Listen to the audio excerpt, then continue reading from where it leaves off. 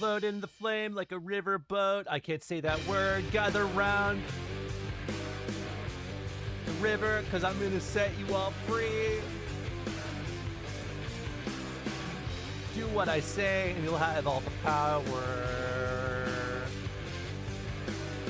Make the suckers dance and charge them by the hour.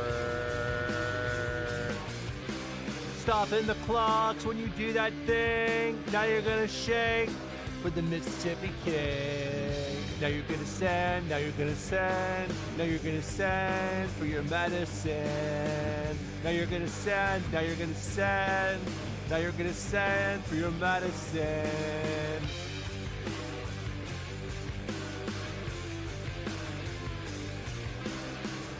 You were the queen of a second horse town. All of his buddies can't be rodeo clowns. Light them with sugar till the river runs bone dry. Serving up the fantasies. Unlimited supply. Stopping the clocks when you do that thing. Now you're gonna shake for the Mississippi King. Now you're gonna send, now you're gonna send, now you're gonna send for your medicine. Now you're gonna send, now you're gonna send, now you're gonna send for your medicine.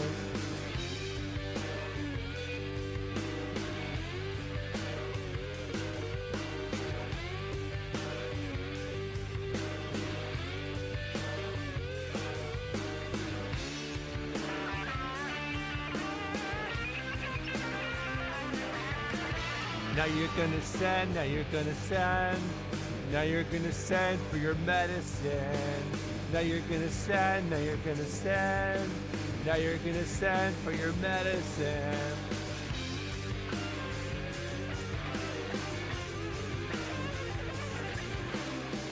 I know you've been bruised by losers, lovers, and liars. Set the tables long, baby.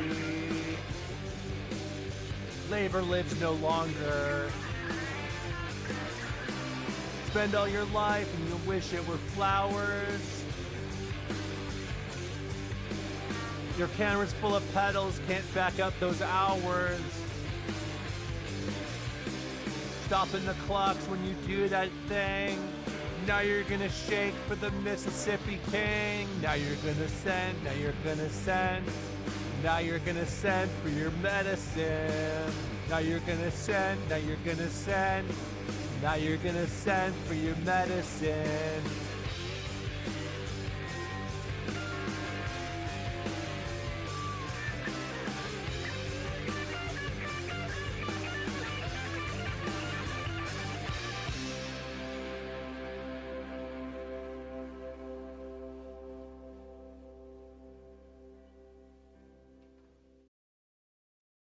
Hello, hello, hello.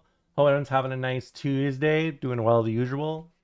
Hello, chat. I'm back. Hope you had a nice Monday night. I'm here. I'm back. I'm alive. Bog dog. You know the drill. I was going to start this stream with. I was thinking of just booting up Yakuza and just playing the game. But I realized there's an issue if I do that. Because if I just boot up Yakuza, within the first 20 to 30 minutes, I will, like, Claudia will link like a video, be like, look at this dumbass Dumbo, LOL. And then I'll go click the link, and then it's like, oh, I remember this. Then I go to look at another thing. I'm just getting it out of the way now, okay? Hold on. I don't even do no hog watching. It's not even hog watching. It's not even hog watching. Not this time. Like, okay, when I think of hog watching, right? Like, I think of like, you know, Antonio Gramsci. I'm waiting for you guys to fill in your bingo charts. Antonio Gramsci wrote in his theory of cultural hegemony, we must engage in the war of positioning to get into the war of maneuver, right? What about Tony Soprano? What about him? I mean, I like James Gandolfini. In fact, I like that Gandalf is in his name. He is also Tony. You're right, but not Soprano. I think they're in different fields. A new Suda 51 game is out and you're not playing it. Okay, but do you think that just because I mean, I guess that is normal. I was gonna say, do you think I just stop everything I'm doing and boot up a new game like out of nowhere? But I literally would do that. So I don't really have a response. Yeah, that's true. It's not new games. And if it's new games, it's like I talk about it, but really it's just me talking about a game I played 20 years ago. To be fair, it's no quite out yet. It's tomorrow. Okay, good.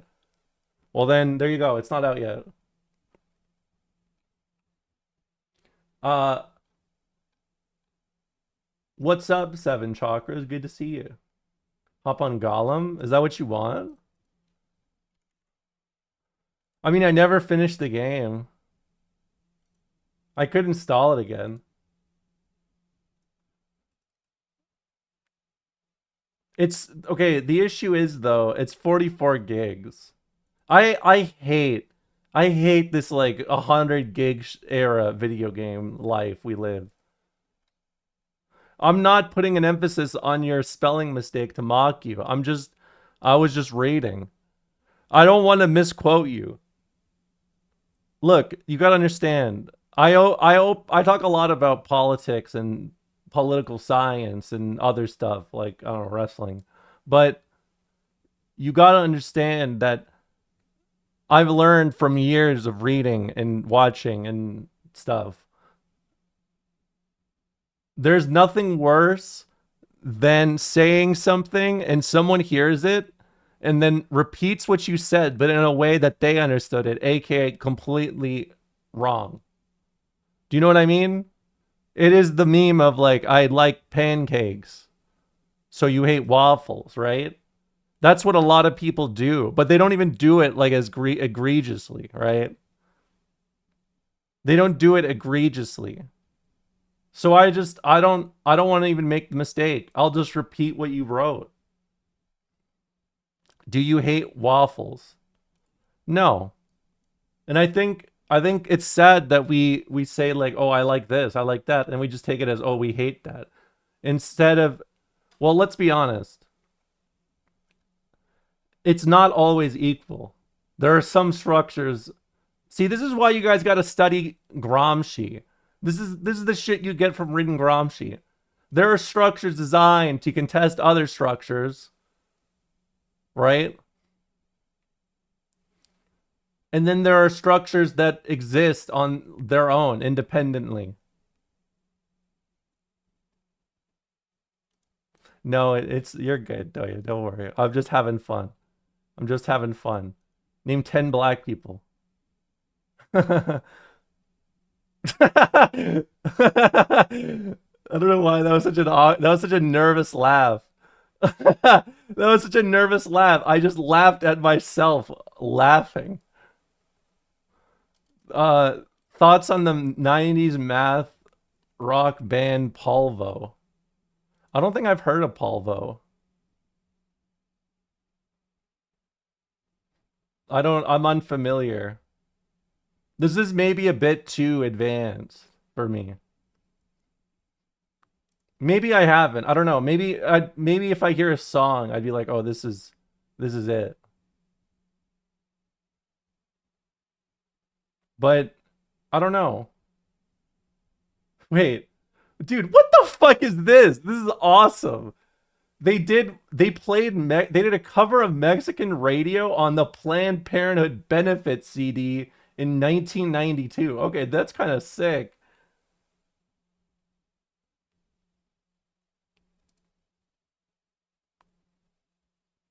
I mean, I like that. I like Walla Voodoo. I like the song where they complain about going to work. It's a good song.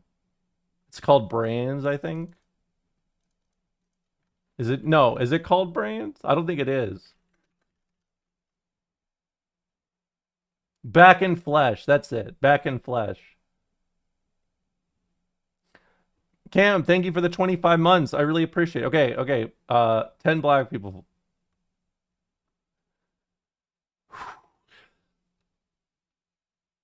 Sorry, I was just doing my breathing exercises. Gaddafi.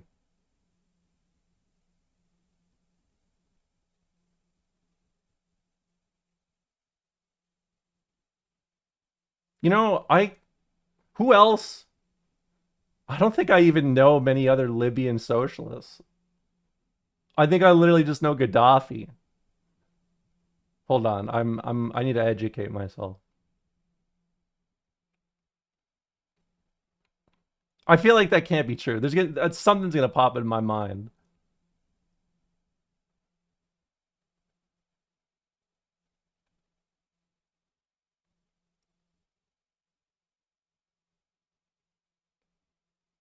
I I actually don't.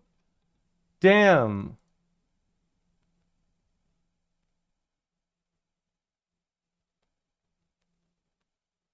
Uh no, I guess I was gonna say as Sadet, but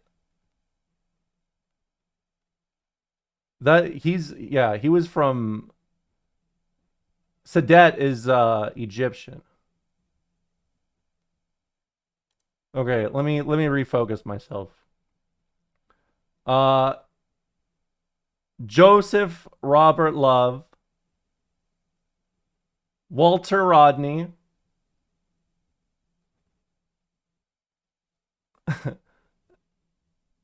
Henry Christoph. Sorry, I'm not I don't do that language shit. Uh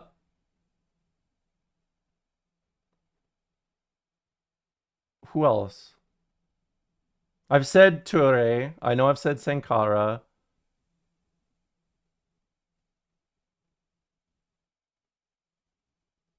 Uh so have I said Selassie? Have I said Haile Selassie yet?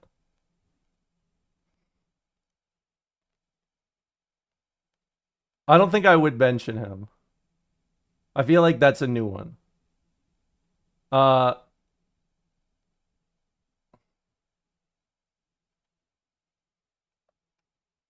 whew.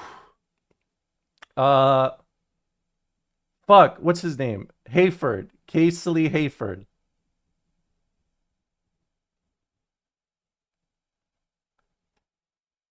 How many is that? I'm running on fumes here.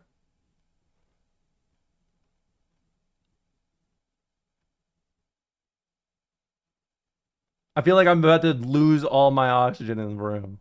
Six? Fuck! Oh my god. Ugh. Ugh. Bald is on air. Oh my god. Do you know how hard it is to be a political streamer? Do you know how hard it is to be a political streamer? I boot up the stream. I talk about politics. I talk about ideology and education and shit like that. And then Northernline boots up and he's just bald, and people are like, "I love this." I'm struggling out here. I thought you said no politics for the year. No watching politics. I don't need to talk about American politics anymore. Shit hit the fan, as they say.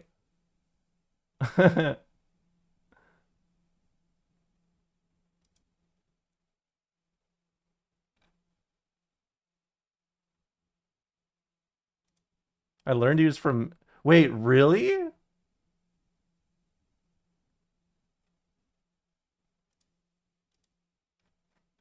Oh my god, that reminds me. That reminds me. Maybe you should take up Binding of Isaac. No, okay, look, you guys can be like, hey, he's he's from he's from he's a real Ontario fella. But you know what I would flip the chessboard with? Have you seen the gravestone of the CPC leader who lost the political, uh, who lost his position of power in the CPC and fled to Canada? What's his name?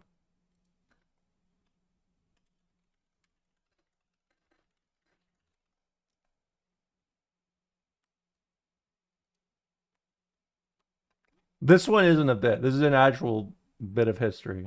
Okay, maybe it is a bit, but not like that.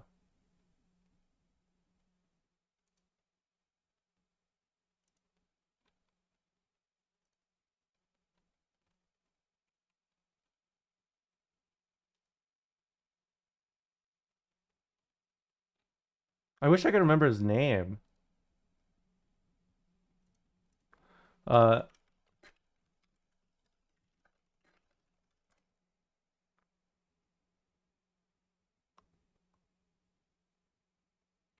I wish I could remember his fucking name. It's all now. Like I search up anything about like. Oh, I think I found it. I think I found a New York Times article about it from 1979.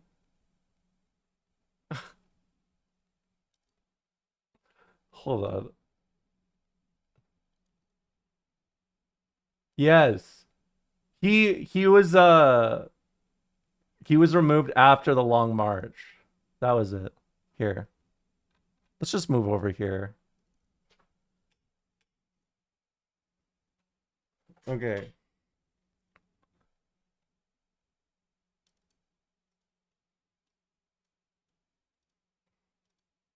this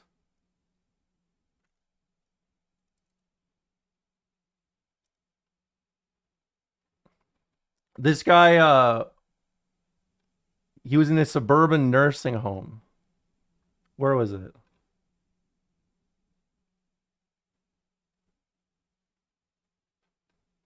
I just want to know where he went.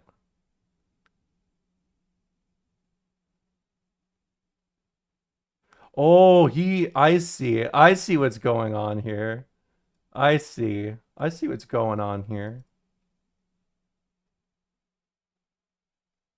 Following in Canada, the favorite destination of immigrants to Canada, saying, I've washed my hands of politics. I hope to lead a quiet life here.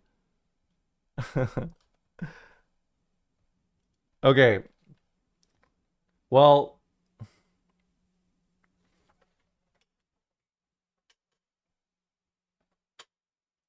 how about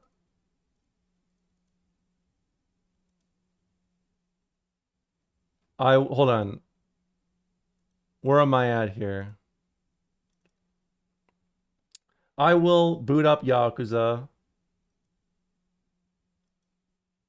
now. And I'm not going to get distracted. I mean this. Quote me on it. Quote me on it now. Do it. I'm not. Once I boot up this game, I will not stop. I'm not going to get baited. I'm not going to be like, I'm not going to. No, I'm not this. Not this time. Hey, streamer, I've not been there for the previous Yakuza streams. Can you please catch me up on the characters, plot, events, political implications, any funny jokes? Where did that bit go? What bit?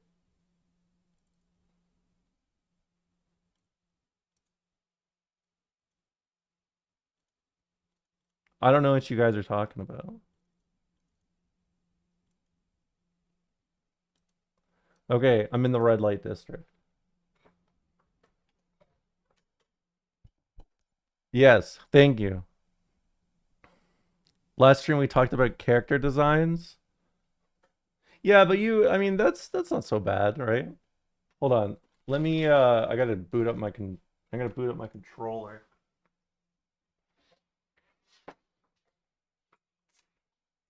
Okay, like talking about character designs is one thing. I was doing analysis on what is for the gays versus what is male for the male gaze, you know? I call it gay or gays. Is the show we were playing. And we came to the conclusion gaze. No, no, no. It's okay. I feel bad when here's something very sad. Here's something very sad. I think that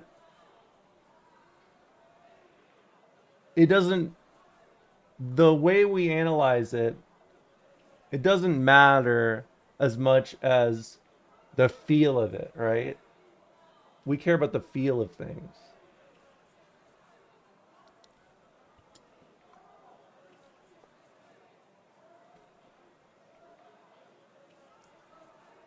Once I got the feeling of Emma Frost, I could conclude gays, right? It's a feeling.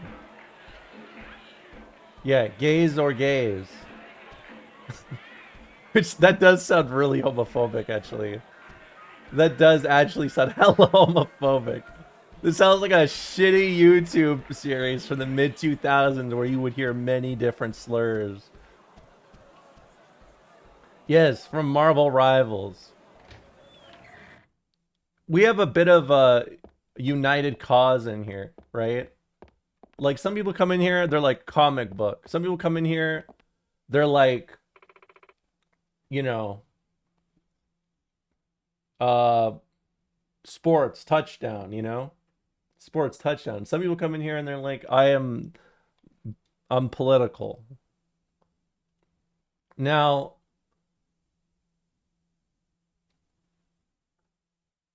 with this and yes, sports touchdown. Okay, actually though, I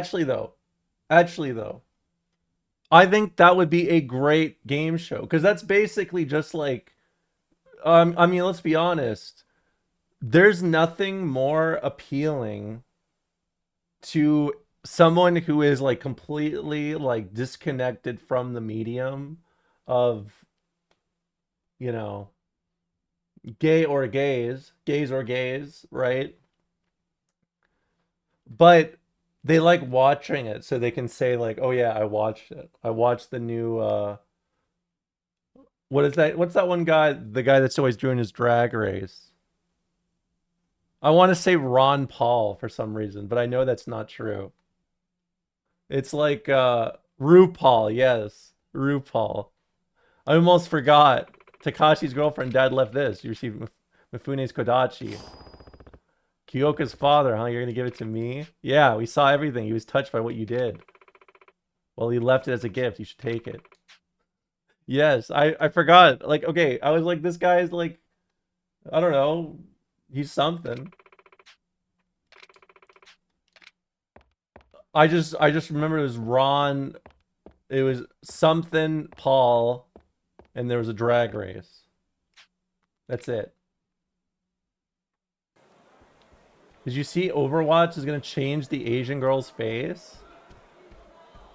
What does that mean? I don't know what that means.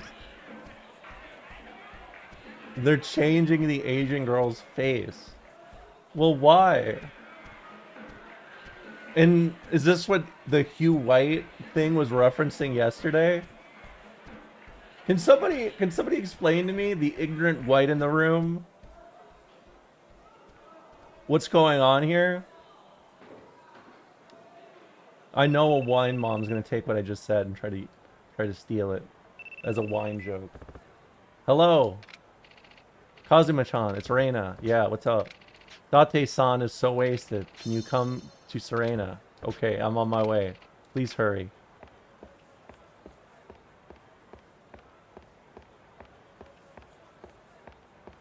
No, I'm sorry. I can't. I can't look. I can't look. I want to look, Doya. I want to look.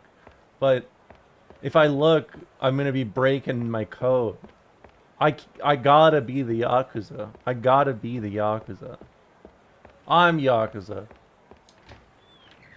I had a lived up roommate once that was like, you'd love RuPaul's Drag Race. I just thought they might as well call me a slur and get it over with.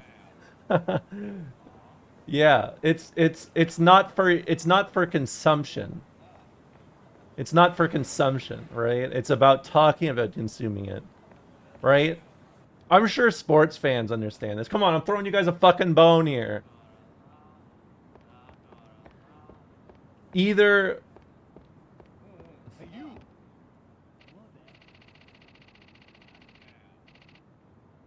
it's there are people who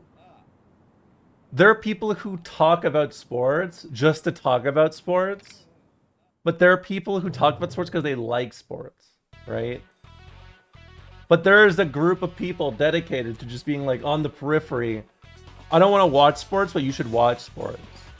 You get what I mean? Not even casuals.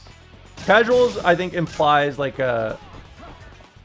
It implies a like an imperfection that is like it doesn't matter what you get out of it, right? That's my perspective. So like I think it's separate. What I'm talking about is somebody who only consumes football when there's somebody else to talk to about football, right? But they will never consume football, right? Not like literally eat football, but like, you know, they're not gonna watch it or like it. Let me flip you around a little bit. Let me flip the chessboard on you. Do you remember when what's that guy's name? Colin Kaepernick took a knee, and then everyone had a comment on it, even though everyone had a comment on it when you know 90% did not engage, right? This is a loud version of that. This happens on micro scales all the time, right? Don't flip me too much. I get dizzy. You're gonna be fine. You still need to see the 2013 NFC Championship. I can't look at that's like I don't want to look at the bored apes or whatever. You said nothing. You just want to bring up politics and football. Yeah. Exactly. It is that kind of energy, you know? It's like a dude on the sidelines who doesn't play a sport, but when you talk about that sport or like a controversial subject in that sport, all of a sudden you will hear every dude's half-baked take.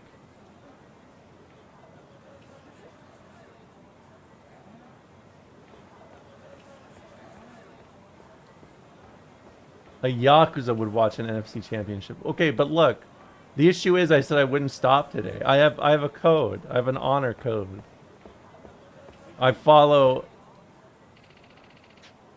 You are suspicious as fuck, man. Stop showing up. Why do they keep trying to fight me? Because I just walk around. This game is a. This game is a. This is a game about toxic masculinity.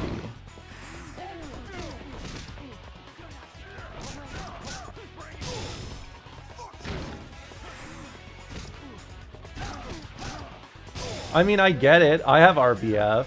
Remember that story I told you guys when I was a kid?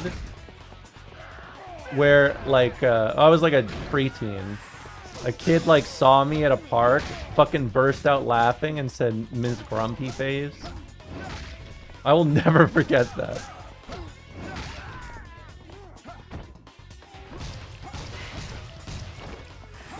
No, I didn't know I had to mash.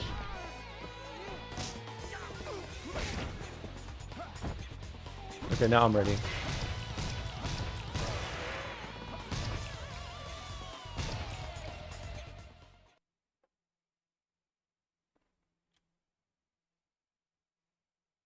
Yeah, I didn't know this like cool dude is the kind of guy to like hop on top another dude and like punch them a lot. I thought he was just the kind of guy to like stomping. Romola saying Yakuza is about toxic masculinity as a joke. Okay, who said I was joking? You guys always, this is, you know, we need to reanalyze a lot. Because there are times when I'm very serious and you guys think I'm not, and there are times when I'm not serious and you think I am being serious. What if... It is a Scott Steiner quote.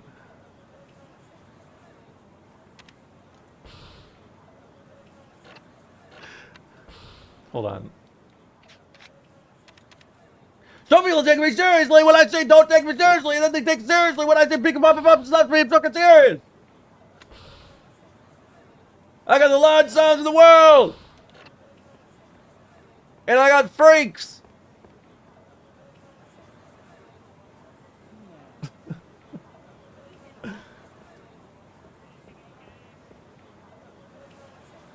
I love a dude who brags about the one thing he has all the time, no matter how incredible it is. You know, like Scott Steiner always being like, I got the largest arms in the world. Like, at what point does bragging about something over and over again just become like funny, right? Like, when does it just become like, yeah, you got the largest arm in the world, dude? Whatever. The original 7 were surprisingly woke for the time. 8 is mostly Americans are dumb, lol. Oh, is this the rare political Japanese game? Is that what I'm hearing? Is that what I'm hearing from the chat room right here?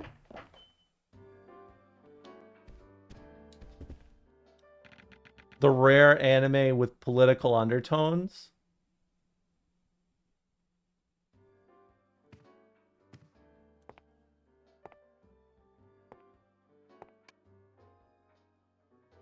This is some pretty strong stuff.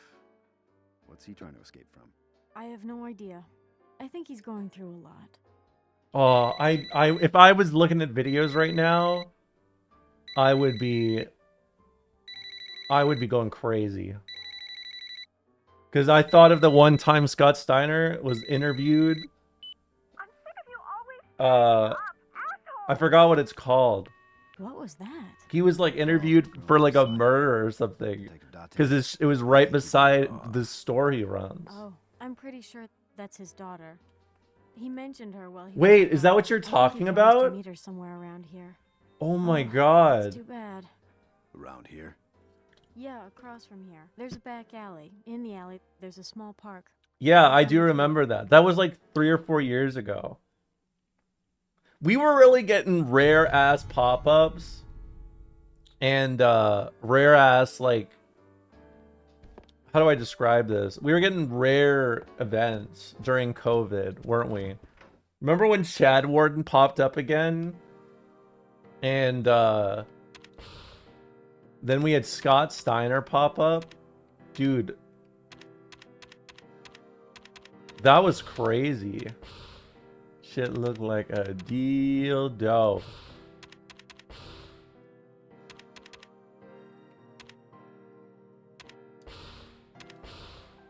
I know.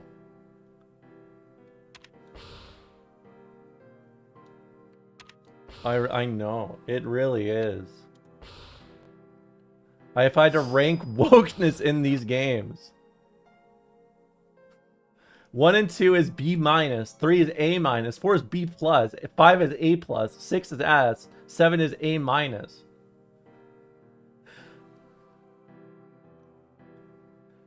This is a very thorough rating system you've given me. You've thought about this before, huh? I mean, I guess it makes sense. Like, but I couldn't do an assessment like that.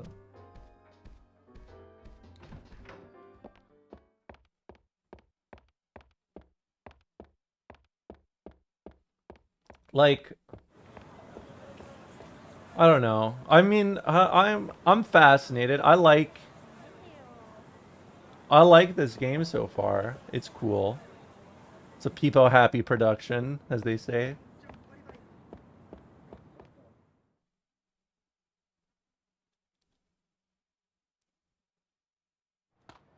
Hey, mister!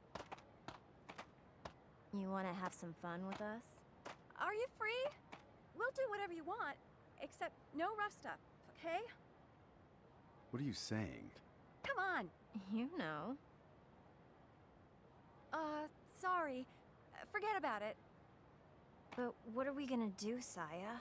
We'll find something. Come on. Saya? Hey! You're Detective Date's daughter. That should be on the start screen. What, a Peepo Happy production? I think so too. That sounds like something I come up with that I feel very confident about and proud of. Then someone So, in a does your year father know what you're says doing? it, What? and Of course then not. that's Are you everyone fucking knows that. retarded? I'm Hey, not don't stupid, say sir. that. I wouldn't sell myself to strange men for a chunk of change. You think you can judge me? If you want to rat on me, go ahead. I need money any way I can get it. Piss off. Saya.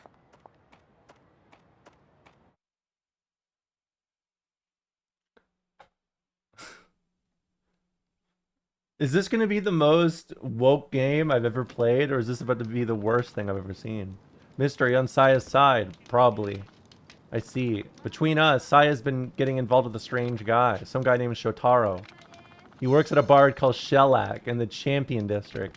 Go on. She says he has expensive tastes, and she's trying to earn money for him. Listen, I think she might be in danger. You look tough, and you're Saya's dad's friend, right? Can't you do something to help her? Yeah, I will. Is this gonna be like Anonymous Agony? If it becomes like Anonymous Agony, then I'll be fucking thriving. It'll be the first 24-hour stream from me.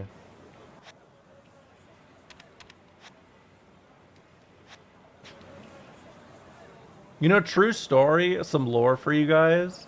I distinctly remember the era where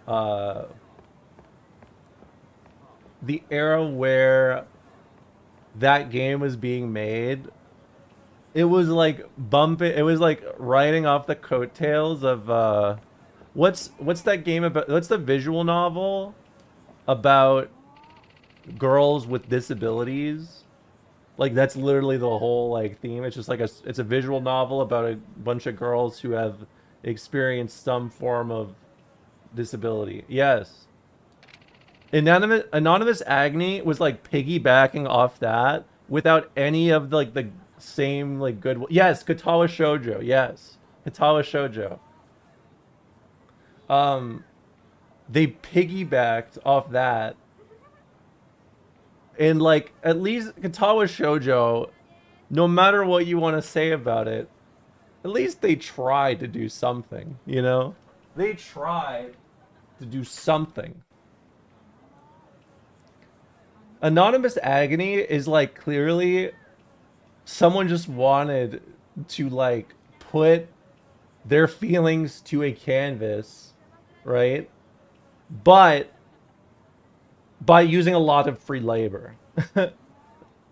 By using a lot of free labor that was not that was all volunteer, and yeah. That's it. I can't watch the show. Give him something.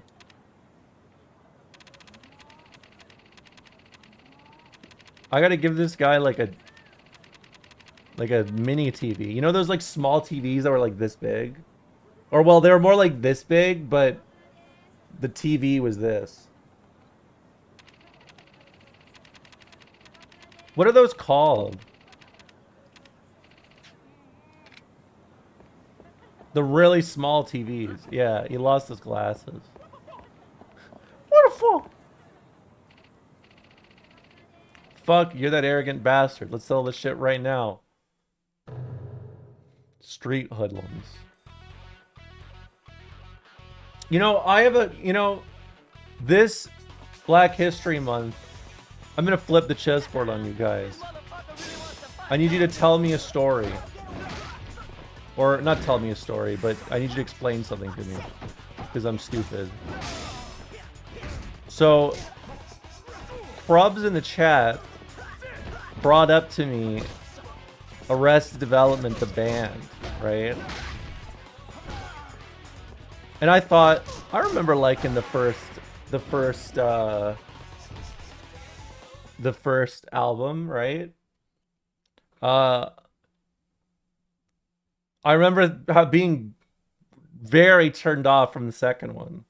But I listened to the first album again, or like a bit of it this morning. And there was so much shit in it that actually made me like, oh my god, this is bad. Like, Or there's parts that are like very loud about hold on. I'm not putting up anything on the screen. I'm reading a message. Hello, Romola, friend of our chicken life here with an important message. Bok bok squawk squawk.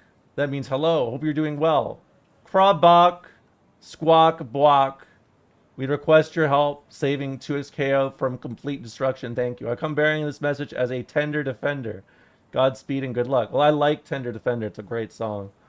So, thanks for the 100 bits. Can I save 2XKO? Probably not. Because, look. I... Okay, here's a question. Does opening a paint count as getting distracted? Does that count? It's still relevant. This is like one white girl versus capitalism. This is the dynamic I'd like to draw for you right now.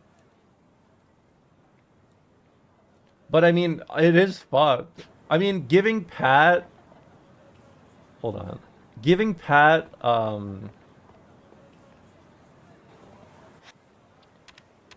giving him 30 minutes after he spent like 10 years on, you know, Rising Thunder to like 2XKO, like that is just unacceptable. Like that is so cruel. That is just like, I mean, that is gross.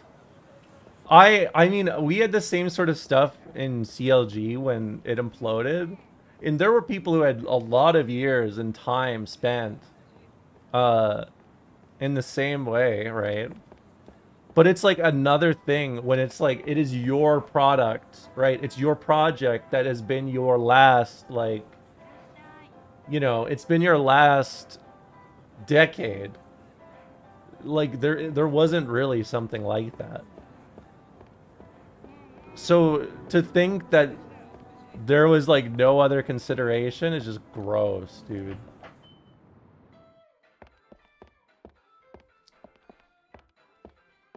Yeah, I mean, I'll be honest.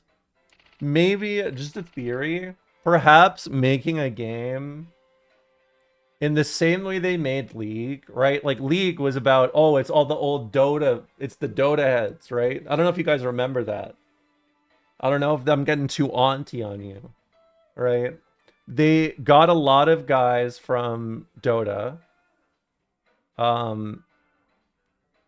Before Ice Frog even, right? Like it was Pendragon at the time.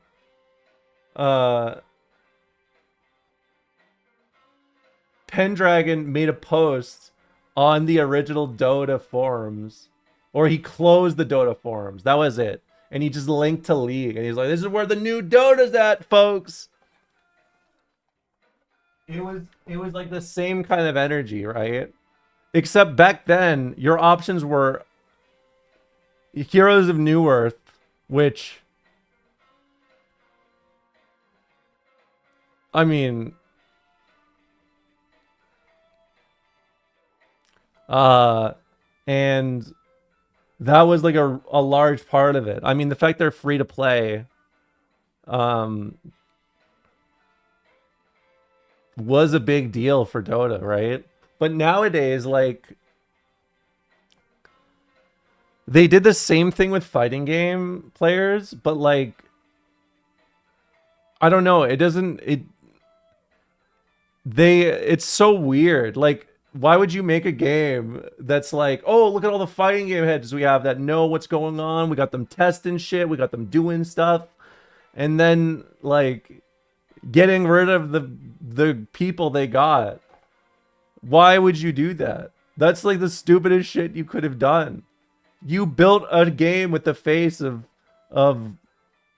like this community, and then you get rid of the people in the community. I swear to God, this is like money laundering schemes level of thinking, you know? What would you like to drink?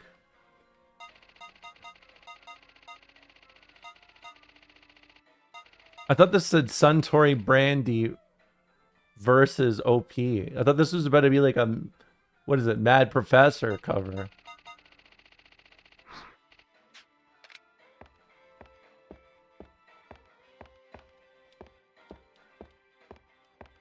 Something awful bar. The best tweet I've seen summarizes they made the mistake of thinking League players would play anything but League, and fighting game players would actually play fighting games. I mean, I'll be honest, I think the idea of what Riot wanted to do, it's a little too early for the things that they wanted to do to just work out on their own, right? Like, fighting games are hard to create, right? You have to remember that a lot of fighting game players who are, even if they're really good, they may not have a comprehensive like ideology, so for a lack, or like a system kind of to implement it in, right? And I think if you have a lot of people surrounding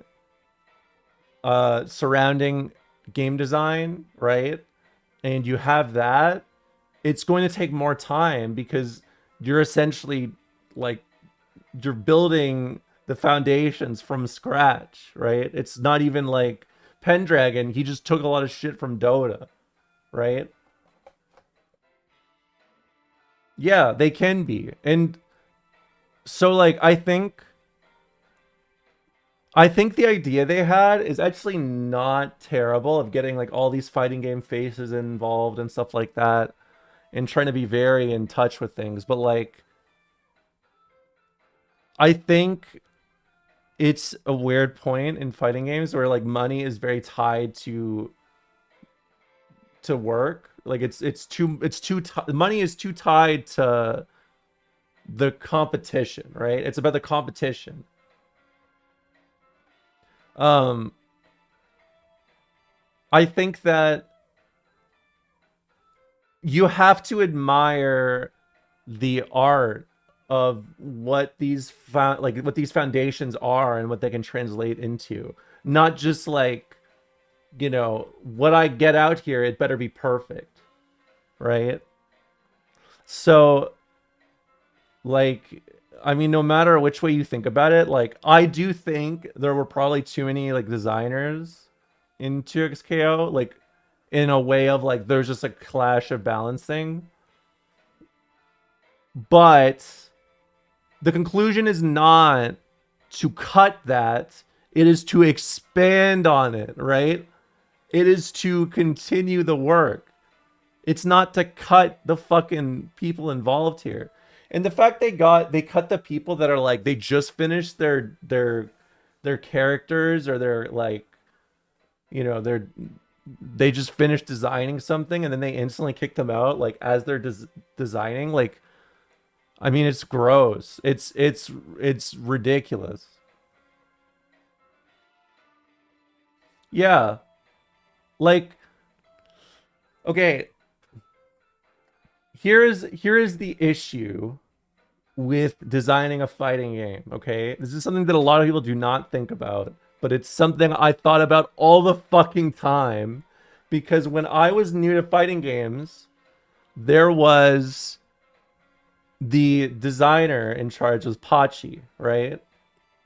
Pachi, I think he went to go work on Grand Blue and I think DNF. I'm not 100% certain on DNF, but I think Grand Blue is where he went. We, back in the day, we could literally ask him questions directly on how he designed Exert, right? Tokon, that's it. Yes, I think he's on Tokon now. And a lot of his answers were very enlightening for how they went about making these decisions. And a lot of them boiled down to the fact that like they could grasp the strength of a character and like the strength of these like what these tactics could do. So they would just straight up like, they would ease into some characters and they would like, you know, sometimes they'd overcompensate for other ones, right? Like, for example, Potemkin basically got 1 or 2 changes per balance patch, and they were changes that were, they were good. They were objectively good and useful. It's just like they did not move the needle in the way that he needed, right? And so, like, if you look back at Exerd and Rev 2 and stuff, they have a lot of like 1 or 2 changes per patch. Then you'd look at like Venom, and Venom's getting like a whole ass rework or like a whole ass redesign, right? And I agree with you, Popstar Punk, because that is an issue I've always seen. I stand by it to the end of days. Exerd 1.0 and 1.1 Bedman. I mean, I guess more like Rev 1 Bedman as a whole was maybe the best designed character I've ever seen in a fighting game, like from a balance perspective, right? He had a clear strength window, he had a clear weakness window. It was like very methodical how he worked. Like to the point when I played after thinking about it, I could by eye, just like looking at our distance, gauge, the risk reward each time I would move a bit, right? And that to me always stood out as like what is good balance, right? Because it's enough to make me think out of concern for like my own character, but the strength that he had was still narrow enough to where it forced me to develop my own game plan, right? It forced me to develop my strategy. And when I did that, I mean, it was very satisfying fighting against Bedman, but also like when I would lose, it'd be very obvious why I lost. Like, oh, I didn't respect this distance. I didn't respect this movement here or whatever, right? And then they nerfed Bedman, and I'm pretty sure they nerfed Bedman just because a lot of his shit was like they were gimmicks. Like there was a lot of knowledge checks. There were like 4 or 5 knowledge checks you'd have to get through in order to actually fight against Bedman, right? That's like, I always think about that because it's like, instead of thinking about how do we balance it out so that knowledge checks are not as big of a factor, they were like, fuck it, we'll just get rid of them all. And then because they got rid of them all, they made the character very straightforward and a lot of like how he functioned. And then it was very linear in how you actually engaged with him, right? It became very linear that like, okay, we're at this distance, literally nothing he can do could stop me or like cause an issue here, right? It just wipes away. There's a lot less thinking involved and a lot less thinking about how I should move and more about how they should move. And if you're starting to think about how only their character is moving, you've made a bad character or you've created a flawed structure, right? Yes. I mean, yes and no, because the foundation is actually lacking in a lot of cases to the point where I would say, like, you can almost argue games or structures where, let's say things are like, okay, actually, I'm gonna reface this for you because you said I just think it's better to pump something out quickly. Is your way of enjoying fighting games, the outcome from the developers? Is it about what the developers add in to the experience, or is it about what you build as a player for yourself in the game, like as you grow, right? Like, as you grow from learning one matchup to the other? I think a lot of people would say that that's a balance between the two, right? The issue is if you balance too fast and too much, you disrupt the fact that you can even build these things. There's no structure to hold on to, right? And of course, you can change things on a small scale, like I said, with like Potemkin or how they handled things, right? But the issue is when you get to a point where you will just patch things out for people, you just begin to think about, like, instead of like, why would I work at this? They're gonna nerf it. That begins that thought process. If you begin that thought process, you are ruining your game. Okay? Full stop. The way that you begin to work in these games is you are training you're training your cat to not wait for their kibble if they know that acting a specific way is going to get them a treat, right? The thing with a lot of these older fighting games that were created very quickly was actually that they did not patch at all. Because let me give you some examples. A lot of the structures and foundations that we look at in the modern day, a lot of the things that come from those games are bugs. Like jump installs in Gear, right? Jump installs in Gear, they are bugs. But combos, they were bugs, right? Yeah, Melee is a great example. They're bugs. If you rapidly patch things, it becomes very difficult to assess that, right? I've thought about this a long time, and it's something I'm interested in because Pachi, like, he was not a flawless game designer, right? By any means. But I always liked his structure of how he thought and implemented things, because there were people even in the Exert era who were like, I'll just wait for the next patch when Johnny gets nerfed. I remember that a lot. In fact, the European fighting game scene for Exert literally died because they were just like, I'm waiting for the new Johnny patch. And then after that, they realized they were never getting a patch again. So they started doing tournaments where Johnny was not even allowed. So then that meant you could not leave Europe to compete in Gear if you wanted to, like, actually compete as you did at home, right? So then let's begin to think about this, right? When does it begin to get to a level of, hey, we need to patch something to accommodate these people who are struggling with things, or they hate this, or it's frustrating?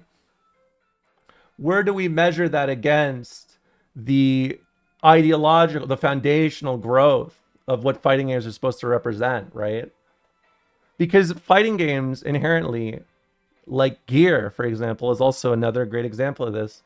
The work that, like, fighting games are, after Street Fighter 1, designed to be a path, like a growth, like like it's about growing. It's a commitment to that like learning, right?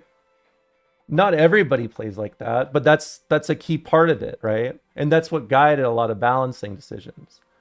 And I do think that, like, especially back then, there were a lot of people who would be like, there's a lot of people who would be like, say,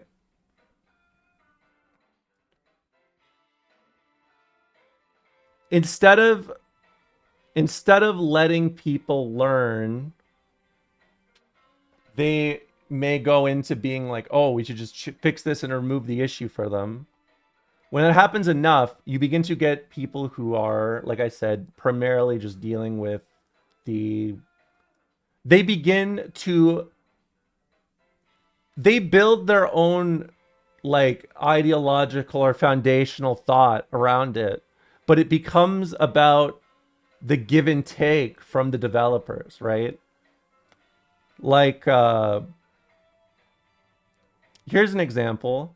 In Strive, for the whole time I played the game, there were people who would say, I'm not playing the game again until they nerf Happy Chaos.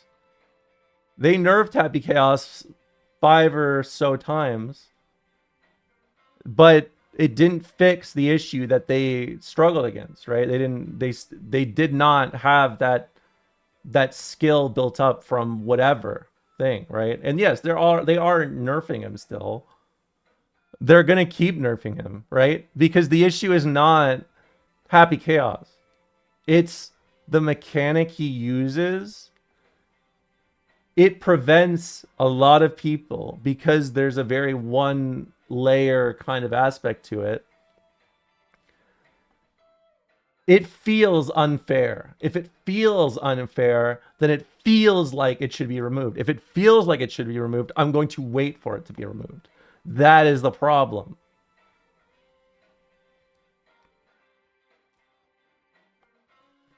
So I think it isn't like balancing frequently is good, and you should do it, and you should be willing to do it.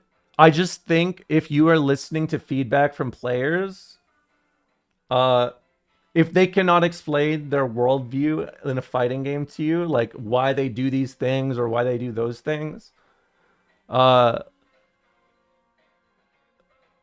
mean, it doesn't promote a lot of confidence in me. Because I've seen a lot of people talk about, characters who are broken, right? I hear people complain about characters that are not good. Broken, good or bad, really, I guess. The amount of people who talk about it but not understand it are so big that on average, when somebody discusses a character design thing to me, even if they're right, I just assume they do not understand what they're talking about. It's that bad. And I'm not saying like, oh, don't complain about things, because obviously you can. But you got to understand, for a lot of people, they're just going to be like, well, I hear everyone else say this. I heard someone else say something else. My top players said that I'm actually godlike playing this character. Who do you think they're gonna trust? It's a lot more flawed than I think people realize. Like, it is a very flawed structure of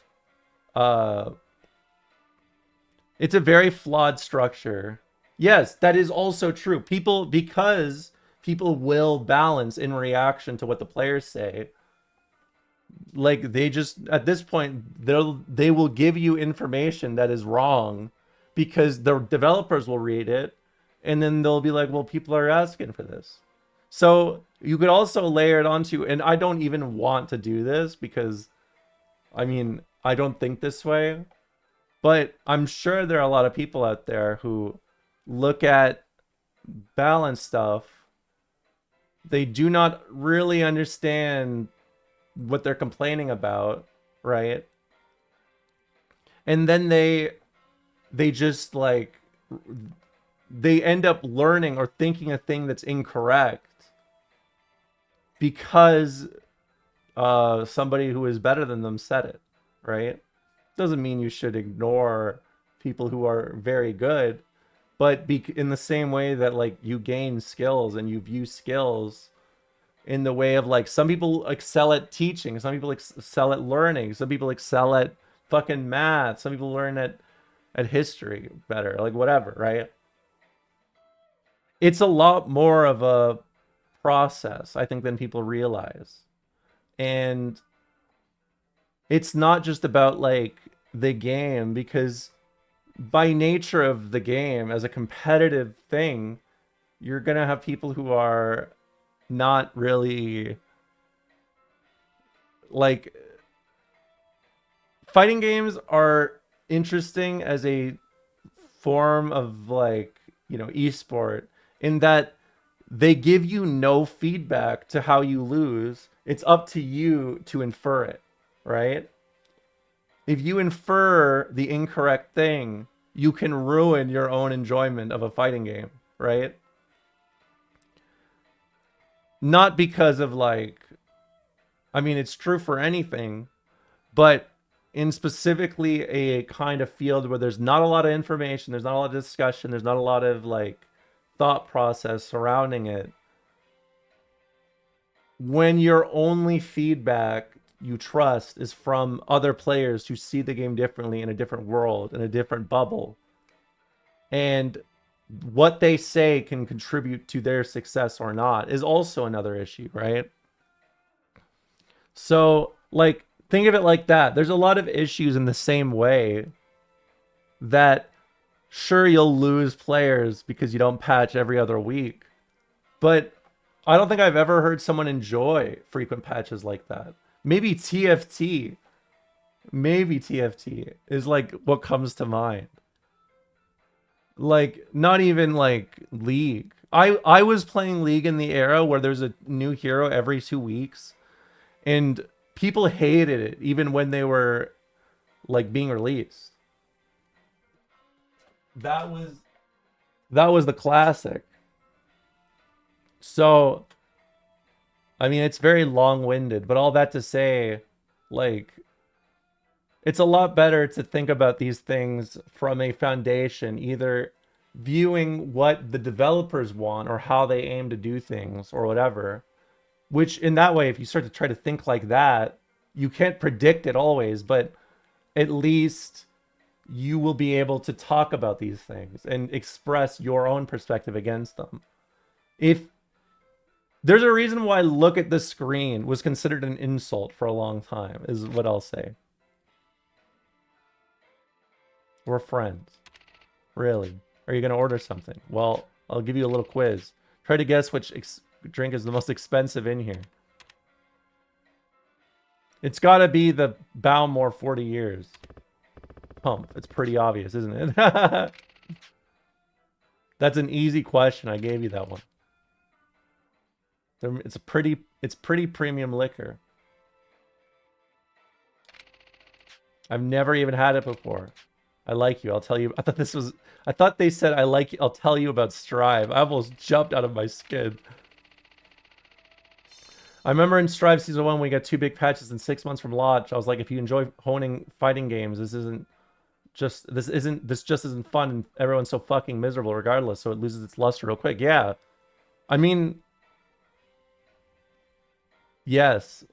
I remember in early Strive, I was so annoyed by how people talked about Anji, because Anji is like the prime example of a character who is designed to be flawed, right? He is designed to be flawed, like fundamentally. It is his design. But that's the point, right?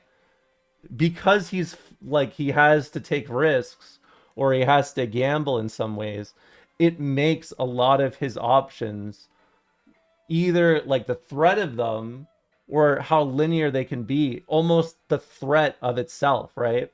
I'm sure you've heard the saying that sometimes the threat of an option is better than using the option, right?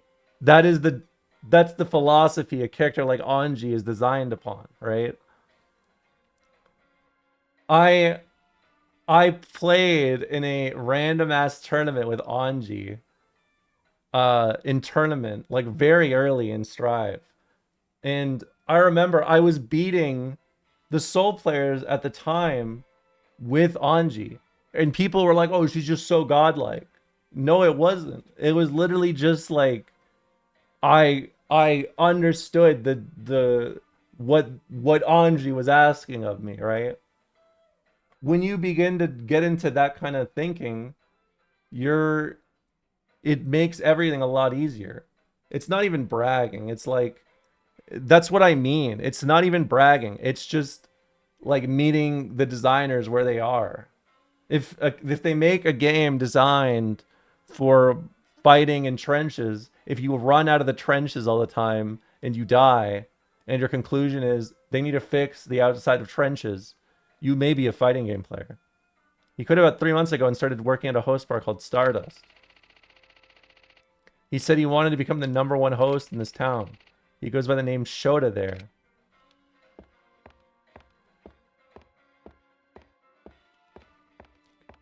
That's really all it is. But like, these kind of things are harder to learn now because, I mean, to be blunt, not many people talk about things past like the clickbait dynamic.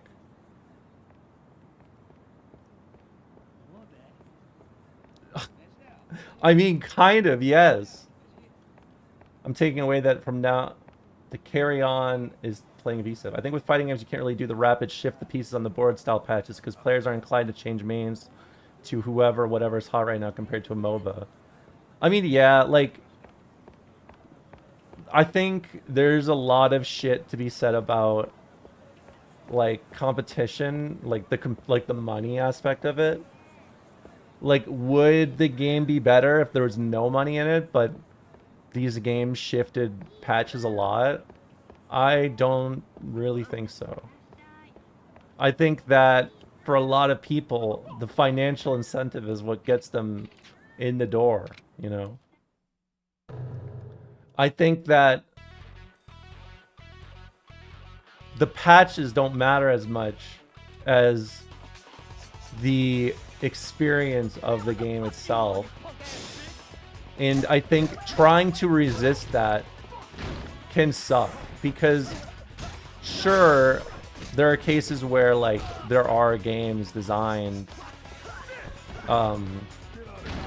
there are games with like clear flaws or like issues coming out of the gate, right? Like I guess a lot of people would highlight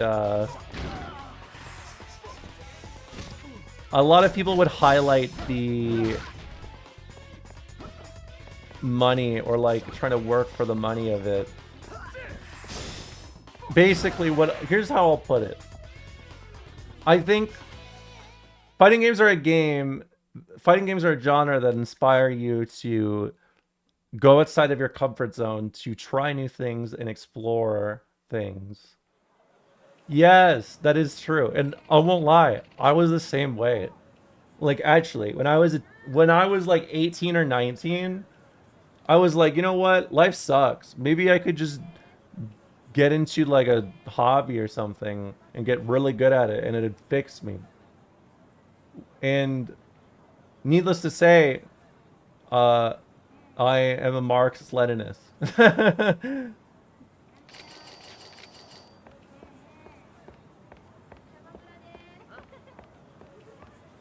Yeah, they do want to be the anime pro tag.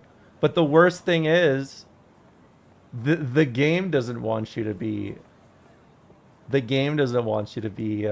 pro tag. They want you to fall on your ass and feel like shit. Would you consider streaming that hobby? I don't really care about the... Okay, when I streamed fighting games, I was a lot more preoccupied on the... Not the status, I guess, but the... I liked being able to contribute to something. That was really what it was. I had a need to contribute to a community in some shape or form. And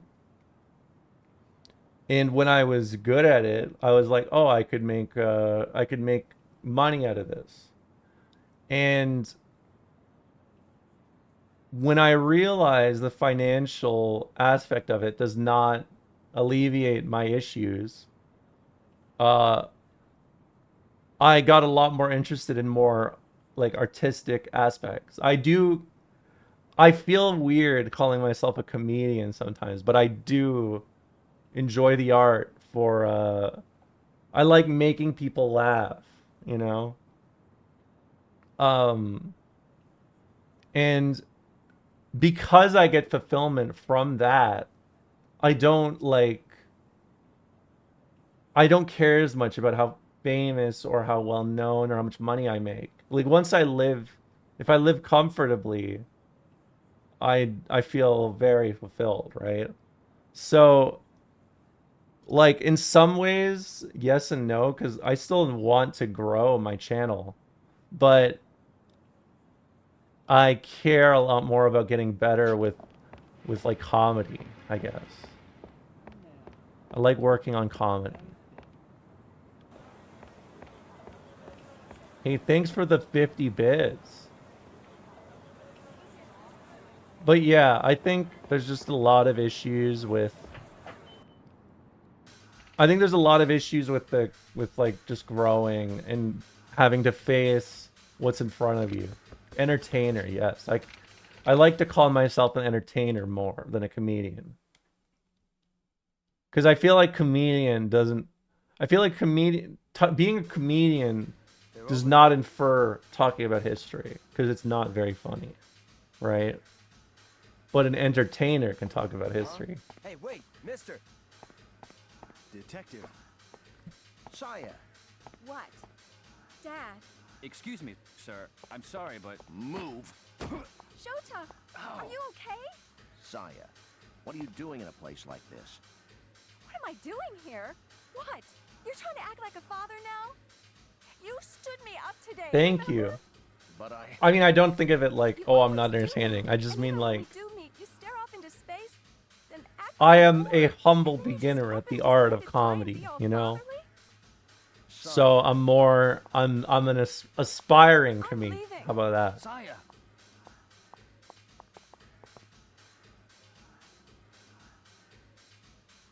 I appreciate it. I do. Damn. I just, What do you want? I mean, that's kind of what I mean. It's not about the attention of improving or like having my improvement witnessed. I just enjoy doing my thing, whatever that is. Get your hands off me. Shut up! Hey, what do you think you're doing? Get the fuck out of here! Get your hands off her. Huh? This hoe right here owes our company some cash. So mind your own business and fuck off. Oh, money. That's right. She been spending a lot of time in the host bar, and now she's deep in debt. Since there ain't no way she can pay us back, we're gonna give her a chance to make some money. We're gonna make her a movie star. If you're interested, pick up a copy. Ugh, Oomph. motherfucker! Dad! Kazuma, why are you here? Hey, bitch! You know, it is incredible how they've designed We'll talk later. Keryu's character, because I gotta be honest, it's incredible how I look at this dude and I'm like, he's like perfect. He really is like the Kenshiro of the modern day. It's like, damn, this cool, empathetic dude just came and saved me right when I needed it. Thank God.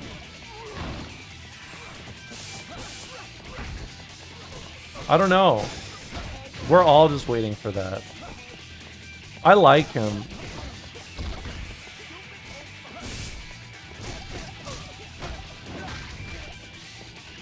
He's a good man. He's a very good man.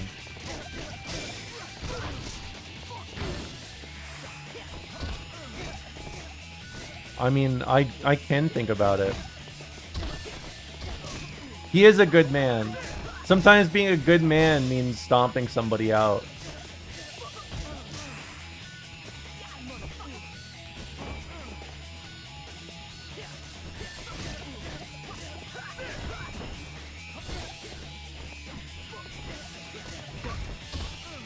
He did Tetsuzenko. I can't believe I just talked about fighting games. That's how you know this shit's sad. I was like, I won't get distracted for a year. And then as soon as I get a break, I'm talking about fighting game theory. I can't help myself.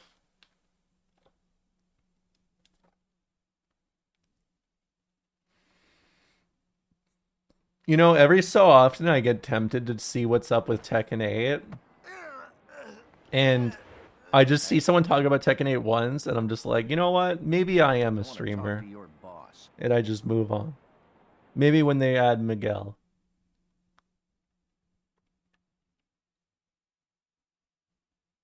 Detective Date is taking a long This is time. Riot's fault. I agree. He went alone. I wonder if he's okay. Please save yourself. Okay, say no more. I feel like what I need is I need to find somebody who likes Tekken and they're like pure of heart, Like actually just like casual. Like casual Tekken players. Not like anyone who's experienced Twitter Tekken. And then I'll teach them probably nothing because I'm not good at Tekken. Really? There's no one likes Tekken anymore. At all. Tekken player that doesn't have internet. Yeah. Yeah. No, I know.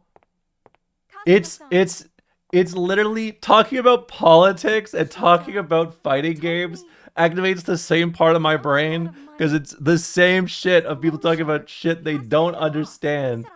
And you ask them about it and then they're just like, I don't know. It was my first time. But if we can't come up with the money by next week, Shota said they're going to kill him. He tricked his own girl out just to save his own ass. Yeah, actually. That'd be the last thing he'd ask you. But maybe that's why I like hog watching. It's the closest I can get to engaging in fighting games from the distance. No matter what it costs him. The one who truly loves you isn't Shota. It's your father. Kazuma-san? Actually, I am worried about my dad. I'm little Nihongo Jozu. Are, Saya? In the Hanagata building on Pink Street. They have an office over there. All right, come on. You're coming with me. Yeah, I guess they're more like the European racists, huh?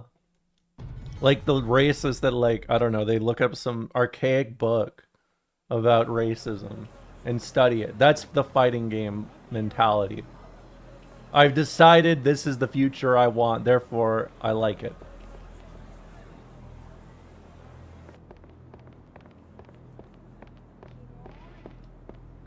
The average, like, American hog is just like, I don't give a fuck about this. Fix it. Someone fix it already. Someone fix it now. What piqued you about Tekken? I have always had a lot of love for Tekken. I've never been good at it. But, what you know the way people talk about Exerd, like, nowadays, is kind of the way people used to talk about Tekken when I was new.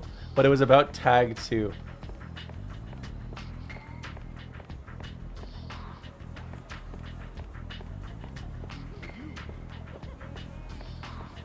And then they released 7, and the guy who always takes off his shirt played Akuma, and all the Tekken players were fucking pissed. Listen, old geezer. If you're Saya's father, why don't you pay off her debt? And we'll forget about making that porn video. How much? Yes, a lot of For the bar Exerd debt, players fled to 200,000 yen. Tekken. Add some interest to that. In You guys want fact, an even you may floor. know a streamer who did exactly that. Well, Obama played a lot longer than that, but I've never seen Obama talk about Pay us, Guilty we'll just have Gear a little after talk with Saya. Strive release. Shota, you okay? The fuck, you piece of shit! This asshole's a fucking pig! Yeah, little bussy man. Huh. Section 4. He's in the organized crime unit. For real? Fuck, this is bad, man! Chill out. Hey, old man. Since you're in Section 4, you probably have access to a shitload of guns, right? What? I forgot. I remember I played that. I was streaming for like 16 hours straight of Strive. About it. We got a deal. That shit probably made me No political. deal. Go fuck yourself. Stop trying to act so tough. Shota, why? You're a deadbeat dad. You couldn't give two shits about your daughter. Could you? Fuck you. Stupid shit. It was during the Lay even beta. one finger on her, I'll kill you. Then I guess that seals the deal. A little bit of Strive trivia for you. I was the first person at level 1000. That's bragging for You're a you. good cop. There's no way in hell I'd accept your offer. So you're saying you don't care what happens to Saya, right? Your job takes precedence over your daughter? Kill me Excuse me? I said kill me. If I die here, the police won't stop hunting you. You'll be fucked. The Japanese police aren't as soft as you think. Plus, Saya's safe. My friend will take good care of her. Well, if you insist. You know, we really aren't afraid of any fucking pigs. We got nothing to lose, you arrogant fucking asshole. Oh, it's that scene. Dad! Who the fuck are you? Motherfucker. So you've been working side by side all this time. You're a bunch of pussies. All of you.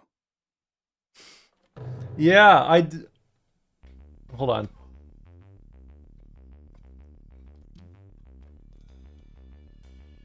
All right.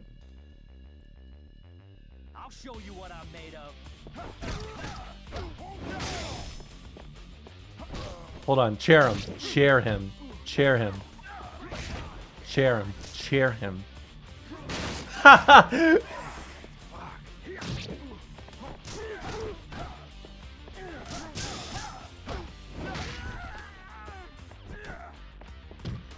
Almost 2 years it had. Hold on. Get out of here. The funniest thing about Strive for me was for almost 2 years it had Strive available June 11th, 2021. Oh, yeah, you're right. I remember that. Hold on, do the big stab. That's that shit you'd see from Higurashi.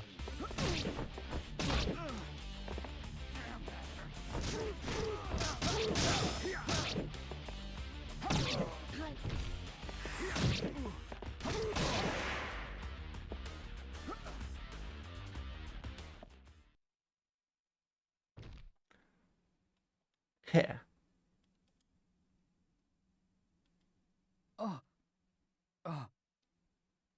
From 200,000 to 4 million? I assume that's a joke, but I'm not laughing. No? Show me the papers.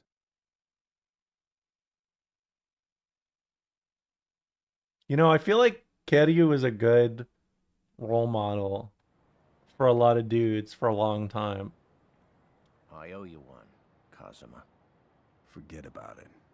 Maybe... Dad! No, I think so. Because I already showed you the guy that has the tattoo on his back. Ooh! Don't say things like that. He was a hero for a lot of closeted Dad. bisexual dudes. I know that's so true. You have no idea. Saya, I'm a horrible father. Why would you slap her then? I ran away from you and your mother. That was 2 years rude ago. as fuck. So, I know I don't have the right to preach to you. But still, I want you to promise me one thing. Have a little more respect for yourself. Saya, you're a good girl. You just need to believe it. Nevertheless, when you're in trouble, or if you're in danger, I'll be there for you. You can count on me. Always. Okay. I promise. Please don't cry.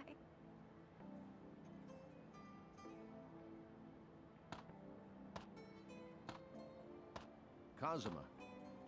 I was also thinking of the Arthur Fist. But I can't bring up Arthur anymore without thinking of Steven Crowder. And we already know he's banished to the Shadow Realm forever.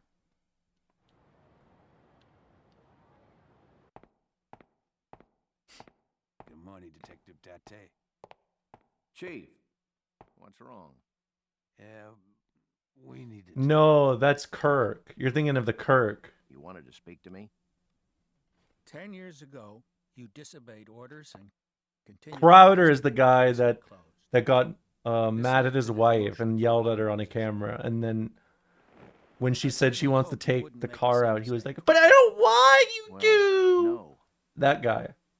Let me cut to the chase. I'm pulling you off the case as of right now. Which case exactly? Don't bullshit Have me. you seen this COVID music video? No. You're off the case. Steven Crowder is like, he's, You're dismissed. how do I describe this? He's done. Steven Crowder, I mean, I've already talked about the right wing. I think this version of the right wing is done. Hey, Date. I think you'll just see it disintegrate more and more over the rest of the year, That's right? Detective Date. Crowder is like do you dead think, dead in terms of like political weight, right? Date? He's like, Correct. I can't say who, but we imagine going from where he was at with like complaining he had a $125 million contract to being wiped off the map in the conservative politics. Yes, that's the guy.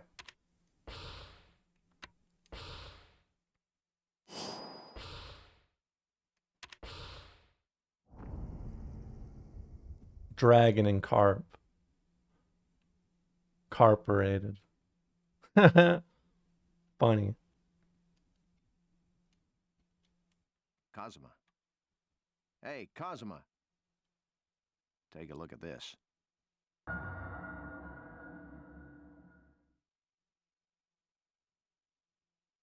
What's this? This morning we found this corpse in Tokyo Bay. This tattoo. Tokyo Bay. The cause of death was loss of blood due to blunt force trauma to the head. Body was weighed down with cinder blocks and thrown into the bay.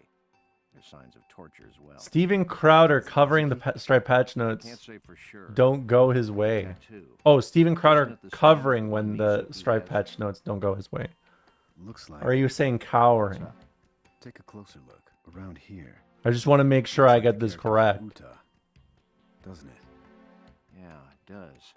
That means it's the work of Utabori II, the master tattoo artist. I mean, Crowder, he just has an annoying Obviously, there's a signature voice. somewhere on these pieces. So, you're saying this corpse was tattooed by this Utabori? Yeah, I had my back done by him. It's really just talking like this. I mean, it sounds like Bill and Shapiro when I talk like this, but really, it's just he's the same guy. If the woman in the picture is in fact Mizuki, we must never tell Haruka. Yeah.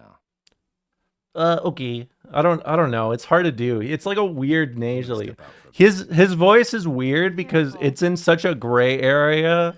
Like, I feel like it's just lazy. Like, he's not got a speaking voice on, you know? He's just like, I'm a nerdy guy.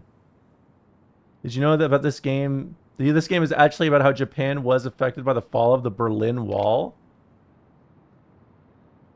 I mean, it does make sense. The fall of the Berlin Wall is a pretty massive thing for modern history, right?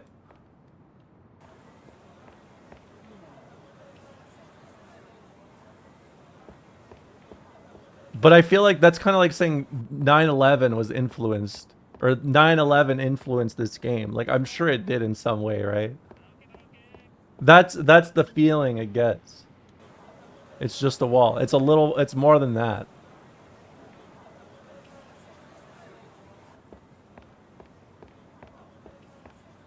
Yeah, it did actually influence Nier. That's true. You're a lucky guy, bro. Lucky in that you get to give me your money.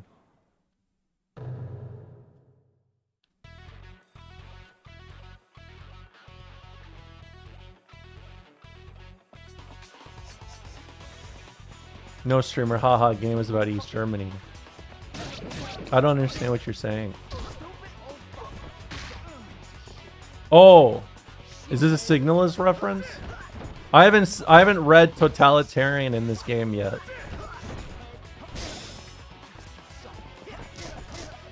But if it happens, then I'll know.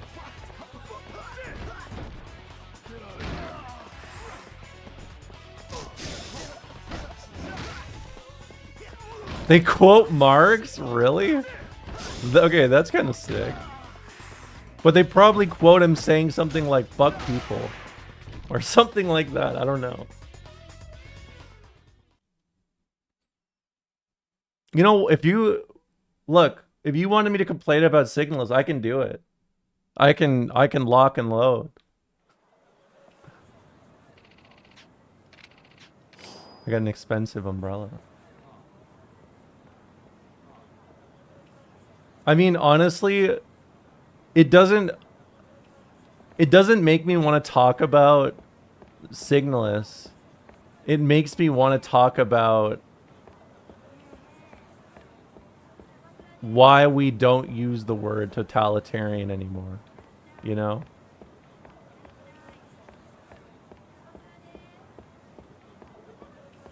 I bet you think that being a Signalis hater makes you so cool, and you're right. Thank you. I do think I'm cool.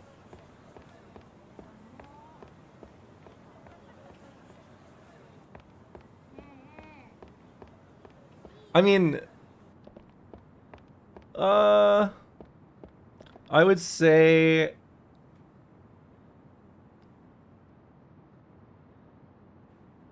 I'm trying to think about how to say this without I'm trying to think about how to say this without using a Wikipedia page.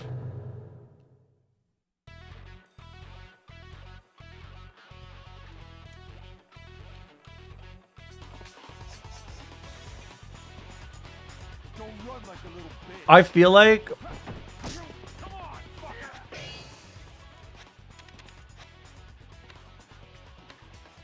hold on, what should I go for? Which is the one for heat? Is it this one? Yes.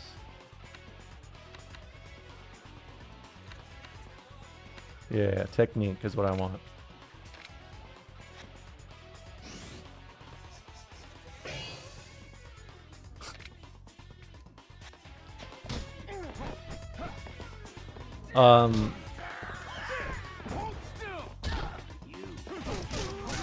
Every time I've talked to people about Signalis, like people who did not even watch my stream, I bring up the thing that about totalitarianism, and they always say the same thing. They're like, it seemed gay, so I thought it was woke. And they never have anything past that to say. It's like, why don't we do some analysis on what totalitarianism is? You know? Let's do a little bit of analysis. Look, I'm really sorry.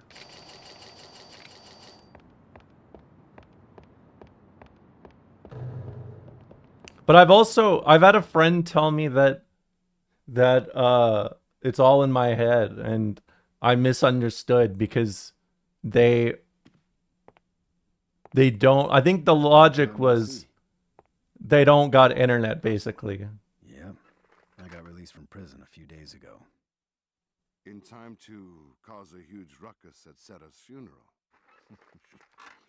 So, you want to get your tattoo retouched? I mean, it's basically just like literally the thing I heard was they are like English is not their first language. They would not understand the connotations of what totalitarianism is, right? Like as the word. A lot of people have been imitating me. I remember all the tattoos I designed. But I mean, I don't know. My dad just told me whenever I read totalitarianism to start complaining. Ah, it's you. I hope you understand. Yeah, he's here. It's Nishiki. What? Fun fact, the CIA frequently uses LGBTQ rights orgs to destabilize countries they hate. Yes. I was here. When you have power. That's not what I said. I did not say that. My friend said that. Complain about it, and then I will relay your message, and I'll say, hey, they chose my side. That's it. Have you seen Mizuki's body yet? What the? I'd like to talk to you in private. Tomorrow, 10 p.m. at Serena. I guess that's true too. I'll retouch But your dragon tattoo. I don't know. It's On your back, there's no way you'll defeat Nishiki. yes, that is real. I noticed that too.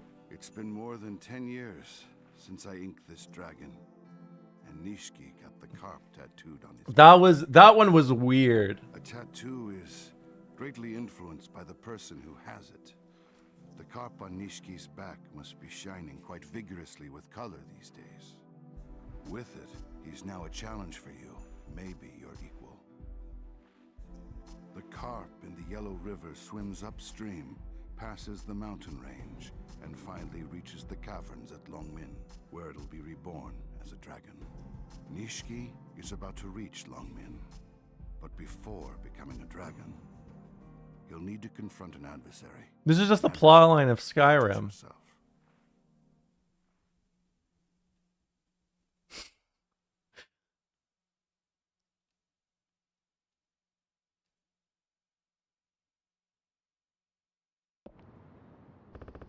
I better go back to Serena.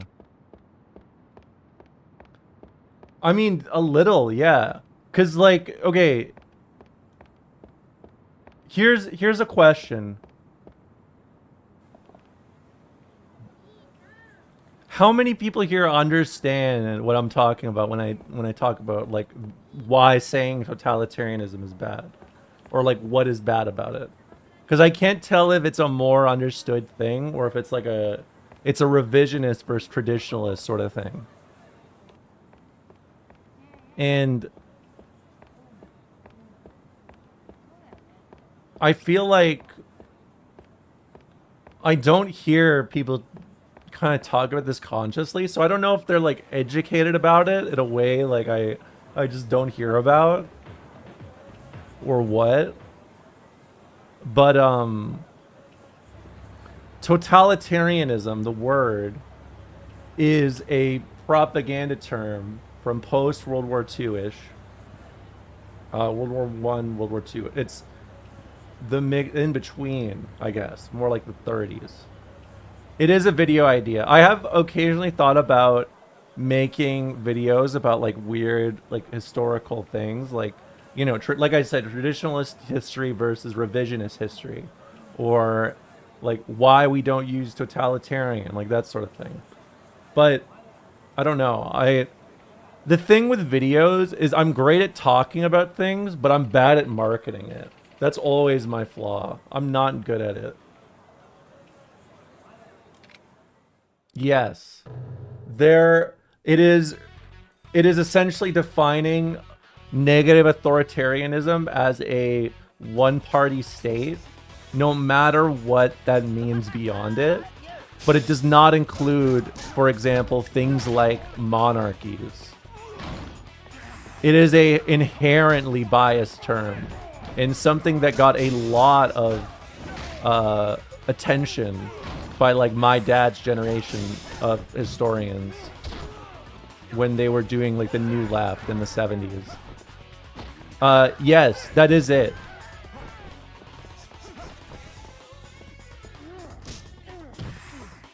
Like,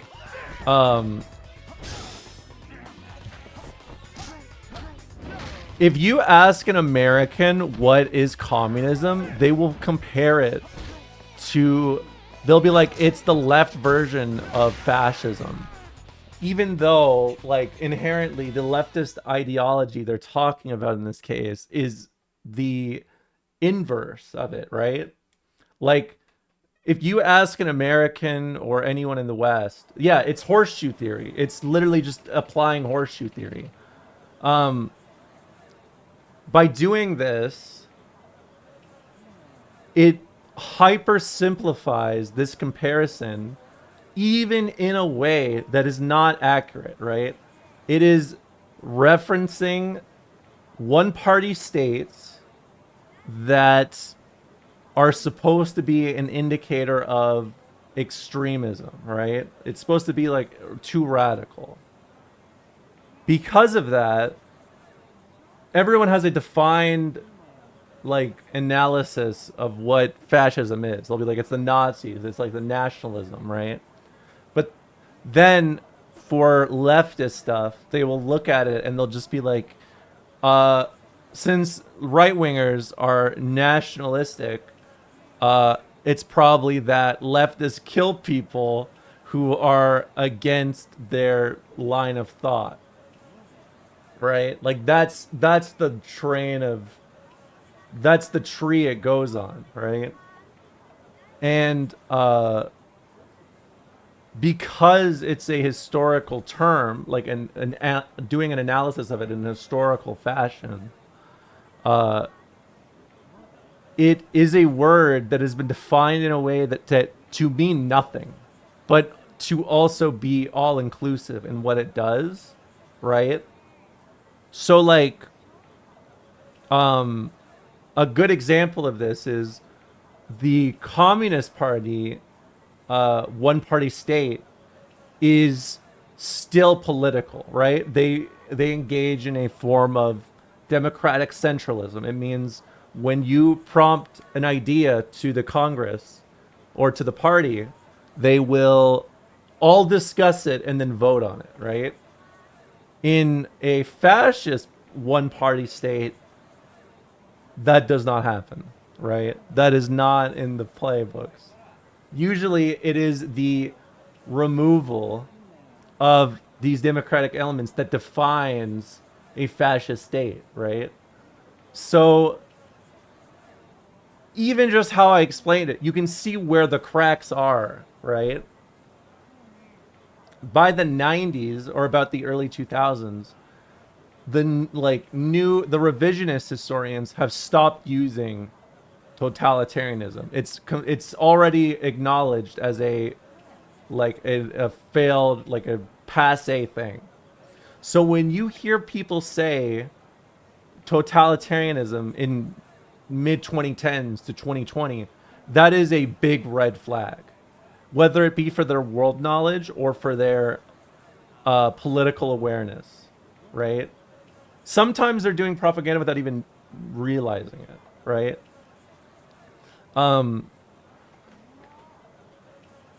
Basically, what it means is because American perspective is so morphed around uh, this, like, it's morphed around defining totalitarianism as blatantly wrong and evil without any comprehension for like what's inside of that bubble. We would consider that traditionalist history, and it would probably not even fly as a like college course, like doing this in a college course, right? It's like that. So when I see it, it's almost like somebody like harkening back to some real weird shit that it's like bringing up in a very less aggressive, very liberal way of saying Judeo-Bolshevism, basically. It's like that. So they want totalitarian. I've heard people say they want totalitarian democracies in the last few years, but they usually feel they want a full-on police surveillance state. Yeah, like saying that, you know that they don't understand it. That's my point, right? It's like by saying that, it's like saying I want a multi-party, one-party structure, which you can technically have, but when you're saying that, it implies you do not understand what one of these things means, right?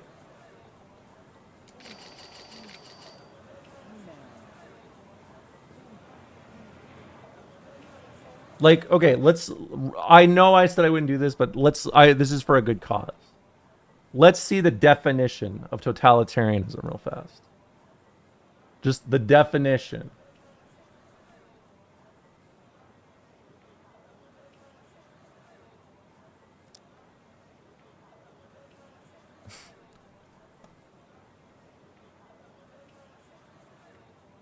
Yep, you're listening to this white woman. You are. Totalitarianism is a political system and a form of government that prohibits opposition from political parties, disregards and outlaws the political claims of individual and group opposition to the state, and completely controls the public sphere and the private sphere of society. In the field of political science, totalitarianism is an extreme form of authoritarianism wherein all political power is held by a dictator. Right? this definition does not work for any sort of communist state, maybe outside of I mean, like, I literally can't even think of an example where this would work, right? Like, this is just it's a negative to the far right, which it should be, right?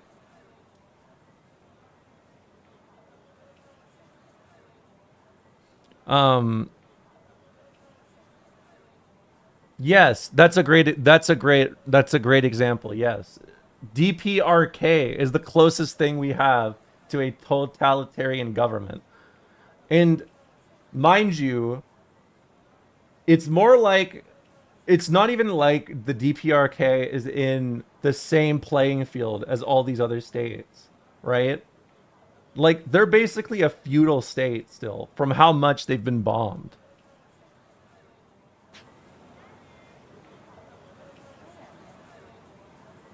I mean, especially after the fall of the USSR.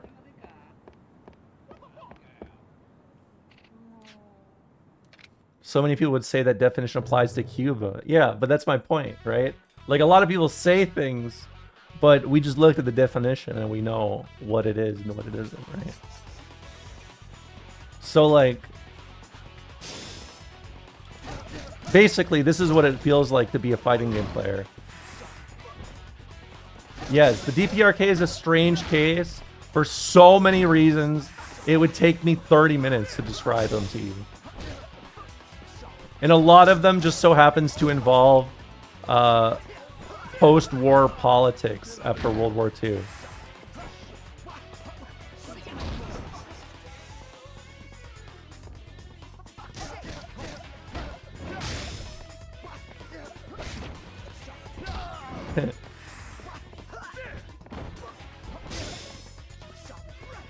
Hold on, how do I drop kick?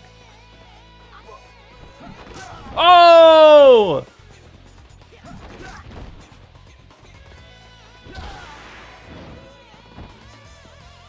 That's sick.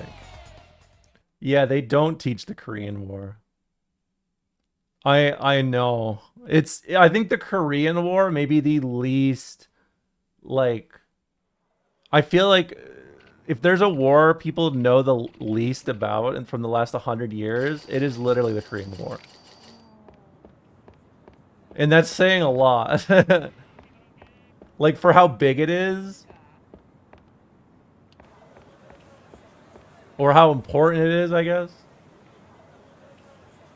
Even with the definition in front of them, because they think the definition is true for Cuba, genuinely. I don't know what that means. Just because you think something's right doesn't mean you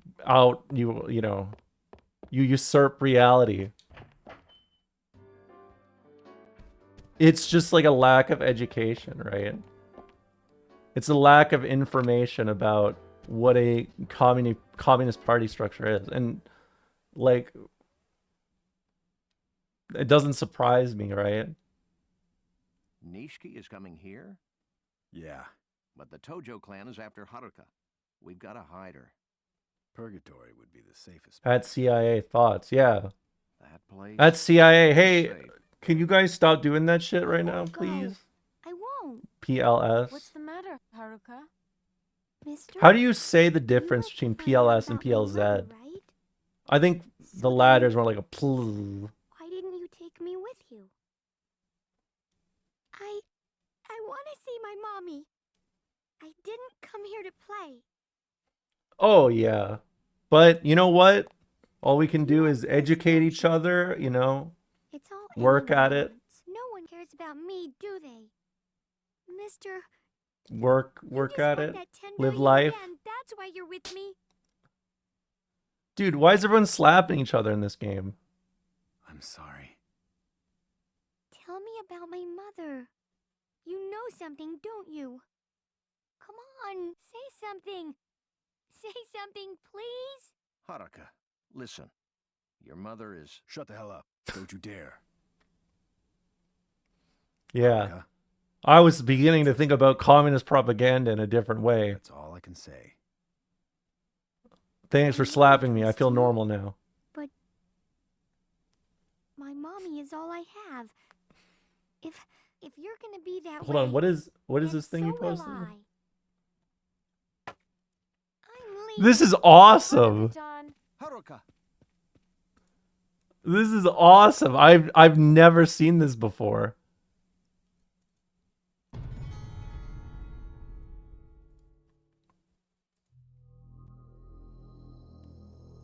Hold on.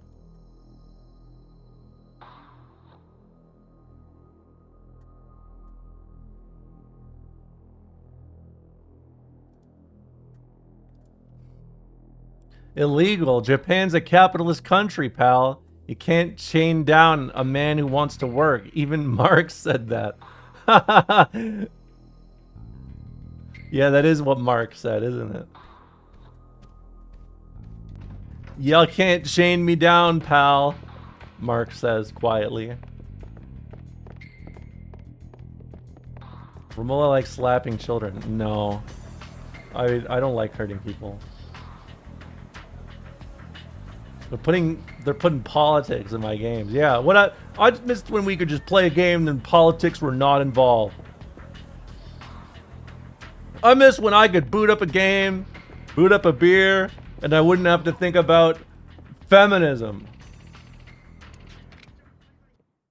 Now I boot up the game and there's just feminism. What the hell?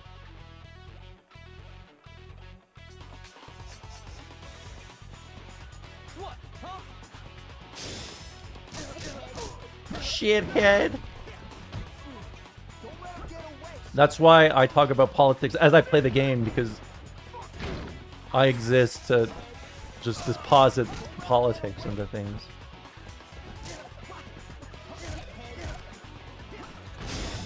Yeah, there was no woke in Pong. There was no woke in Pong. Why can't we go back to the good old days?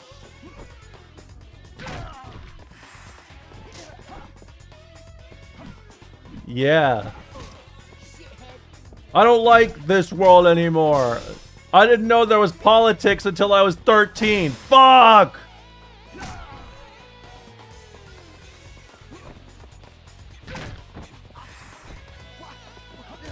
I won't lie.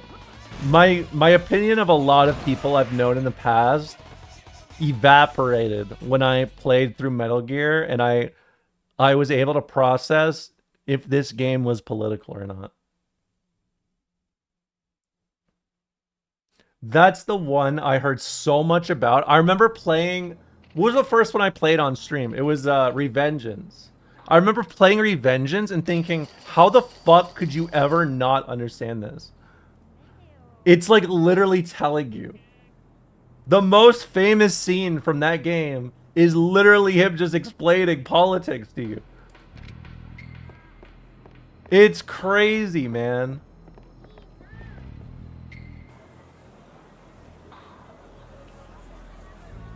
Like, I don't know. I think we need to start. I'm gonna start new movement. I'm starting here. We're gonna start, instead of being like, oh no apolitical. I'm apolitical. We're gonna start being overly political, but not in like the woke one way, in the like cool woke two way with information.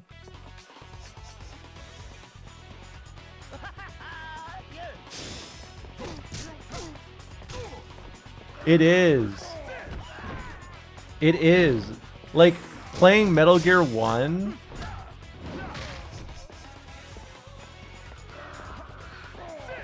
and just seeing, like, that, it's like, the whole game... Every game is so political, it makes me, like... I literally don't even know where to start. Like... The game is based around global politics.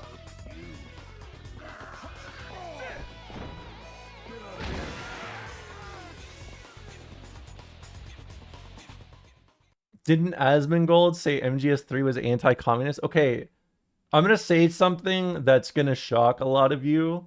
but probably a lot of you know this deep down. The reason why I find hogs fascinating is because it is a culture, it is a movement surrounded by just being unaware of what they're talking about, right? It's just entirely surrounding, like, the less knowledge you have, the more opinionated about it you are, right? For politics.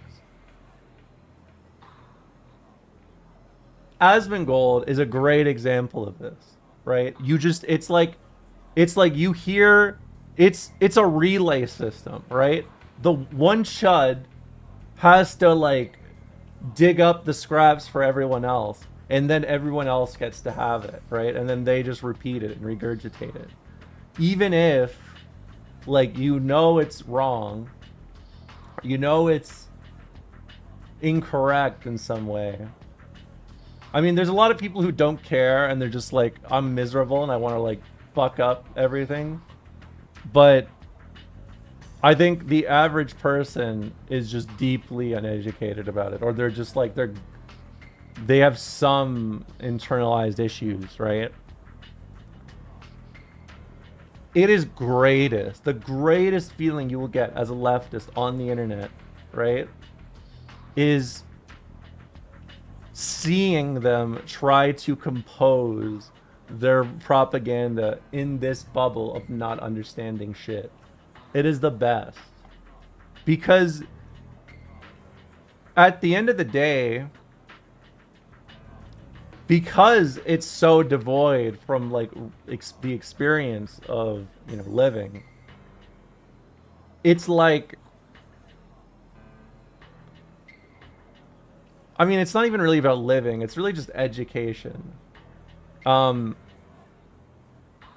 It's very funny seeing people talk about these things.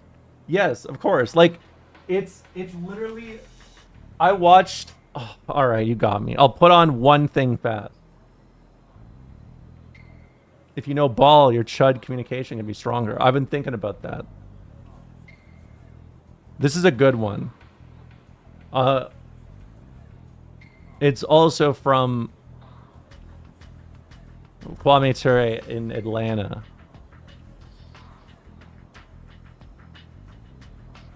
There's a lecture in Atlanta. Where is it?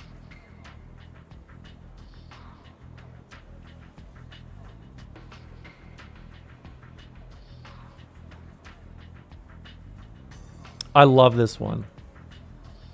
I love this one so much because this is actually, like, Kwame Ture talks about this even in 1970, right? People falling backwards into Marxist conclusions is extremely common in everyday conversations. Yes, absolutely. I mean, like, it's a good thing, but it just shows how uneducated people are,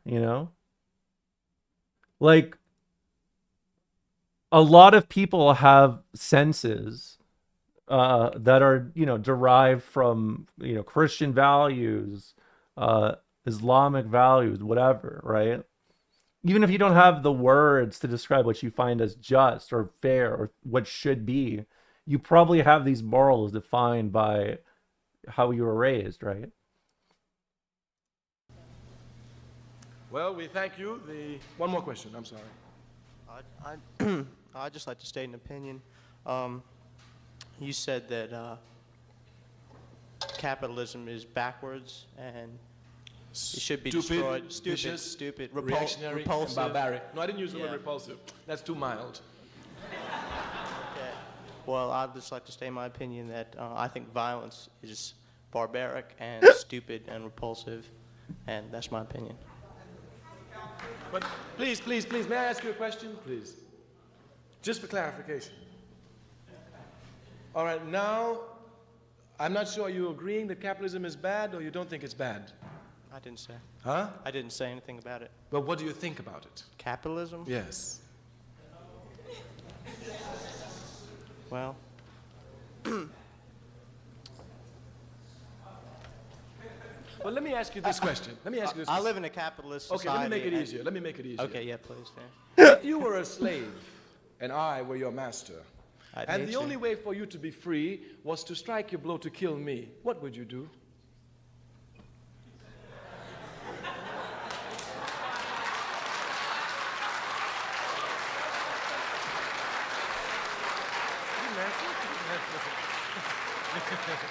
You didn't answer? Oh. Yeah, this is what Charlie thought he was doing. He actually thought he was doing this shit.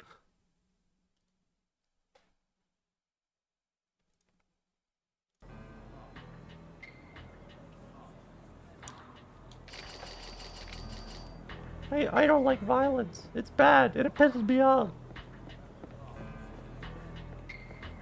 That clip is awesome. Is it posted somewhere? I can post it in the stream chat for you. It's during the second part of his University of Georgia lecture in 1979. I posted it there.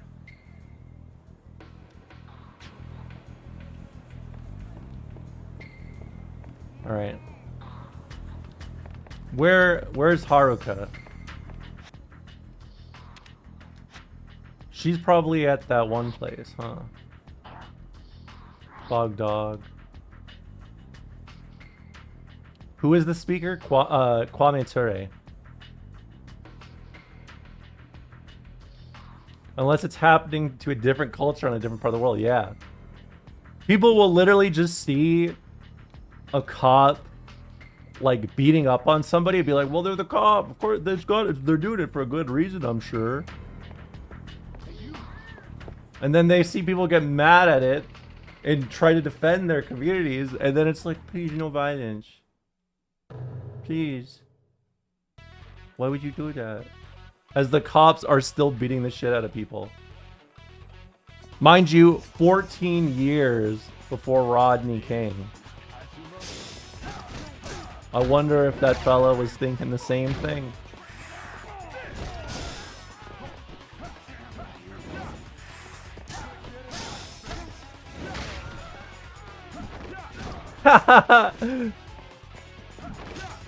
That's awesome.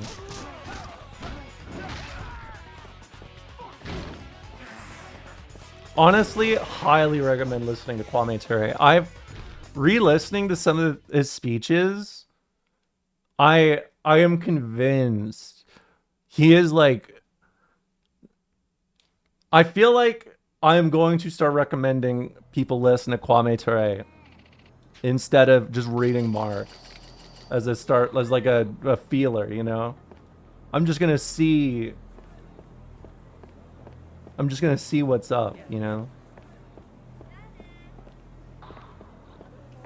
Oh, yeah, it is vibes. And again, Kwame Ture also talks about it. Fuck. He is so good at describing like the dissonance in American politics. He's so good at it. I have been. It's a really good one. He's very good at speaking. America would be against communism? Hold on. To make everybody think. Now, to make people think in America is an extremely difficult job. Watch this. It is. The difficulty arises from the fact that I'm since gonna we beat live this in a game. capitalist Listen. system which seeks to exploit the I'm gonna look people and for therefore keep the Haruka. people confused, the capitalist system makes the people think they're thinking when in fact they are not thinking. See, and it is extremely difficult to convince someone who thinks he's I gotta beat thinking him some that straight he's not hoodlums. thinking. Is it? But we must do it. It's our responsibility. Let me give you an example of how the American people think they think but don't think. If we took a poll of the American people and asked them what they thought about communism, would you agree with me that at least 90% of the people we ask in America would be against communism? 90%? And if we ask this 90% what is communism, would you agree with me that less than 0.2% can probably give us an intelligent, though not necessarily correct answer? Would you agree with me with this? Now let me ask you a question just between you and I. If you have an enemy, does it behoove you to know the enemy or not to know the enemy? That is to say, for example, if snakes are your enemy, does it behoove you to know at least what they look like or not to know what they look like?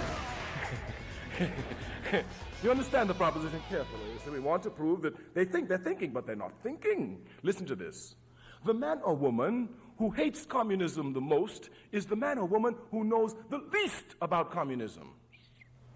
And what is even tragic is that the man or woman who hates communism the most, that is to say, the man or woman who knows the least about communism, is the man or woman who wants to know the least about communism.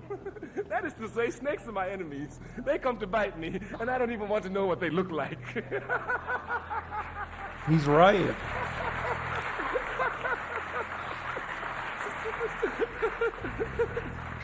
It's a stupid system. Because the system is based on exploitation, it confuses the people so that it uses the people for its further exploitation. Thus, the pigs who run the capitalist system come and yell, the communists are coming. The people grab the guns. Where? Panama. They go shoot. The communists are coming. Where? Santo Domingo. They grab guns. They go shoot. The communists are coming. Where? Vietnam. They grab guns. They go shoot. They don't know what the hell they're fighting and are not even concerned with finding out. That's a stupid system. Oh, wait, it's a good trip hop beat. Stupid system. Stupid and backwards. This is going on my album. Stupid system. We say the capitalist system is a stupid system. It must be. It has to be. It's based on exploitation. Its motivating force is profit. But a backward system. A system that motivates people just to do things for profit. One cannot have individual incentive unless one is given some material stimulation. It's a stupid and backward system. It's a system that has to be destroyed. If one looks at the material makeup of the society, one can see clearly how unjust the system is. Under the system, a few people own and control everything. The rest of the masses of the people own nothing. And they are forced to work for these who own. And the more you work, the poorer you get. Of course, because the essence of it is exploitation. It must be. Where the fuck is Haruka? I said, look at the stupidity. A quick glance at the system will show you how unjust it is. But the American capitalist system will have the people so confused, they're thinking, they don't even look properly at the capitalist system. Do you know that in this country, some people own all the coal that's to be found in the country? Now that's unjust. There's no question about it. In the first place, their labor didn't even put the coal there. What am I looking for? That so big, they can't say the that big it place. was through hard work. No, it wasn't through hard work. You got it. And your grandmama didn't give it to you because she didn't bring none with her when she came here. You know what I'm talking about? As a matter of fact, she found it here. You understand? So I don't care who you bought it from, who you didn't buy it from. No one man, no group of men could own the coal in the country. The coal must belong to the people and be used for the benefit of the people. Clearly. Stupid system. It is a backward system. It affects you. Champion District. Of course it will affect you. It affects your brothers. They send them to war to die. They don't even know what they're dying for. Because this system is concerned with confusing the people, not letting the people think, because once the people begin to think, they will use their creative energies for humanity and not against humanity. And this indeed is to see the true tragedy of the capitalist system. The tragedy of the capitalist system is to be found in the fact that it takes human beings who think in fact they're working for just ends, when in fact they're working for unjust ends. Kwame Ture But here, by doing this, the on Karyu's earpods as he goes through Tokyo. Clearly, even when damn, this guy's cool. Send them to Vietnam. They don't come before the youth and tell them the truth. We're going to rape the country. On the contrary, they lie to them. They tell them we're fighting for democracy. They tell them we're fighting for justice. They say we're fighting against communism, which is bad, and dictatorship, and we're fighting to bring freedom. And this is why the people are mobilized, because the people will be mobilized to fight for justice. And look at the vicious system, lying to the people, sending the youth to believe he's really fighting for democracy, when in fact this youth is fighting against democracy. It's a backward and stupid system. It has to be overthrown. You may think it doesn't touch you. You may think it doesn't affect you. That's the job of the university here. It supports the values of capitalism. Its job is to put you to sleep. That's what it's to do. That's exactly what it's to do. Exactly what it's to do. I thought of this when yesterday EDL was like, Mao isn't on my reading list. when Nasty said, read the Little Red Book. Knowing the role occupied by students of capitalist system, I can make a statement about oh my God. Here before me and be absolutely correct. I can say that at least 90% of the students at this university cheat.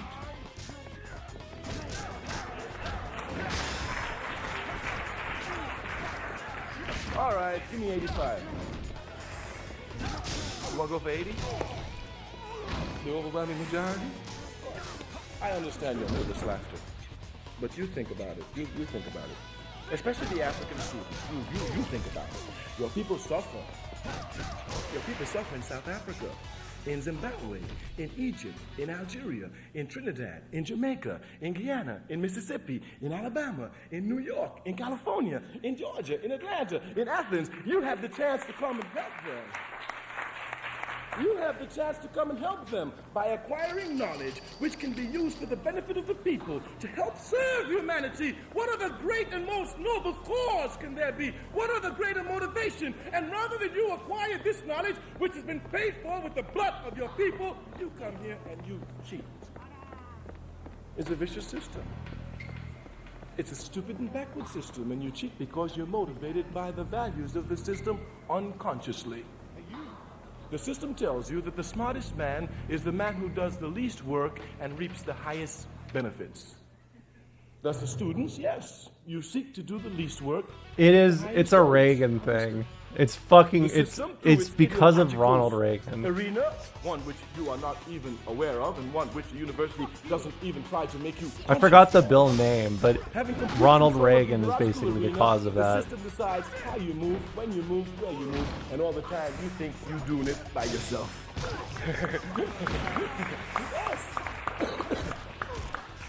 If you were 10 years old in 1952, while you were 10 years old in 1952, some men had already planned that in 1963, when you were 18 years old, you would be with a gun in your hands on the battlefield of Vietnam. It's been planned, of course. Oh my Vietnam God. was planned in 1952. Of course it was. It wasn't planned overnight. Even before then. But those who had to do the fighting didn't even know about the Vietnam, didn't know there was a place called Vietnam. Oh yeah, that makes sense in Europe, for sure. Backward system, your students. You have a responsibility to humanity. You cannot come here and walk into a place that says it gives knowledge, which you know can neither be bought nor sold, even though they try to confuse you, because when you enter the school you got to pay. Well, you may get confused, but you know that knowledge can neither be bought nor sold. As students, you must know it. No one can own knowledge. How can anyone own the truth? The truth belongs to all and to each and every one. And each and every one is capable of seeing the truth. So powerful is the truth. Am I clueless gamer right now? It can never be crushed. And the truth will be found as the people rise up over and over again against all unjust system that seeks to suppress the truth. The truth can never be crushed. Show me mercy, Never. please. Never. But since the truth cannot be crushed, knowledge cannot be crushed. We say knowledge can neither be bought nor sold. The capitalist system will confuse you. You see, coming to the university, let me even show you how they waste you. Watch. Where are you? Take a I'm student on. getting ready to come to college. You know what student has? I think I'm on the Which theater subject square. Should I take? Should I take Wait. a subject which will be of service to humanity, or should I take a subject which will make No, me have I a went to better the wrong living, which spot. will make more money? Yeah. And do you know most of the students decide on more money? They say, well, if I get more money, I'll be able to help the people. Oh, it's far right. I can't do anything for anybody if I can't do anything for myself. Oh, they will give you every rationalization in the world. You must be conscious. Knowledge can neither be bought nor sold. It belongs to everyone. President Sekou Touré, leader of the African Revolution, president of the Republic of Guinea, he says you can give a man a car. You can give a man a house. You can give a man a job. When you get mad at the man, when you get angry at the man, when you're no longer friends with the man, you can go back and take your house and put the man out your house. You can go and take your key, your car. You can go and take the job that you gave the man. But if you taught the man something, you can never take it from him. Knowledge can neither be bought nor sold. I never thought of it like this before, but anything that enters the mind. Putting it like that, where it's like, do you go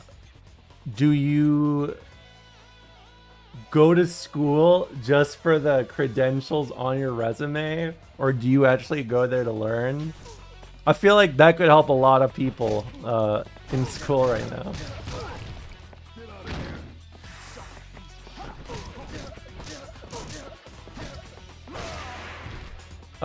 Why does it not shock you for Europe? Western Europe it's hard to remember this by the modern day. But in Europe, the view after World War II was a lot different than the view in America. In America, you've probably heard the feeling or the saying that America won the war for World War II, right? In Europe, for a very long time, it was considered like the Soviets were the winners of they were like the winners of the war, basically. Like they were the one that did the most work, which, I mean, yes, they kind of did. If you consider the fact they lost 20%. Yes, exactly. If you're looking at Eastern Front casualties versus the Western Front, it's like, I mean, it's still bad, but like USSR lost like 20% of their male population, I think, during the war. Like they lost a lot, and a lot of their shit that they were doing, like, how do I describe this?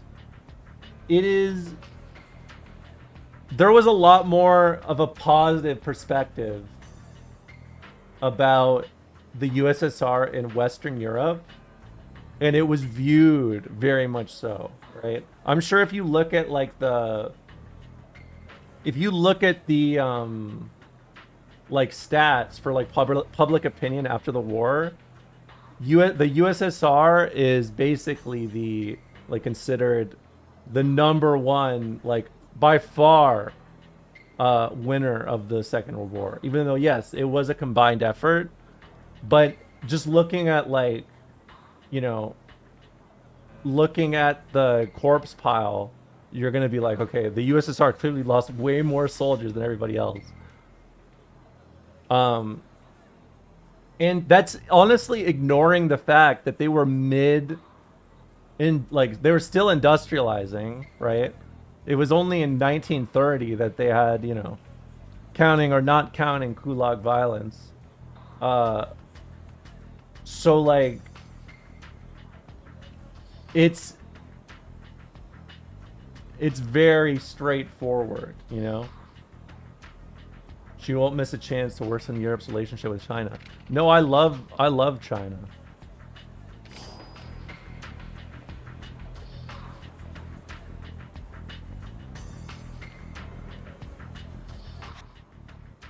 Yeah.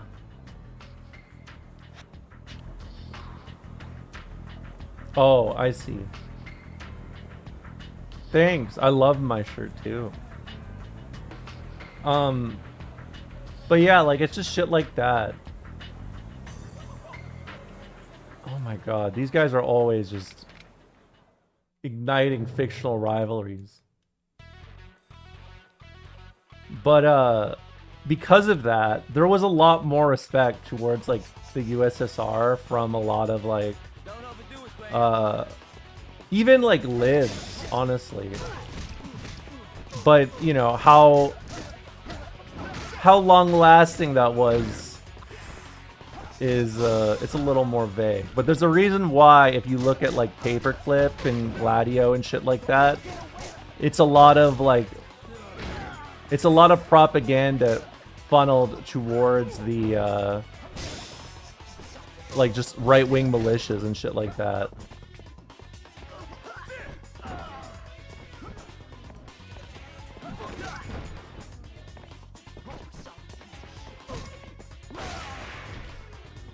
I remember when I worked a summer as a street hoodlum, challenging protagonists.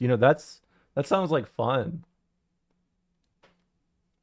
I think I thought about something like that when I played San Andreas as a kid. Like, I would have been like, it would be cool if I could just pick a spot and just hang there and just like start shit with people, And then I realized that's basically just becoming like a 60-year-old like jaded dude,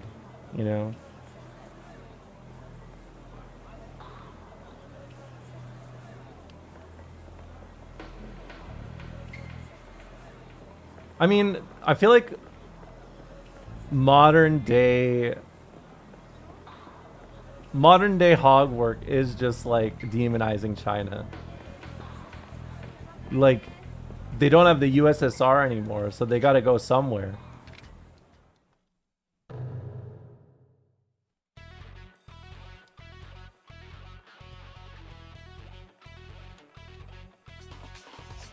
Yeah, now everyone wants to be Chinese.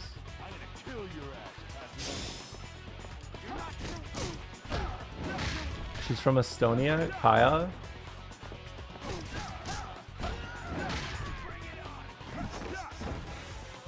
Yeah. Trust me, it makes a lot of sense. It makes a lot of sense.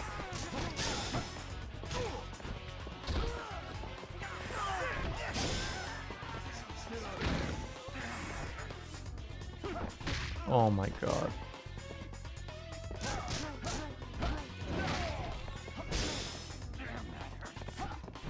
Feels like priority of order is teaching is money, pleasing committees, money, getting students into a curve to please administration, money. Yeah. I wonder how much of the propaganda about the Uyghur persecution is real. I mean, I'm sure there is a form of it. I don't know the extent of it in the sense of like I can believe the structures, absolutely. I can believe there's always been a general like Honification process, right? But I'll be honest, my ability to trust a lot of like, you know, points pushed by the CIA, it's hard for me to fully trust, right? She's never gonna find Haruka. You told me it was on the far right of the map. Am I not going over there? I just keep getting challenged by dudes. It's just a bunch of dudes in suits trying to fight me all the time. Oh, I passed it. My bad.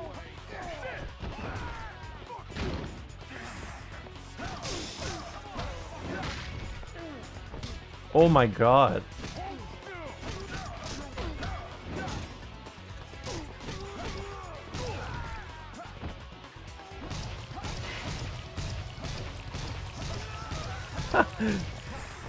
No!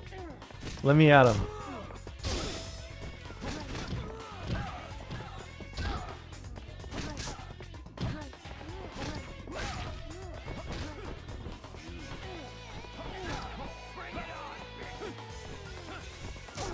Yeah, I mean...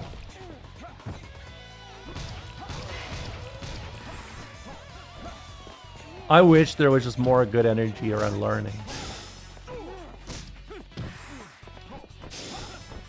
Yeah, I mean, like, it's... Here's my issue. It is absolutely something I could understand happening.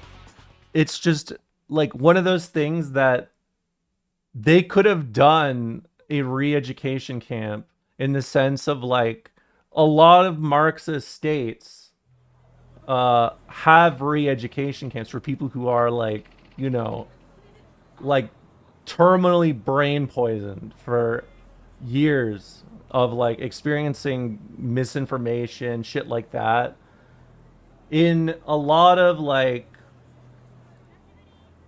especially like, you know, some defined cultural traditions, some of those could be just viewed as like, you know, superstitions that aren't to be respected or viewed, right?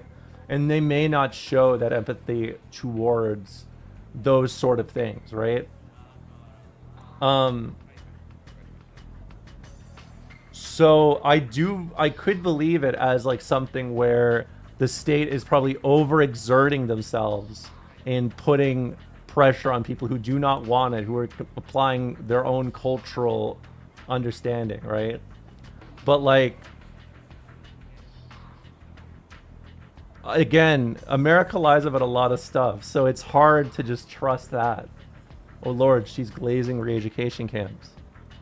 Look. You need to understand something.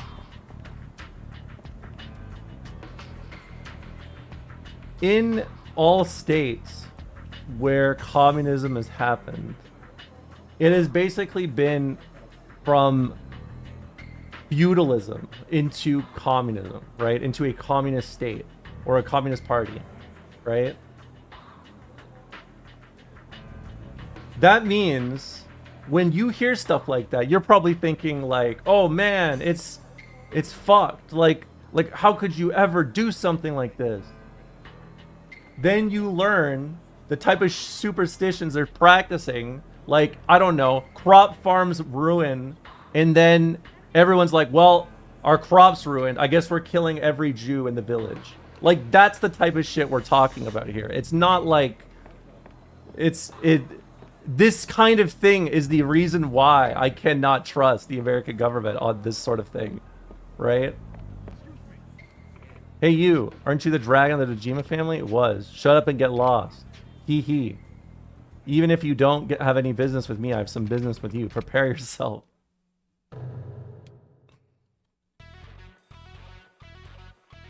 That's my point.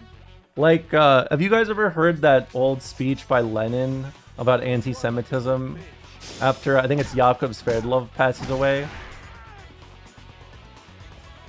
A lot of that is because in the early 1900s and late 1800s, literally, like, something would go wrong, and the admin, the monarch regime, you could say, would say, well, we tried doing things right, but those Jews out there are ruining our ability to progress as a society. And then they'd turn off their microphone, and then they'd just wait. This was such a big thing that,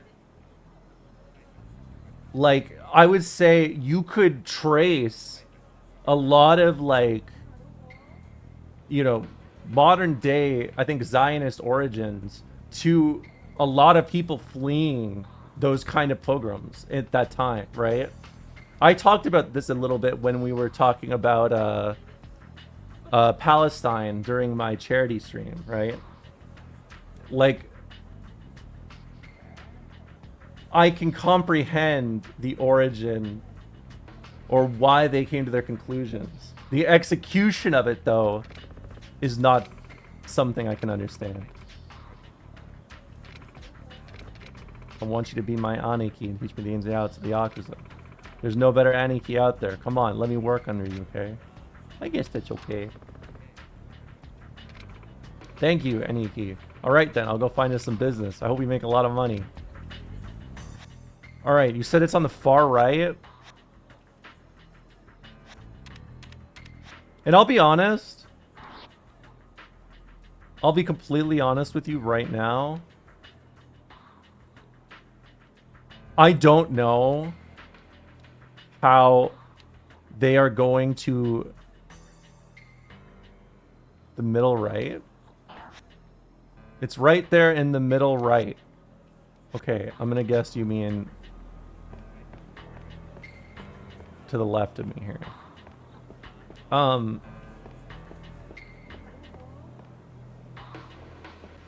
I completely forgot what I was saying. But the point is, oh, I don't know how to... Wait, did I go past it?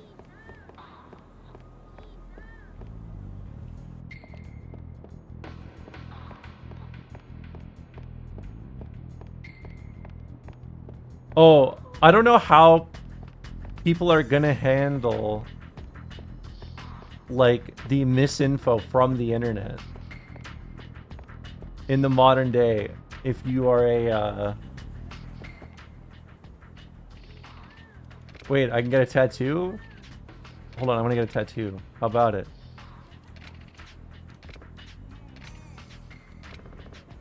Oh yeah, I forgot. I just got a new tattoo. I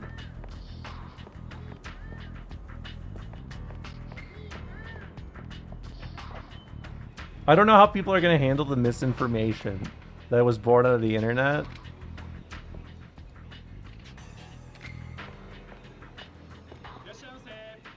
Because... Oh. Huh? Half order extra soup. Please go to the door on the back.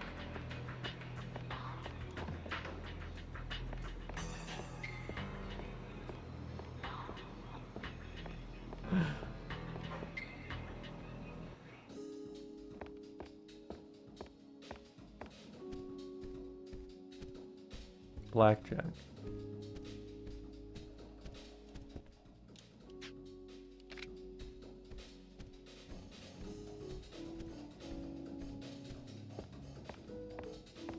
I just like that he's standing there.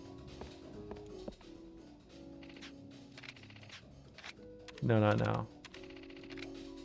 How do they fuck that up? Japan's electoral system is a little more complicated than... It is... I'm not kidding when I say this. It's known as a one-party system. Not because of the structure of government, but because the electoral system is designed in a way that... Well, the party and electoral system is basically in a bubble. It is... I think it's since 1954. Let me see. It's literally called the LDP one party. Oh, the 1955 system. This.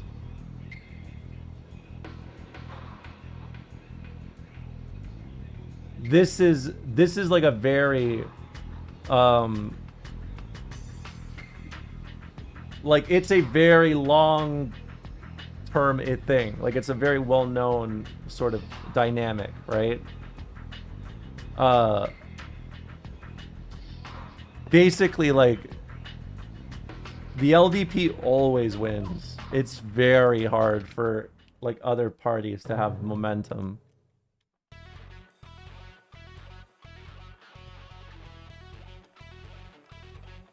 Let's go gambling streamer? No, I don't want to gamble right now. I've seen too many gambling ads in the last year.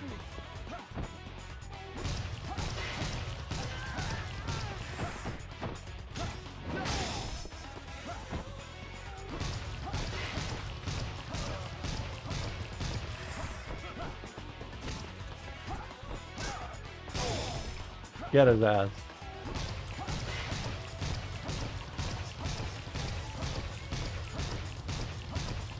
This is awesome.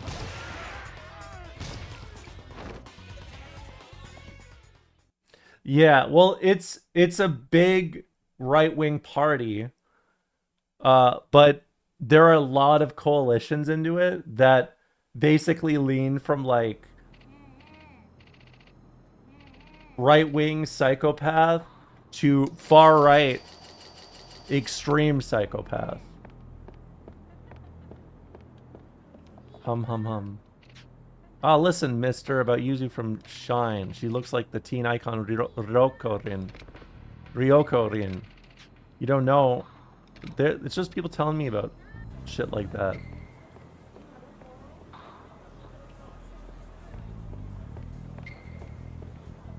Okay, I'm gonna guess this is the block you're talking about here. I just keep having to fight some fucking asshole here. Okay, you need to tell me where to go. Don't overdo it, Graham. It's the opposite direction. Are you for real? I thought I passed it.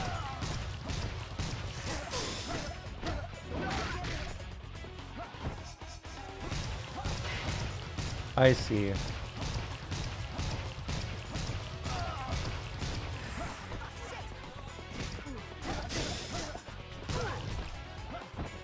This is awesome.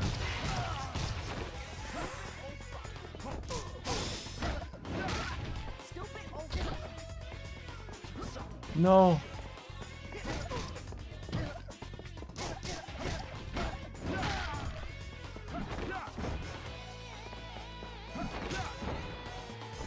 Okay.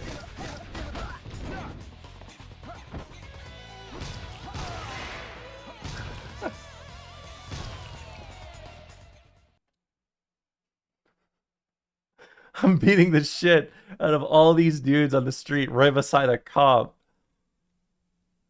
I'm like viciously assaulting these guys with a cop right by my side. Oh, do you mean this in the top right?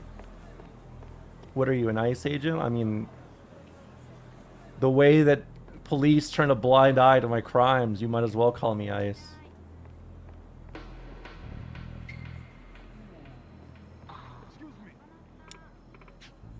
Yo, Aniki, it's me, Kano. I found us a mark. You're gonna take part, right? No. Huh? Aniki, this is a business opportunity. Don't you get it?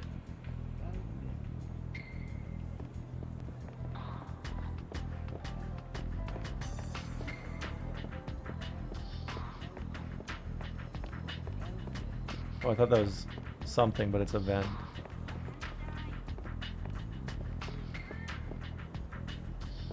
I just keep hearing Ina.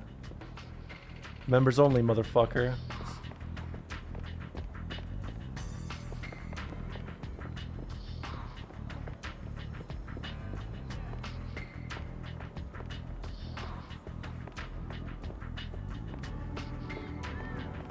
Ina. You look like you know how to fight. When you drink alcohol, hick, you get heated and beat the shit out of fools, hick. You can't hear the hiccups though. But if you walk around the streets while drunk, you tend to get picked on. I just get people bothering me no matter what. Hold on.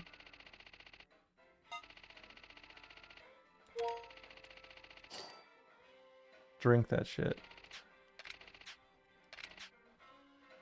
This whiskey made its debut in 1984 as the first Japanese pure malt whiskey. It was made to commemorate the 60th anniversary of the Yamazaki distillery, where the first Japanese whiskey was created.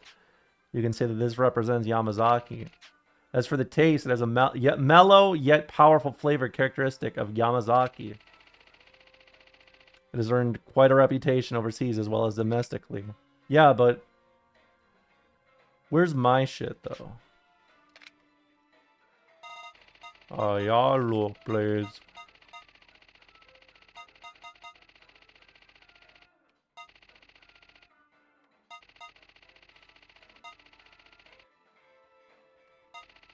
I guess. Girl, you need some health. No, I'm drinking.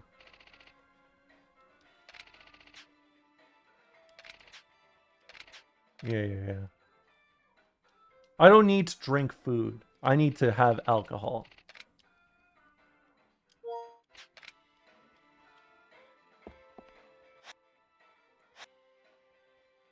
I don't need a job. I need Gambo.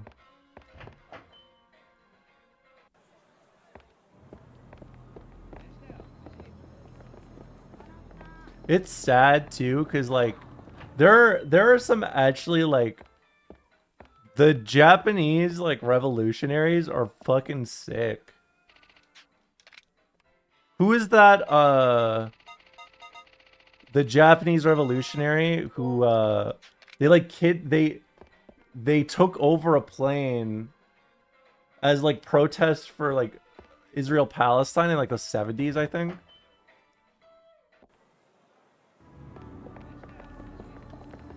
I think that's the one I'm thinking of. I can't remember her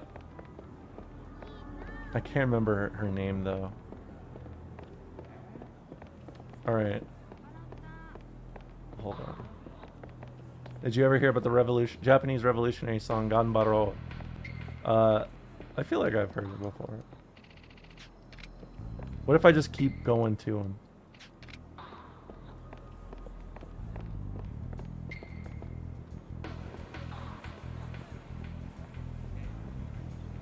Oh no, I lost the manuscript. Can a white woman speak a little Nihongo? For, you know, this is for the people in chat who like to see a white woman speak a little Nihongo. Jozu?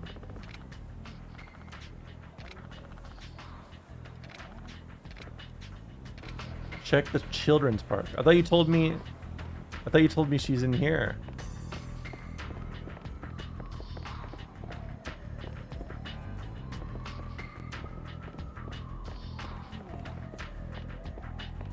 Is this incorrect? Yo, I'm broke as fuck. The contents of your wallet. Empty that shit out. Hurry up, fool. Yes, the Red Army faction.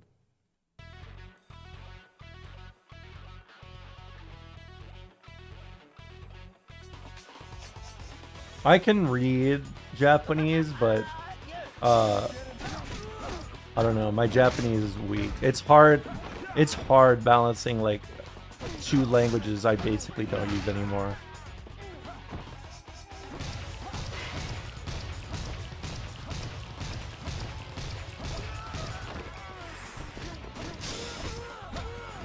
I like this.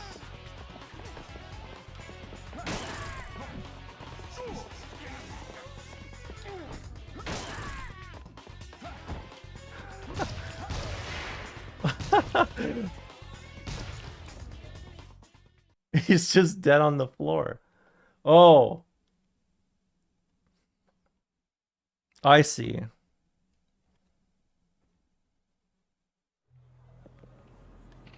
Ouch, I'll get a job. Ha ha ha. That's how I feel when someone unsubscribes. I'll just go get a job. Ha ha. By the way, remember to subscribe to the Ramola stream. Remember to support the Ramola stream, or is this the manuscript? Nah.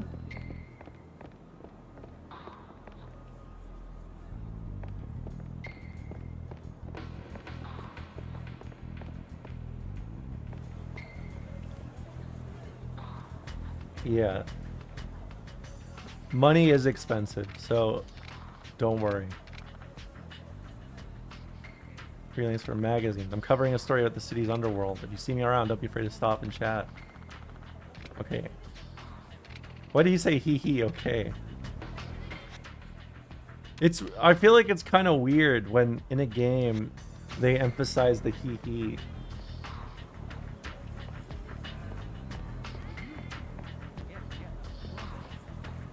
Oh my god, these guys are always on my ass. This must be how Tony Soprano feels.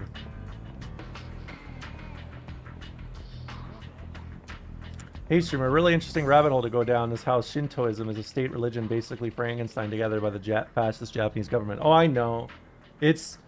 I mean, trust me, I've read, I mean, World War II era shit. I've read a lot of the, like, if you've read journal entries from Japanese soldiers from, like, World War II, you will see the most deranged shit you've ever seen in your life. They just lay it all out there.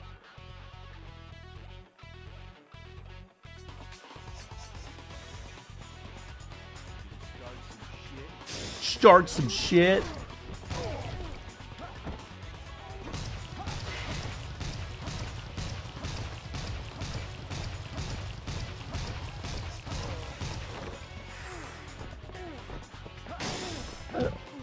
Whoa!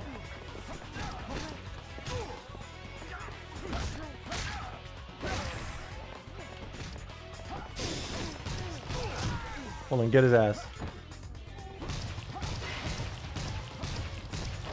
No, I stopped. Pizza time.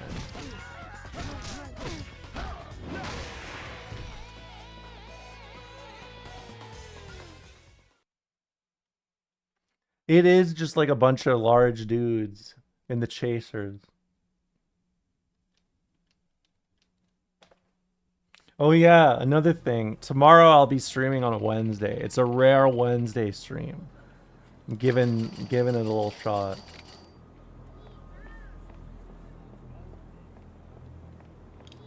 Unrelated to the subscription stuff. I don't want people to think I'm financially dying or something. Like, you don't subscribe to me right now, I'll die. Like, literally.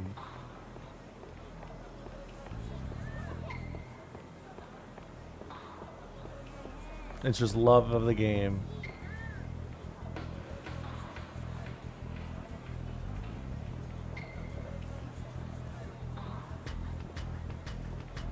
Hold on, let me save.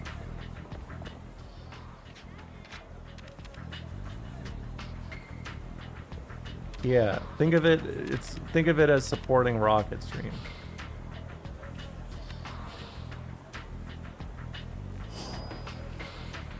Romola is gonna turn into William Osmond with how much she begs her audience for money. Sighs. I like the sighs.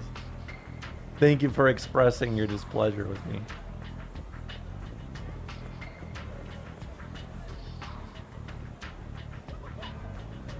That's the way money works in this shithole of a shit. This motherfucker, these guys don't stop.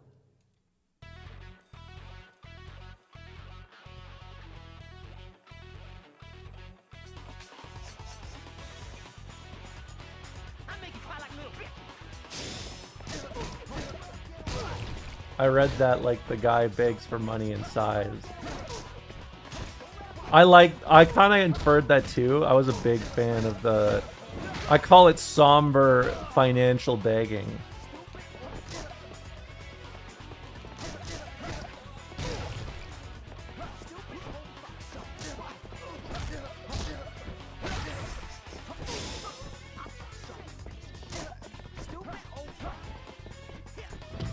I mean,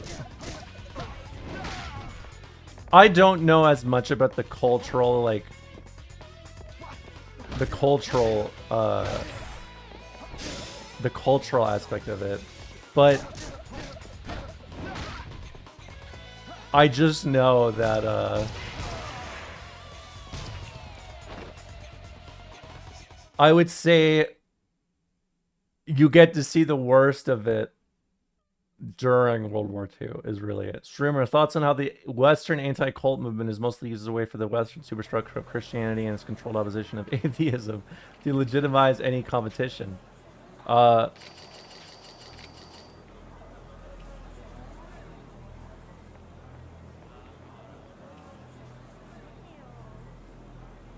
can't say I'm too informed about cults. Unless, like, you have to remember the modern, when I think about cults, like,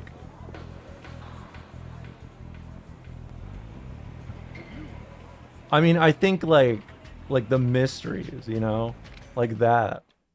But the modern day,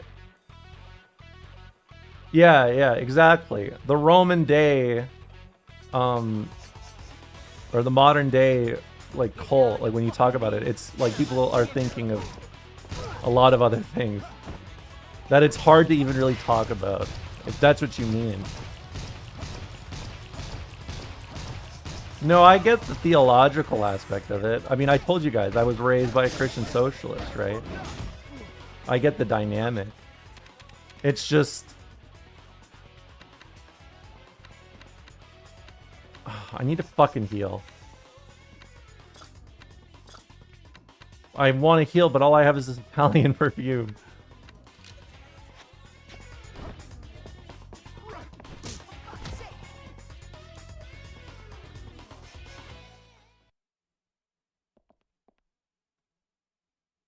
I know, I keep forgetting to. Oh, but I mean, that's just, I don't know. I feel like,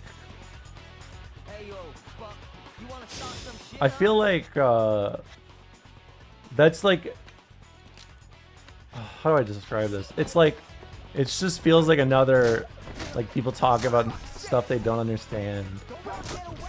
And if it's that case, like, I don't know. I'm the new era, woke 2. We're leaving dum-dums in the past for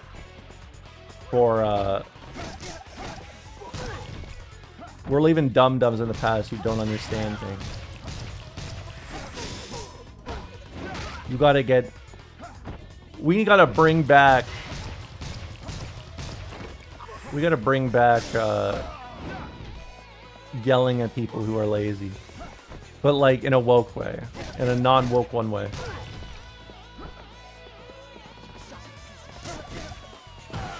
I haven't found Haruka because hoodlums, yakuza, and other men keep asking me for money on the street.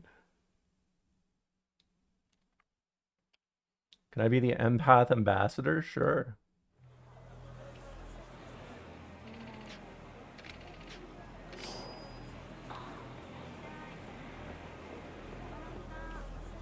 I need to find a food place.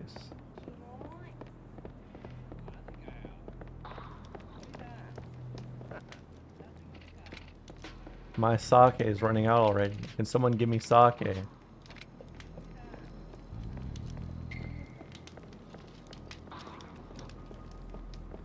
I mean, oh, my fucking god, dude. No, it's not even that. I mean, I'm a Roman historian, so I understand what they mean. I just like, I don't know. Religion, because of how like there's a lot of perception to the way that religion is being viewed right now is being co-opted by a lot of like freaks, you know, on like all sides, right? In the sense that like, you know, all the platforms you see with like Islam and America is like literally like, look at all these scary Islamic fellas in like, I don't know, Syria doing stuff we don't like. Also, wow. Anyone else shocked to know about the US involvement in funding a lot of these terror cells? Interesting. And then people just view it as Christian, you know, American Christianity. So, I mean, I don't know. It's hard for me to describe. I'm always open to people's religion. I don't really care that much about it. I don't know why anyone would really care. I just what confuses me is like I don't know, it just invokes ignorance in a way that I don't have thoughts about.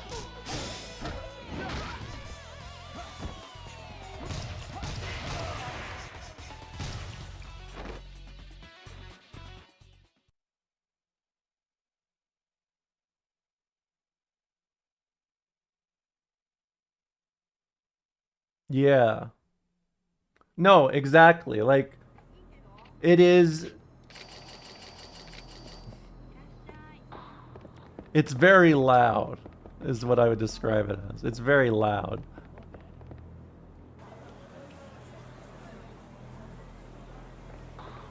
But I mean, I think it's just important to remember you're viewed way beyond just like I'm telling you this as someone raised as a Christian socialist from a family that was pretty tied to their religion, like their religious group. Like, the perceptions on religion, I think probably modern day Christianity is getting a lot more of a negative view, even from other Christians, just because so much of what is platformed is American Christianity, right? So I mean, I feel like on average, I meet people who are a lot more empathetic to different like religions, just because they're like, well, it's not American Christianity, so it's better than anything else we know about.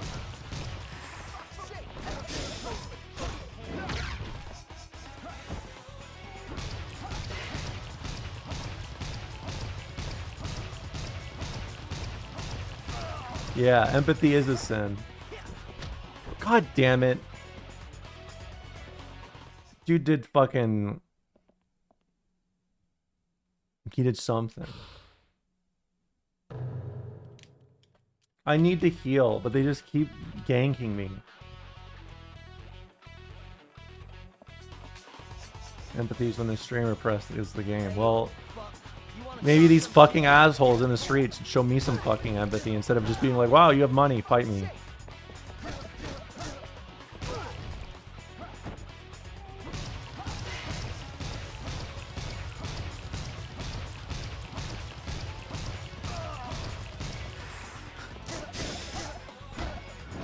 Yeah.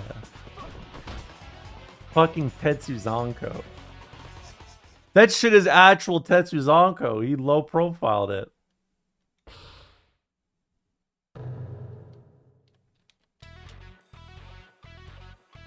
I mean, let's be honest. We're talking about the same shit. It's people who don't know the contents of what it is. They just like the aesthetics of what it is to either fit in or to have their worldview like, you know, have their gut view of what the world should be confirmed, right?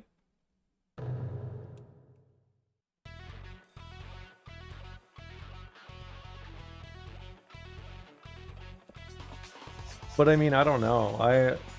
Get down on your fucking knees, then I might forgive you. I mean, just coming from, I don't know. You're running around on 1 HP like with Mitch McConnell, yeah. Mitch McConnell and John Fetterman. This is John Fetterman POV.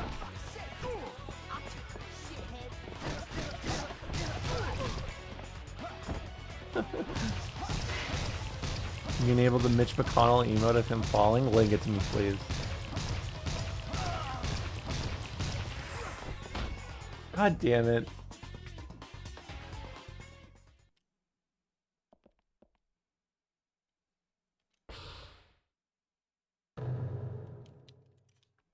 So many fucking street hoodlums.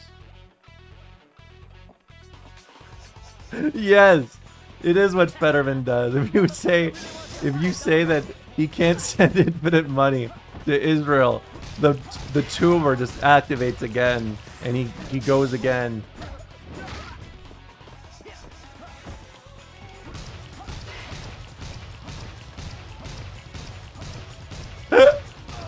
This is what happens if you get Fetterman out of the pool he fell in. No!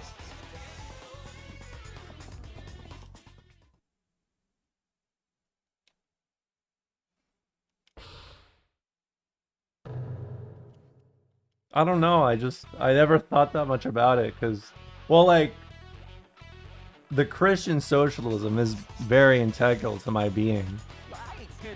But I never thought about it past that because my cousin, who is a Finnic pagan, like, I don't know, no one really cares unless they're like American Christian coded, you know? Is the amount of hoodlum / yakuza social commentary, Romala-san? No.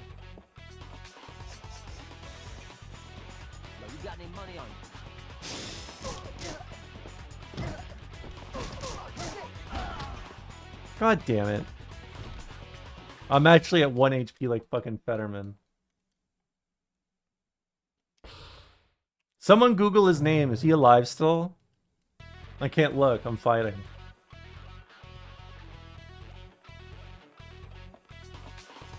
Yeah, Magic Pixel. I'll make you cry like a little bitch. You cry like a little bitch. Alright, hold on. Hey, have a nice meeting, Dressage, or as nice as it can be.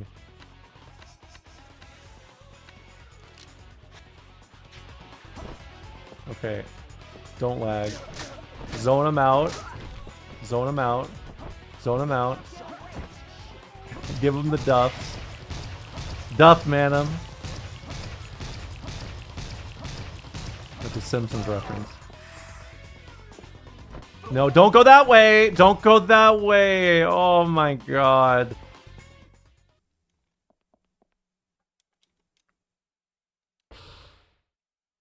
What is this?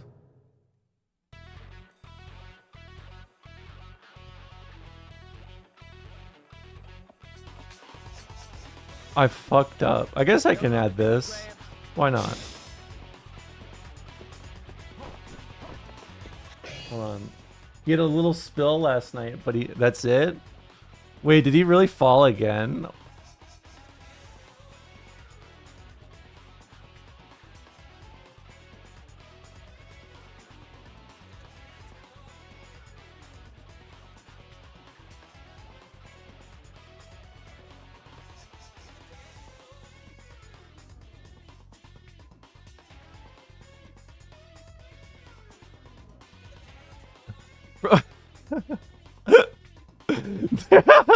Okay, I need to show this to you.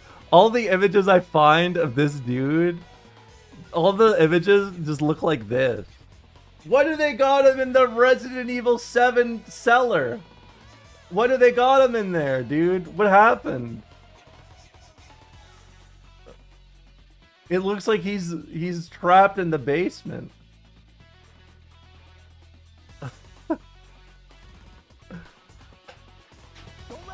No! Okay. Political prisoner, yes. That's the next thing he's gonna say. They got him in the garage, yeah. And you could say John Fetterman has a need for speed, alright.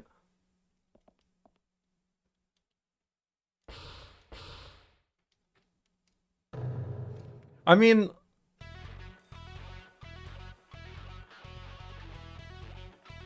I gotta be honest with you.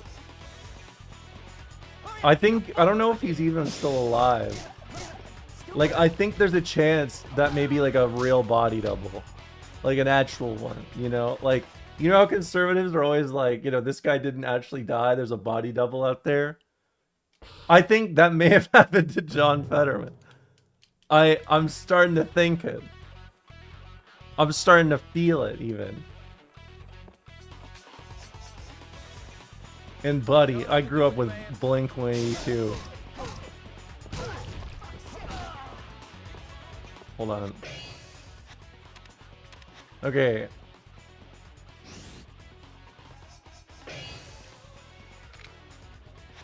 Here's my solution.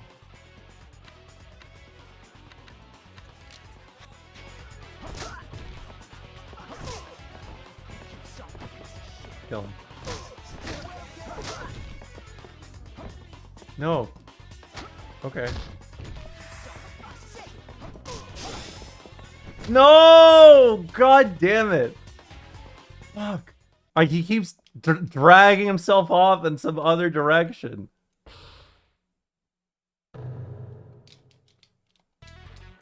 God fucking damn it, dude.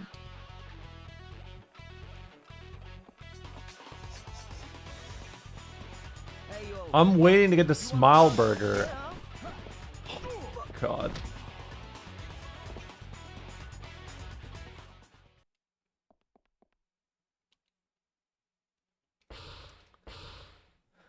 Okay, I'm gonna cheese it out and we're gonna move on. I'm not doing this shit anymore. I don't give a fuck.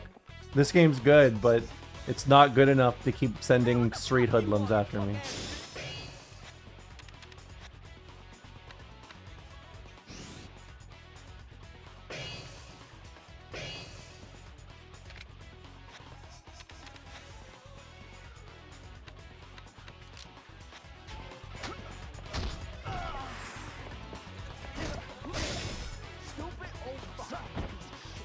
Okay, get us out.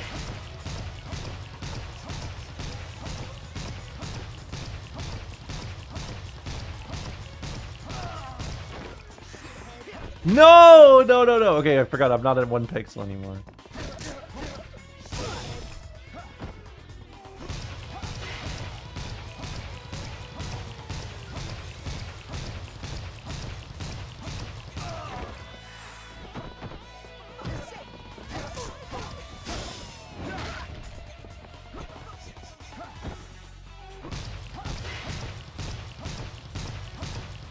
I would be terrified if I attacked this dude and he did this to every single person.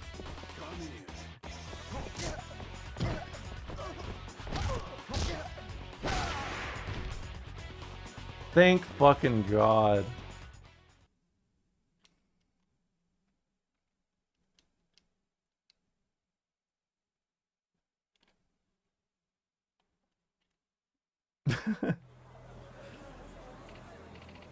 Patience, please just let me go.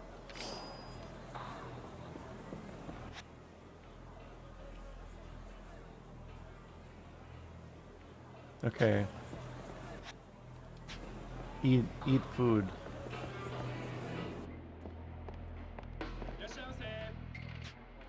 Yeah, I would also be like, eek, I'm a little bitch. Take $30.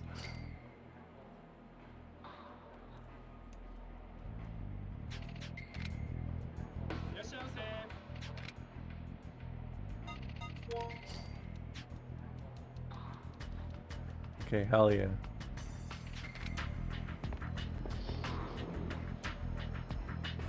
Alright, as soon as I walk on the street, watch. Hey, you! Just wait.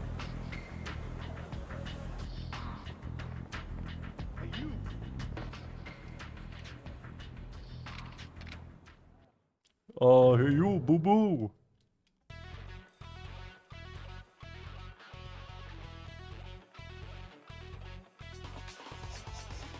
That does actually sound like the voice actor for Yogi Bear.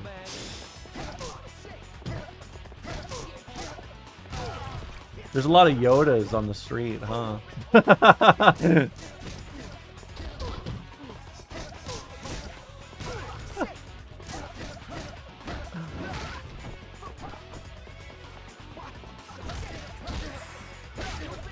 Have you punched a human being sincerely? Yes, I've actually told this story before. Somebody at someone at an unpopular opinions panel at an anime convention did some casual racism and made my friend uncomfortable, and when I left, I punched him when we were walking out. And the only reason why I distinctly remember this was because I was in a Sonico cosplay at the time. Yeah, I mean, this is before I transitioned, so I had like fake boobs equipped. And I think that was maybe the first time I punched somebody for real. So like my first punch was on a Nazi while I was also dressed in a Sonico cosplay. I know.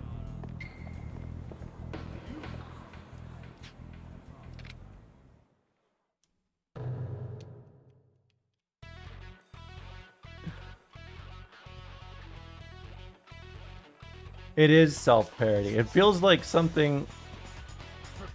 How do I describe this? It feels like something... Every time I tell people about this, they're like, this doesn't sound like something that would happen. But it sounds like something that would happen to you. And I think about that a lot.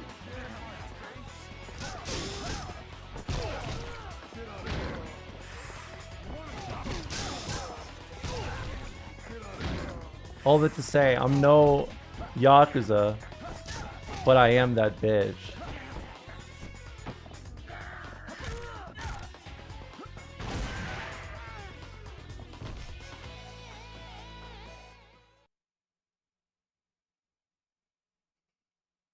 I mean, I like the idea of it because when I think about a Sonico cosplayer punching a Nazi, I'm like, this sounds funny. When I think about it happening, I was just mad, so I can't disconnect the like, oh man, I was furious to the situation. So I feel like every time I think about it, if I think about what I did and experienced, it feels it's hard for me to assess. Well, okay. Unpopular opinion panels at anime conventions usually are very late in the day, okay? They're like 11 midnight, like around there. I had went to this panel with a friend who was, you know, he falls in the camp of minority that would be under attack by a Nazi. And he was clearly uncomfortable. So, I mean, you know, how I think, for better or for worse, is what would I want to do if I was in that situation and I had somebody that would do something for me? Like, if someone was to defend me, what would I want? And I thought about it a little bit.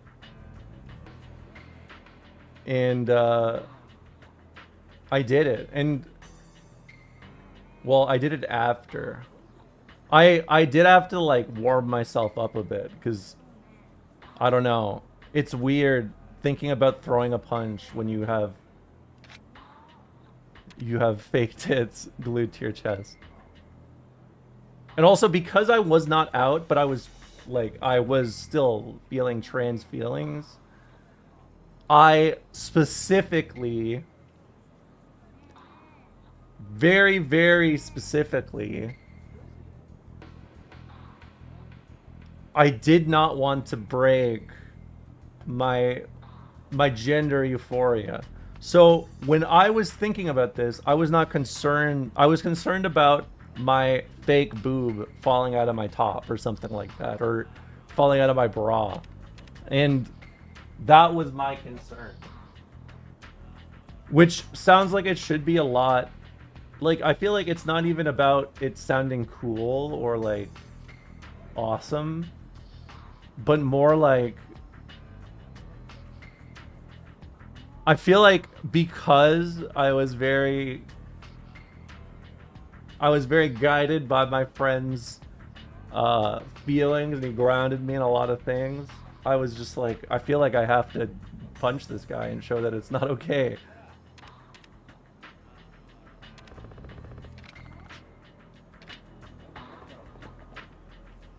What is it? What do you want from me? You better fuck off. What? Why are you yelling at me? Are you threatening me? I know some yakuza. Do you want me to call them up? Go ahead. I'll really call them. Are you sure you want this? I said, do it. Don't say I didn't warn you. Hello? Ah, here they come. You're gonna regret ever yelling at me. Yes, that's the same convention. I don't know if it was the same year. The Senzu Bean one may have been the year before. No, Senzu Bean was 2014. The Nazi punching event was 2015.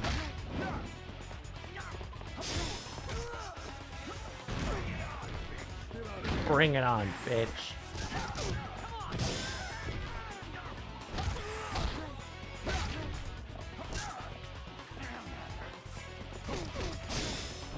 Okay, get him, get him, get him, get him.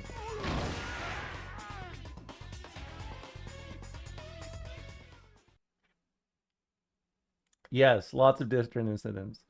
But I will tell you right now, that is par for the course with anime conventions. Have they gotten more or less Nazi over time? I don't know.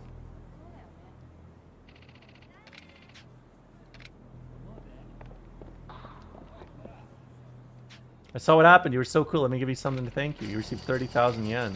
You gain 200 XP. Thanks. Okay, where is this park?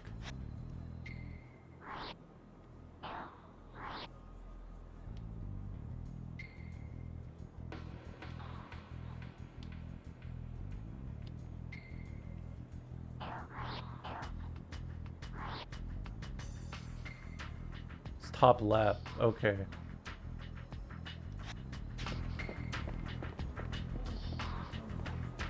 Can't believe everyone told me to go to the top right after I looked around there. I met 2 types when I used to do martial arts stuff and actually go to expos and junk. Very big fruits like myself, and weirdly Jesus-y karate chumps. Yes.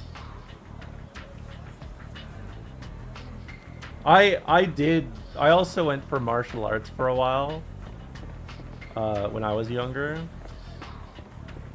And I feel like there were people that were either like very like, oh, it's just like physical activity, go do, right? Like, oh, it's extra physical stuff.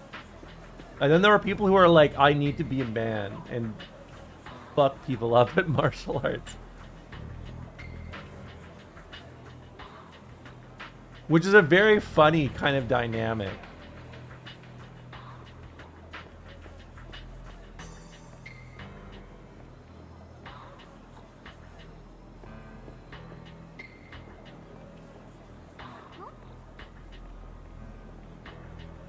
It's a whole type of guy, and sometimes they don't even do martial arts. True.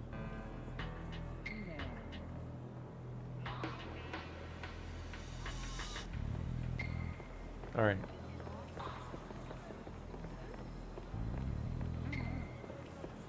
I made it.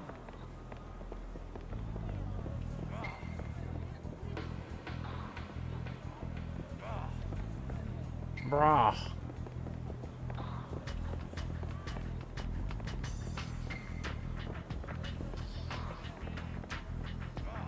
Where is this cutscene?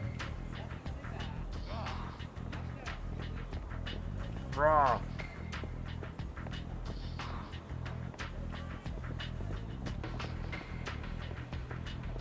Soft lock. Yeah, that's what Beavis and Butthead always say. Or no. But Beavis always says it. That's okay. That's all you had to tell me. You tried your best.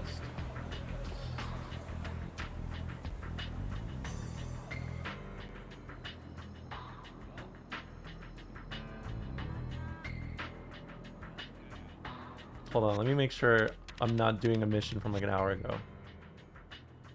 Oh, I'm looking for Aoki. Aoki is in the theater area. I wasn't even looking. I was just listening to you guys. I healed myself. I didn't buy any healing to save. I don't know. I just feel like it'd be gross walking around with like, I don't know, food in your suit. Ouch. Arg, it hurts. Hey, dumbass, look where you're going. Hey, are you alright? He fucked up my shoulder. I don't think I'll make it. Hang in there, man. Shit, his shoulder's completely fucked. Hey, asshole, what are you gonna do about this? I'm too busy around to fuck around with the likes of you. Whoa, whoa, you hurt my friend here pretty bad. Now you think you can just walk away?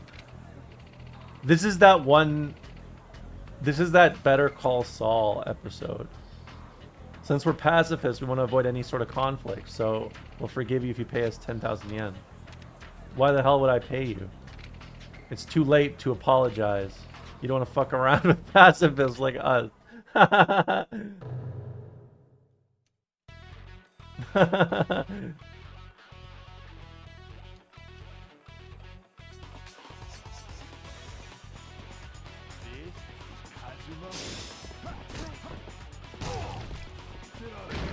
Get out of here. Get out of here.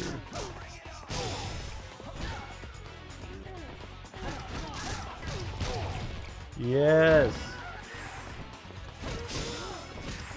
Hey.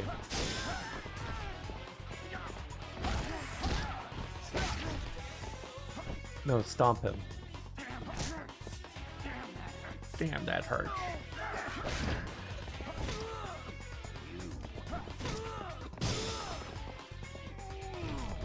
Oh! This is a Street Fighter Oki setup.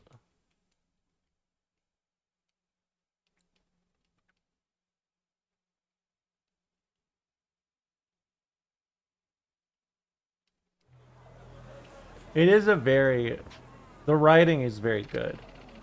I think we should all just get along. Oh, my shoulder's all better now. Wow, it really is. Well, should we go then? Haha, you gave me 500 XP.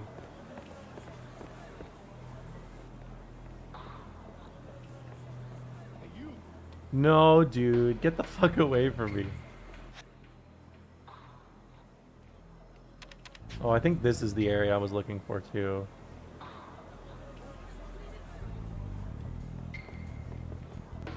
Where's my guy?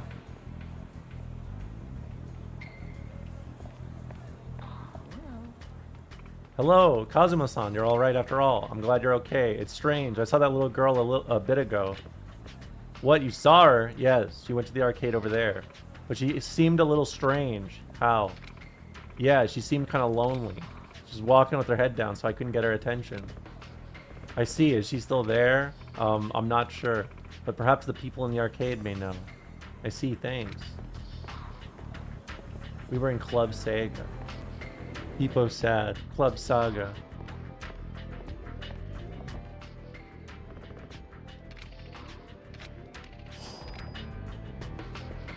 Who do I talk to?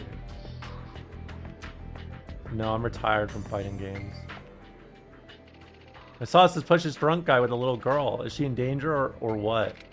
Oh yeah? Where did you see them? Around a parking lot on Shichifuku Street. I have like a real bad feeling about this. Then why the fuck are you just standing there talking about it? That's like how people talk about fighting games on Twitter. This bad thing's gonna happen. It's gonna happen. I hope someone does something about it. Looks around.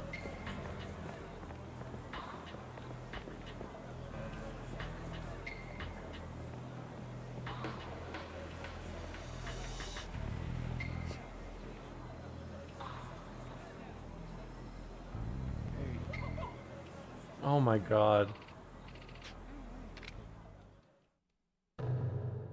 Is this just what being a yakuza is like? Do you just fight people on the street?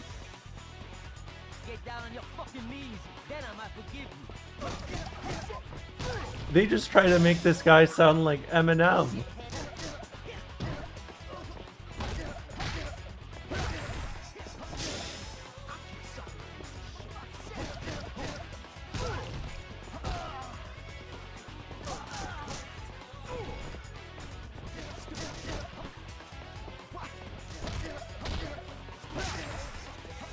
Kick him. Kick him. Kick him. Kick him.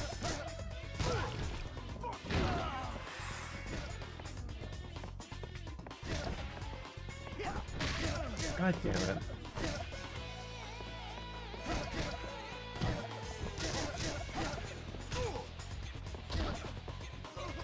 So, are you telling me that Yakuza is the Saints Row of video games? I always imagine organized crime is more boring than fiction makes it out to be. Yeah.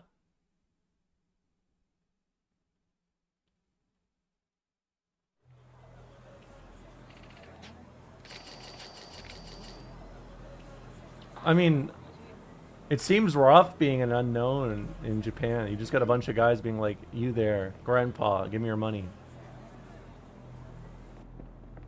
You know, I don't know how people, you know what's crazy? You know how media literacy is fucking dead? All the people that played this game came out of it and they weren't thinking, damn, capitalism must really suck for all these people to just be trying to fight me on the street for my money.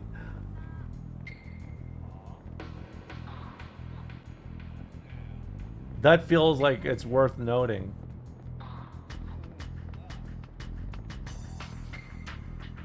How am I going to commit crime in a surveillance state? Well, do you know how they reveal an anime character doing crime in a surveillance state? Here's what happens. I want you to picture a room. The perspective is from the camera in the room. A girl comes up to the camera, winks, and then spray paints over the camera. and then you can't see anything. Signal lost. You sometimes prompt someone slamming their fist on the desk of the security room saying, "Damn it!"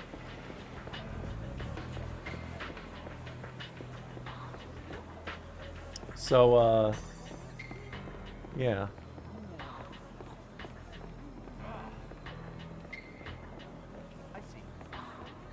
Shit, I need some paper.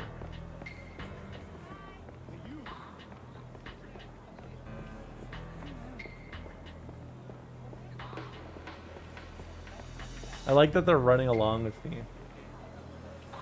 You gotta say like, Echo 6, I'm going dark, then put your NVGs on and they go, eee! Yeah.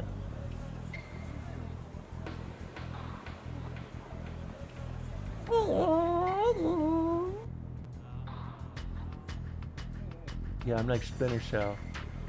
You know what's fucked up? I literally had an arrow on the map, and someone in the chat said, I think you go to the top left of the map. And I just listened to them. I didn't even look at the fucking map. Dude, what is wrong with me?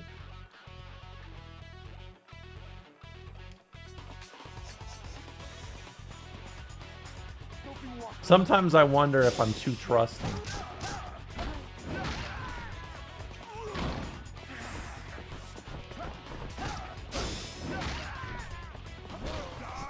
Wanna die? He just sounds like Big Show.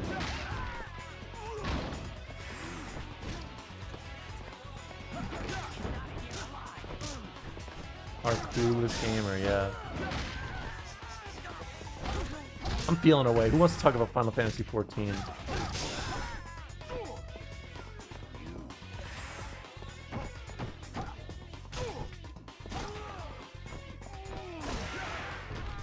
Who asked? No thanks. Alright.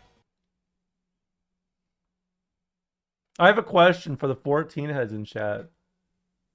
Does anyone in here... Okay, when I first started ragging on 14, were you playing, and do you play right now? Oh, shit.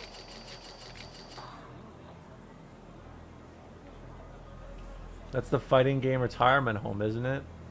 I mean, I feel weird saying that, but maybe in the sense that retirement homes are usually associated with neglect and bad things. I do kind of get it.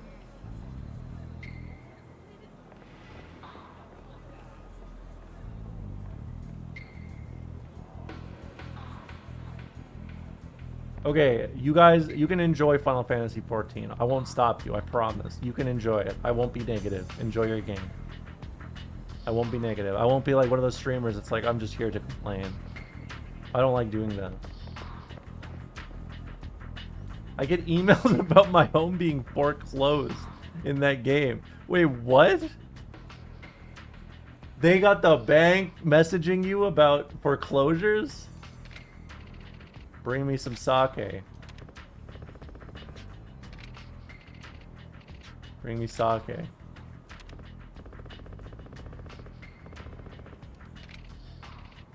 Can I enjoy Signalist instead? I mean, yeah, I guess, if that's what you want. Go for it. Why not? It's okay. You can enjoy Final Fantasy XIV. I didn't know that... Look. Maybe I was a part of the lumpen proletariat. The way that I was ignorant and unconscious of the struggles in Final Fantasy XIV.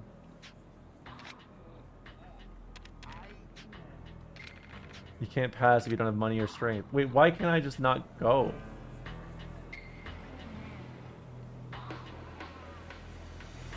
You played League during January 6th. Yeah, but you didn't... No one knew January 6th was going on.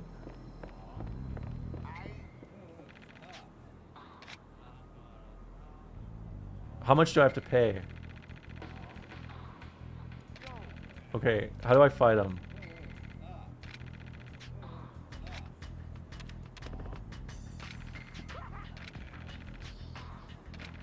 Don't let me down.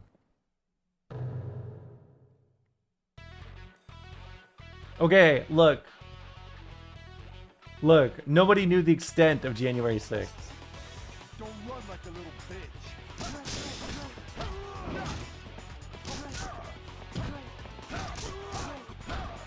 Beat his ass from. Thanks, I will. This guy's named Tough Guy. And trust me when I say I've heard enough, what's his name? Who's the guy that does, you know, oh, who is that in wrestling? Okay, look, let me rephrase this. Nobody in Canada.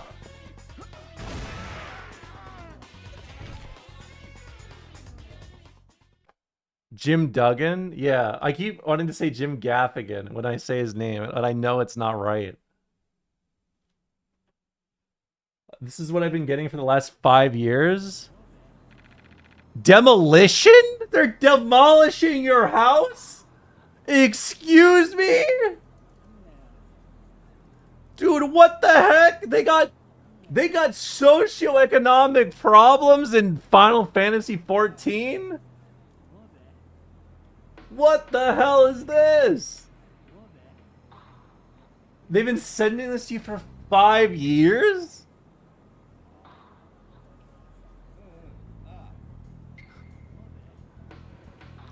So what happens? Do they...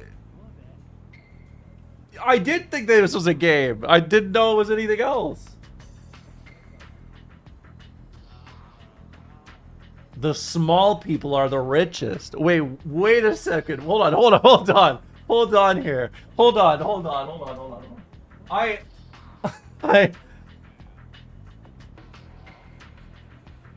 There's a... What? That is not true.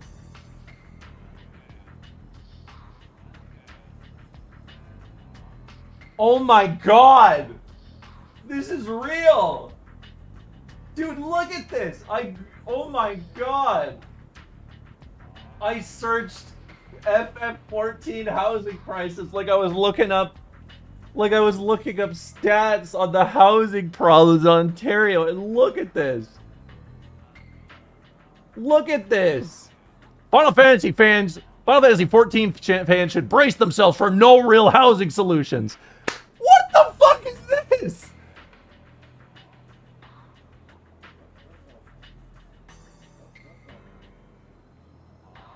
Final Fantasy 14 may have no real solution to its ongoing housing crisis. Housing has been an integral part of the Final Fantasy 14 experience ever since patch 2.1, when just 450 housing plots in 3 districts, one for each of the game's major starting cities. Okay, look. I need you to understand, I played Star Wars Galaxies when I was a kid, okay? In Star Wars Galaxies, you can literally just drop a house on the map. And it's just like that. You could just drop shit. And then, there you go. So, I need you to understand, one of the characters in Final Fantasy 14 wants to start a race war? Oh my god. I'm too white for this. This is too much. In order to continue with continuously rising player counts and occasional player surges whenever new expansions come out. Lotteries and subscription fees.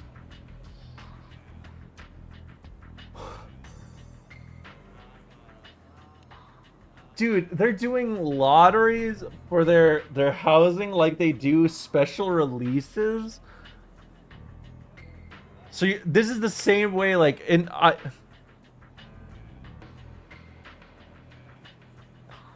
I cannot overstate how mindfuck this makes me.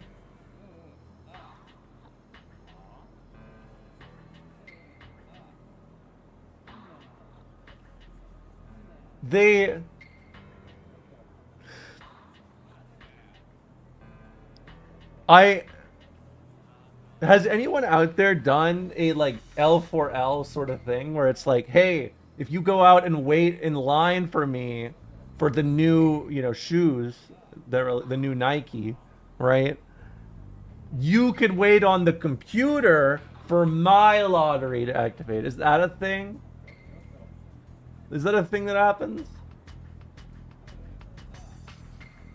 There was a nurses strike in Final Fantasy XIV? I'm not believing this. There's auto clickers. Oh my god. Wait, you're serious?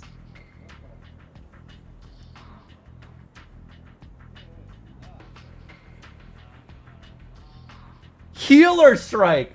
Oh my god, you're kidding me. No, there was a healer strike. No. No fucking way. What?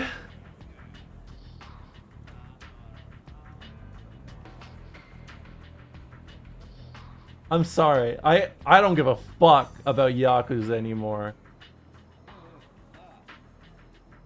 I don't give a shit.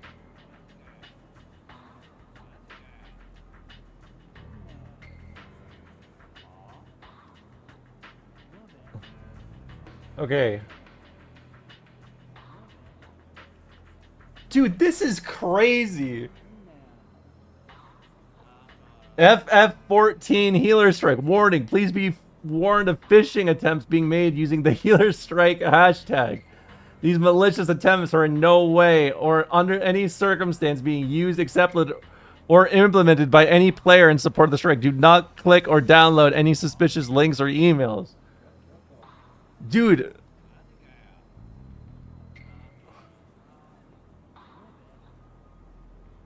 This is actually like... This is something that would get... This is the type of thing that Marx would see and he'd be like, this is incredible. I don't understand anything that's going on, but this is incredible.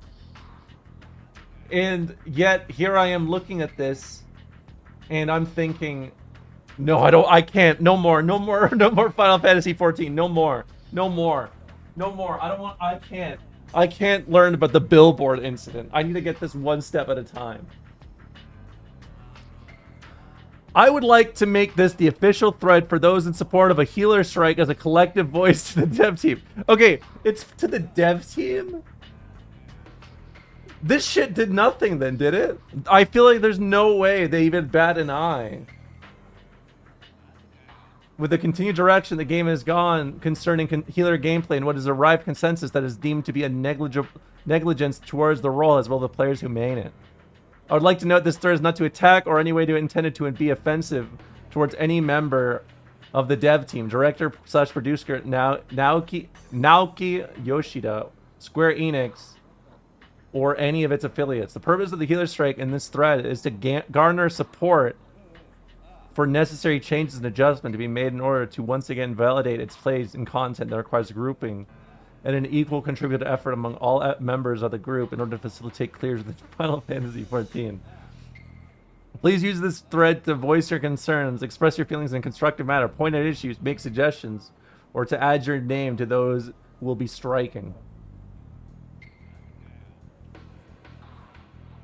The strike entails that players will not be participating in any group content as any of the 4 available jobs to the healer role.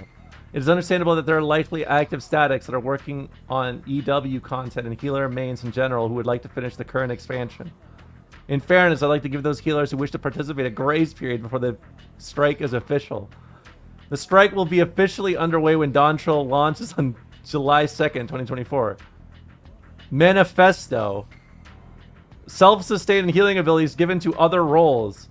The choice/direction to give such abilities to roles outside of the healer encroaches on the role. Oh my fucking god. They're talking about healer scabs? God damn, dude.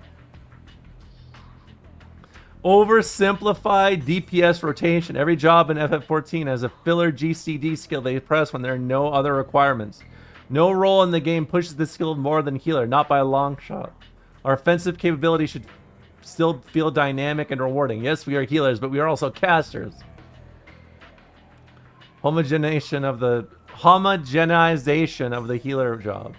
Barrier pure healer split is largely redundant. All healers essentially play the same with the exception of few and far between niche abilities. Excessive OGCD heals. These are not only abundant, but exceptionally powerful. This, in addition to self-sustain on other roles, reduces the dynamic of healing comrades. Lack of engaging content has said the difficult duties. Savage/ultimate, i.e. the threat level is too low. OGCD. Yes. Healers should feel like they have a place in all forms of content. It is understandable that difficulty can be so great as to bar progression of story-based content. However, innovative means should still be employed to make greater/full use of abilities. The strike is a protest. As such, it is not intended to disrupt the game or the players who subscribe to 14. The message of the strike is a collective voice of those who are not happy with the state of healing or healers in Final Fantasy 14. Players supporting the strike wish to hold the development team and Square Enix accountable on their promises to provide a fulfilling and enjoyable experience for everyone. The activity of a player supporting the strike has chosen to not participate in duties as the healer role. Most supporters are still going to actively participate in duties, meaning they're still contributing to the community, just not as a healer. I'm not gonna lie, I really like that, actually. Like, unironically, that's pretty cool. I like to see some collective action, even if it's about a video game. Did that work? I don't know. I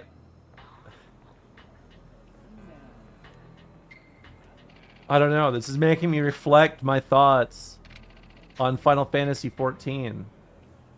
People still play healer. Oh, wait. Is this still ongoing? Is this strike still ongoing?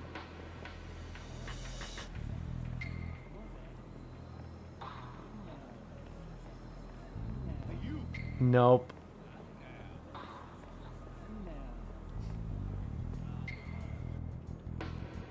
I main tank, so I don't know or care. Are you scabbing? You're scabbing right now? What's that about?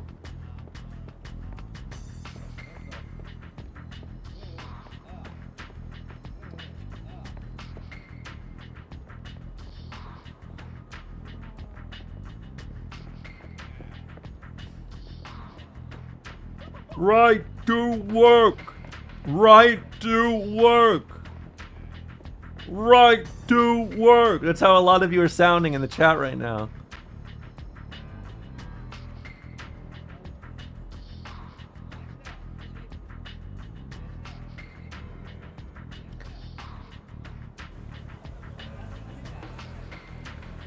We're just good men who want to have a job to pay for our families. Right to work. The less funny part is the forums is used by content creators as target for the drama shit. I mean, that doesn't really surprise me. I feel like that is the right wing. That's the right wing, you know, like revving up a chainsaw, you know, like over and over again. It's like, look at these guys being cringe and striking like it's real life or something. What's woke doing in my video game?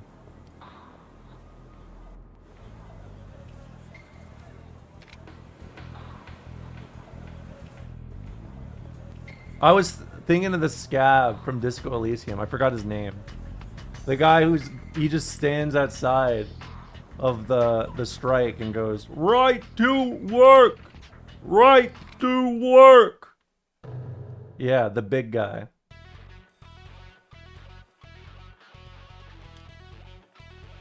But really, he does carry a level of energy not dissimilar to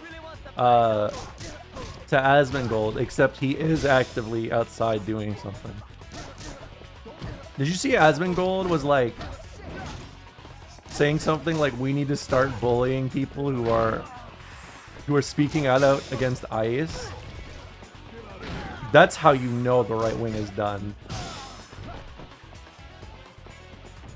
Yeah, I know, right? We gotta pick it up. People are starting to feel comfortable. We gotta stop this. Suck my ass, dude. What is wrong with you? That shit is pathetic.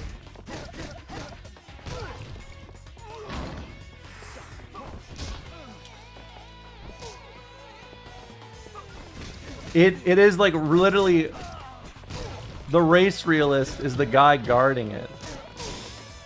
Right? But at the front gate is this scab.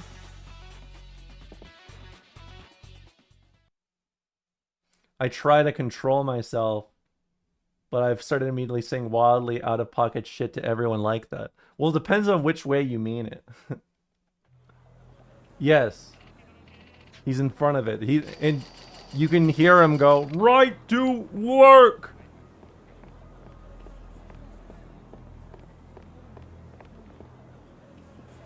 Yeah.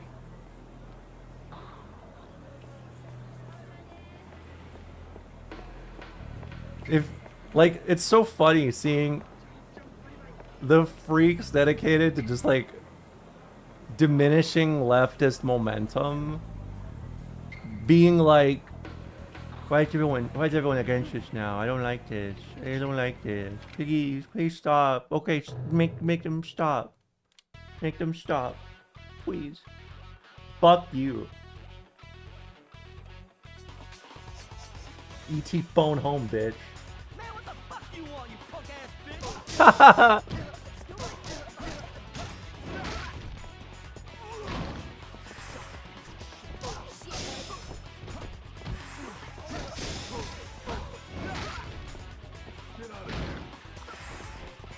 Yeah.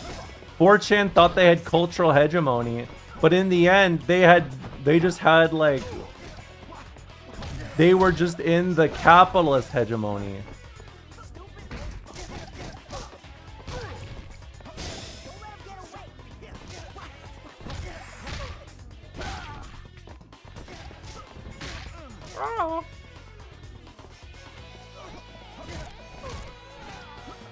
You know,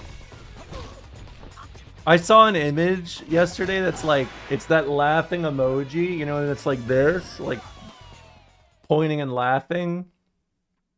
I saw some, it's like the new hotness is posting that with a caption that says, your ideology was formed, your ideological worldview was formed from the hands of a pedophile.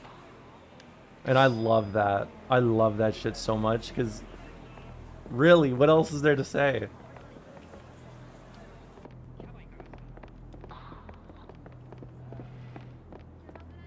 Did you see the Spider-Man one? No, I didn't. I think it's just they're at the position where they're just scared because it's like, you know, right-wing power comes from just like, you know, leaning towards established norms in society, right? Like a cultural, societal norm. So when I think they see an active aggression against it, and you can't just be like, look, it's common sense! It's common sense! When you're at that point, and you feel the walls closing in, I mean, you're just trying anything to not get uncomfortable, you know?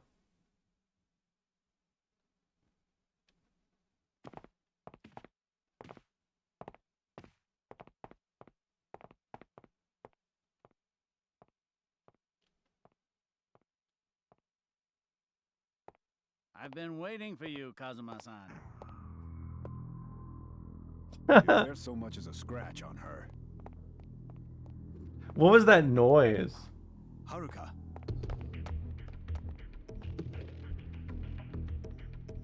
Where's Kazuki and everyone else? They're in the other room. We had to tie them up, but they're alive. Who are you? It's better I don't tell you. For both our sakes. Anyway, Yeah, exactly. Your worldview was created by a group of rich PDFs. That's right.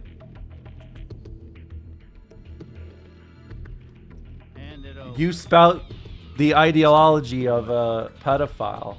Of course. I spout the ideology of the working class.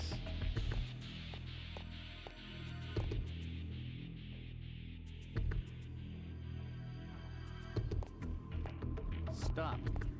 Stop. Stop right there. I want you to throw the pendant to me right now. Haruka, I'm sorry. It's gonna be a fake pendant, watch. Okay, maybe not.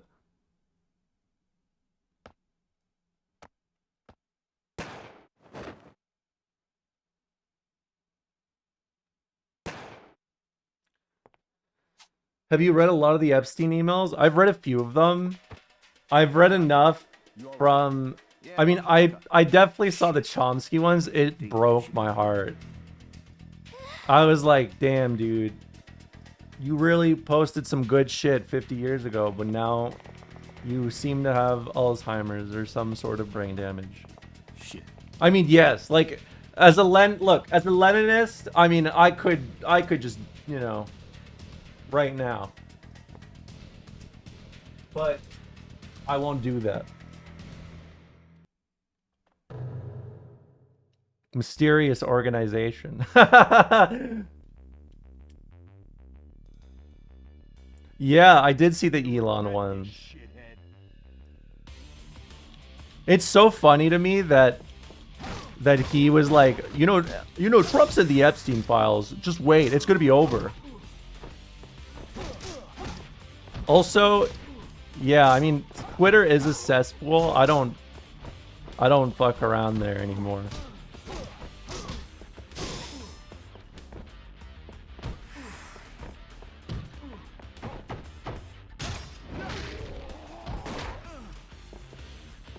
Oh, I mean, literally not Chomsky, literally Epstein says, like, damn, I'm so glad how stupid the working classes and how they just let us do our shit while they're watching football.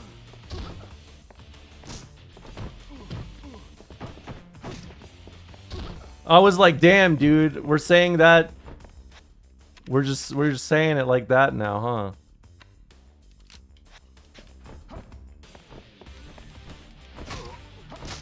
I just think like the average right-wing hog that you are going to argue with on Twitter is either A, bot, or B, the most uneducated person in the world.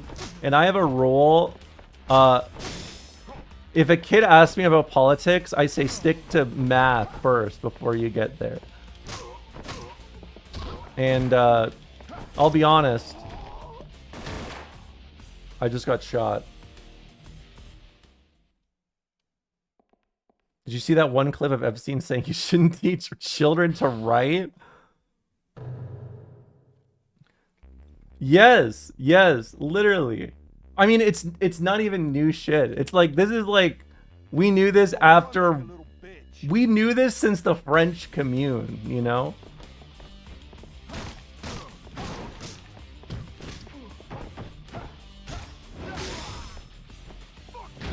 I know. It made me realize, like, when Lenin said sometimes weeks happen in years and years happen in weeks, I didn't think he realized how applicable it would be to talking about an anime timeline going from main story into a filler arc. And I feel like we're back out of the filler arcs.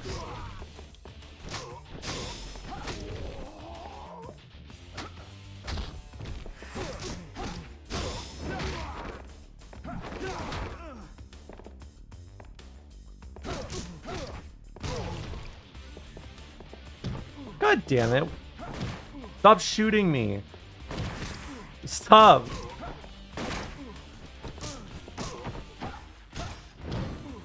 Hold on. Who's shooting me? Do you think Epstein is still alive? No, I don't think so. I do not think a guy like that would be kept alive. Like, no shot. They've assassinated people for like 1/3 the same sort of kind of shit, you know? Like, I mean, yesterday we talked about COINTELPRO shit, right? We were talking about watching 1971. Like,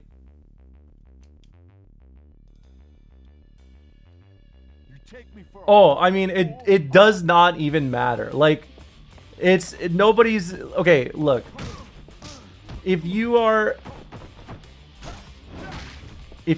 a person who is a right winger because of like an ideological or like moral leaning, I think the right wing is definitely in a position where they are going to shed all the people that are just like uninformed. Maybe like not as much as should, but I'm sure like on a major scale. Because, you know, on the internet, you may hear a lot of people do pro-pedophile takes, but literally anybody outside of the internet will just be like, what the fuck? Like, what is this? You can't defend an ideology surrounded by pedophiles, you know? It does not work. That's why I know that like like I said, I don't normally give my perspective on political things as it's ongoing. Like, it's a historian thing, right? I have seen so many random conservatives essentially try to do the ephebophilia thing. Or they're like, we don't know how many kids were actually like, I don't know how many, you know, I don't know like how many kids were actually there. Like, I just thought there was like 19 or something. Like, when you're doing stuff like that, you're done. It's over. Like, you are just sounding like a psychopath. Like, that's what I mean, right? When people who are too ideologically like tied to something obsess about like just trying to defend their guys, you like it's not a good look. It's a bad look. It's quite a bad look.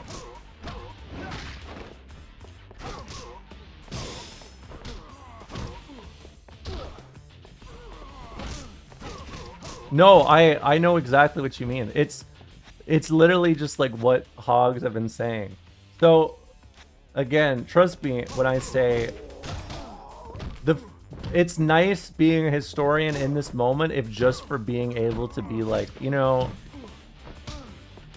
there is not a good position for a right-winger defending a pedophile right now.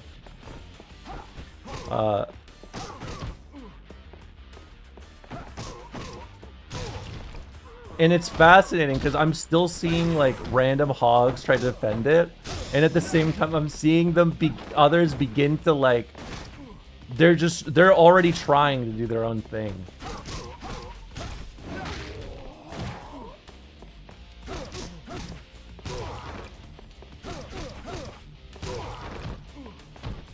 No, I got shot.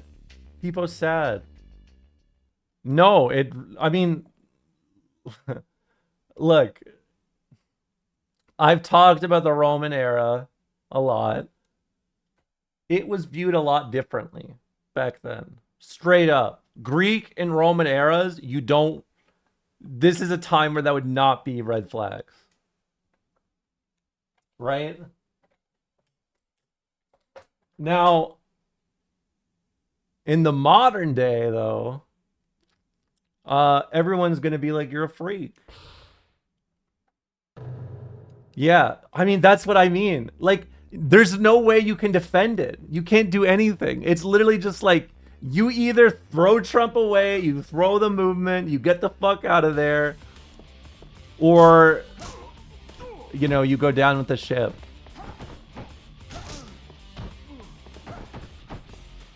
So I mean, the stuff with like Asmongold being like, oh, like if the people are starting to complain about ICE, like we gotta call them out harder. Like it's just music to my fucking ears, dude. And even Asmongold's starting to like moderate his positions. It is, dude, it's so fucking funny. It's so funny. God damn, it feels good to be a leftist. God damn. Yeah, fuck around, find out, yeah, based, and yeah. You know, he's kind of like a younger John Fetterman in a way. He just kind of blurts shit out.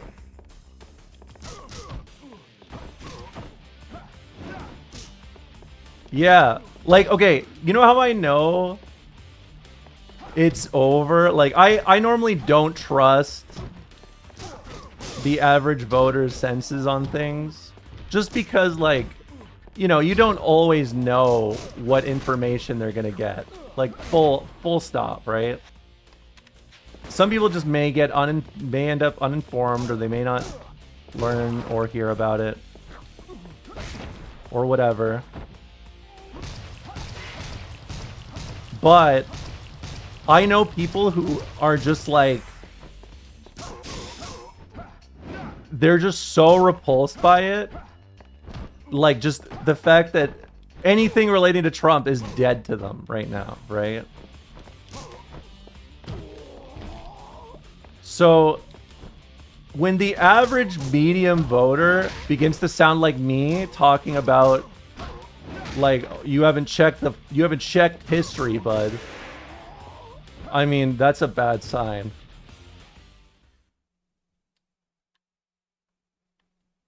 Yeah, exactly. Being a leftist is just being right too early. It's true. It's true.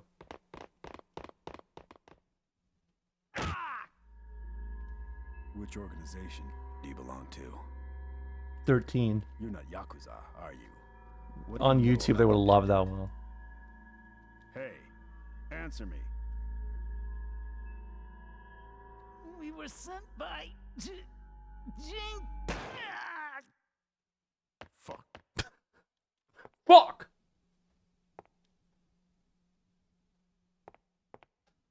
Is Haruka okay? Well, yeah, like that's the thing, right? Right-wing politics are they're a vibes test. They're a vibe check, right? It's like I said, it is, I'm sorry. the more conservative you are, the more it tends to be about like a lack of information or a lack of willingness to understand. It's a lack of something, right? It's a lack. Carefully. Okay. When you remove the societal comfort surrounding the hegemonic structure, and you remove that, She's dead. then I'm sorry. like you force a lot of people to end up forcibly coming outside of their comfort zone, right? I'm so sorry. Haruka. I saw this happen with the Tea Party in 2012. 2013, just for what it's worth. And the Tea Party wasn't even as bad. Or as big, let's be honest. Kazumu-san. Yes, it's performative in-group shit, right? It's all like that and vibes. When you remove like the average person being willing to deal with that kind of thing, and people are just like, this is gross, this is bad. All right. Like, do that. You remove that. That is like the heart of right-wing movements, right? I got you involved in this mess. That's the beating heart of all right-wing movements. When you remove the societal, like, fall back into this comfort, this comfort zone. I'm sorry.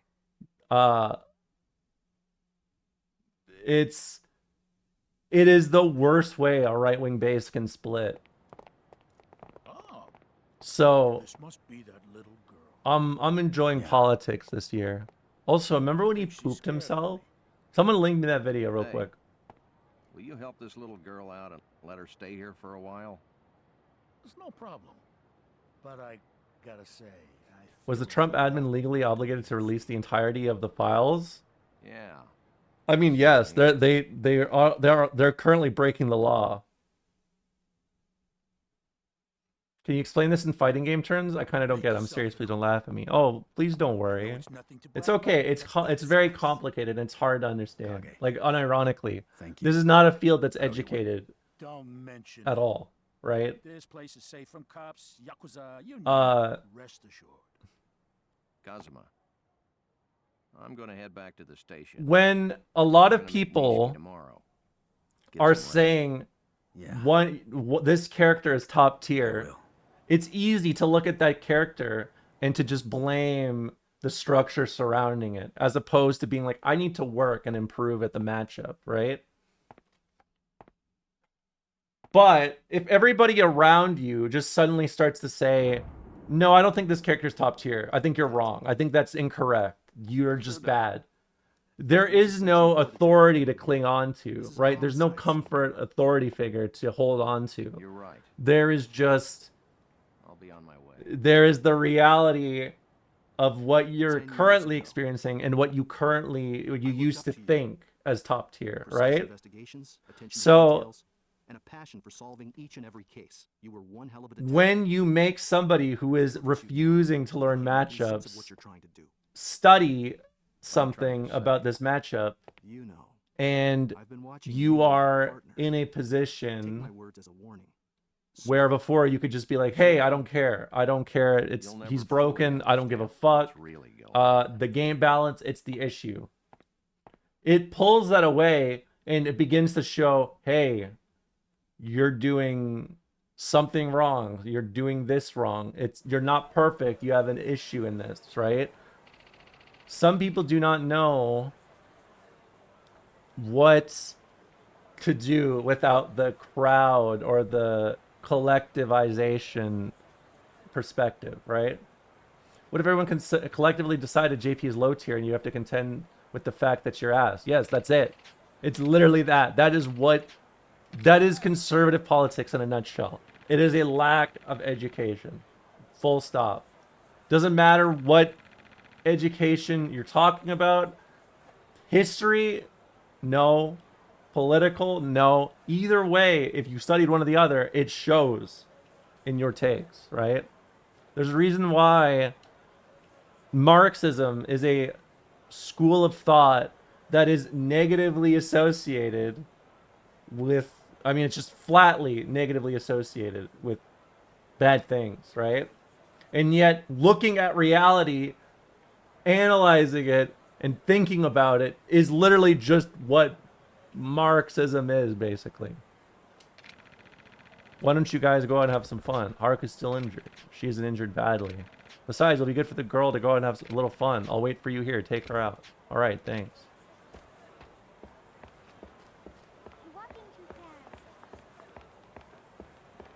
Yes.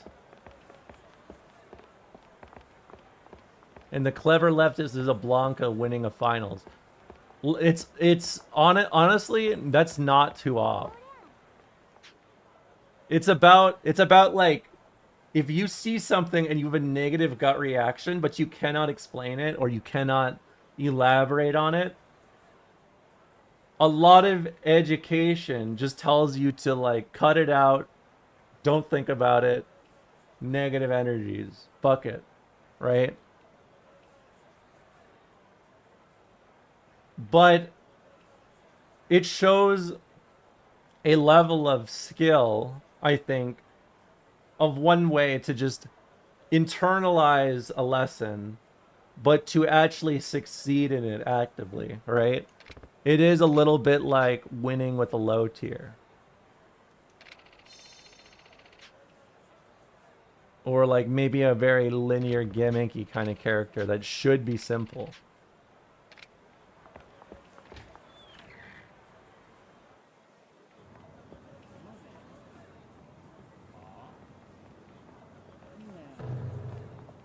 Oh shit! What the fuck?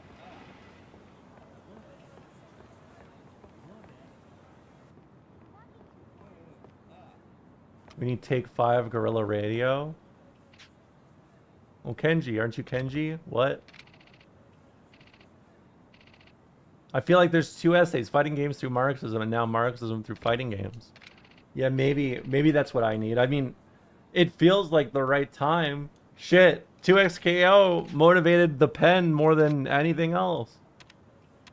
Got me mistaken for someone else. That can't be. You're not Kenji. That's too bad. Oh. That makes me sad. Peepo's sad.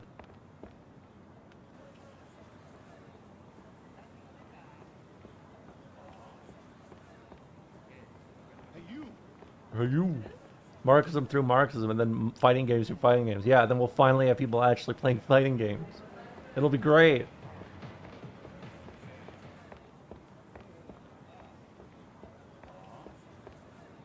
Can you explain class warfare through the lens of RPS? Imagine a game designed by the top player. When you beat him, he will patch whatever thing you did to beat him. And then he'll say it wasn't intended.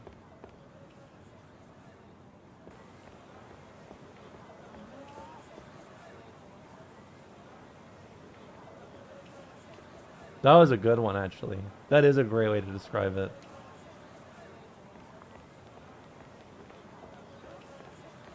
I feel like you could literally do that. Viewing Marxism through a Marxist lens. There's a video someone linked me explaining fascism to the current head of the NBA. Okay, hold on. I want to see this video. This is my last... I'm going to take a break from this. It may be too niche of a joke. No, that doesn't stop me. In fact, I think I want to do it more because you told me that. I mean, shit. Too niche of a joke sounds like my whole thing.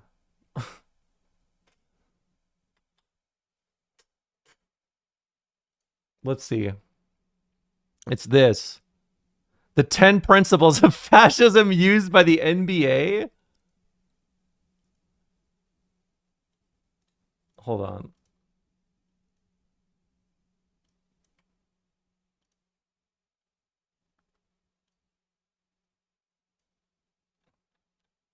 It was Italian fascist dictator Benito Mussolini who once said, "We do not argue with those who disagree with us, we destroy them." And that is effectively how the National Basketball Association is run under Commissioner Adam Silver. I know it sounds like they have nothing in common, and it sounds ridiculous. Is this a Once joke you or learn is this some of not? the I don't know core tenets of how to fascism, you'll brace never be myself. able to see the two the same again. The first through line that you see in basically every fascist regime is that of the infallible leader, the leader hold who on. does not make mistakes. They are perfect. And you see this with Adam Silver. He does anything to not make himself look bad. He defends, he deflects, he uses straw mans to get himself out of a hole. Maybe the best example of this for the NBA is when they asked Adam Silver about the rising cost of streaming games for fans. He said, well, you can just watch highlights. It's not actually that big of a deal. There's a huge amount of our content that people can essentially consume for free. I mean, this is very much a highlights-based sport. Rather than admit That's there's any awesome. blemish on the league that, yeah, actually games are too expensive for fans. He just says, no, it's your fault. Just that you buy can't it. afford to watch Just games. buy Another it, prime forehead. example is when Charles Barkley pushed him on national TV about the league's supposed domestic violence issues, and he just downplayed it. So we put in place a new program for how we deal with, first of all, accusations of domestic violence. We have, state-of-the-art counseling professionals dealing with our players. But of course, and if a guy, does cross the line, the consequences are enormous. He was like, yeah, we get it, that's serious, but we don't really have an issue, even though given his track record, you can see he very much does not. It's take it crazy. seriously. Why do I have There's an so many image to protect. viewers It who is watch that he sports? is the arbiter of truth. That any decision Is this he like makes if this is the like right this one. kind of And you video see is like this in if a we lot were of doing the fascist creation of regimes. Adam? The second tenet you of know? fascism that you see in the NBA is that obsession with the national decline. That everything is failing, and you need one man to step in and stopgap the whole thing. Yeah, and we the need most one pertinent man. example of this is all this talk about NBA ratings and their decline. We hear this nonstop from media entities closely aligned with the league, And they want you to be in fear that the league is failing, that the league will not make it through the night, and how you need to leave it up to them and Adam Silver to save the whole thing. That is why they're always tinkering with God things. That is why they're always damn. changing things. Holy A great example of shit. this is the All-Star Game. I think All-Star Games, for all Dude, intents and what did purposes, they do to have the just hit their court? shelf life. No one really cares, and you really can't do a lot to fix that. But that doesn't stop Adam Silver from trying. That doesn't stop Adam Silver NBA from presents changing the new format All-Star Game every format 2 selection years process so is he what can it says say, at the look at all top these there. things I'm doing to try to save the league. I don't think many fans really care about the All-Star Game at this point, and they would much rather see the league and Silver try to fix actual problems in the game, like game flow in the fourth quarter, like all the fouls. We would much rather see that resolved than USA versus the world. It looks like I'm on the chart here. For a second, I thought I was in this. The roof is not falling. There's extremely popular players from top to bottom. You have the old guard, the LeBron, the Steph, the KD. You have the middle guard, the Giannis, and even the Jason Tatums. And then we have the new guard, Anthony Edwards, and SGA. There's stars everywhere. The 15th men now are probably better than rotation guys 30 years ago. It's an elite watch nightly, and reports of its fall have been exaggerated greatly. So but that's exactly are they what just fascist wait? regimes Okay, do. can I need to take a rage moment to understand this. So do they?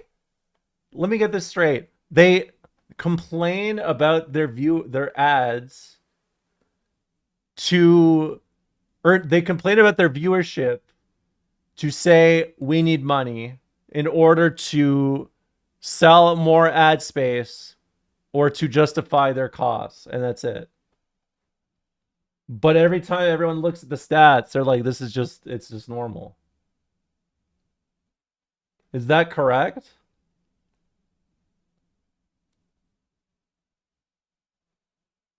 Oh, I see.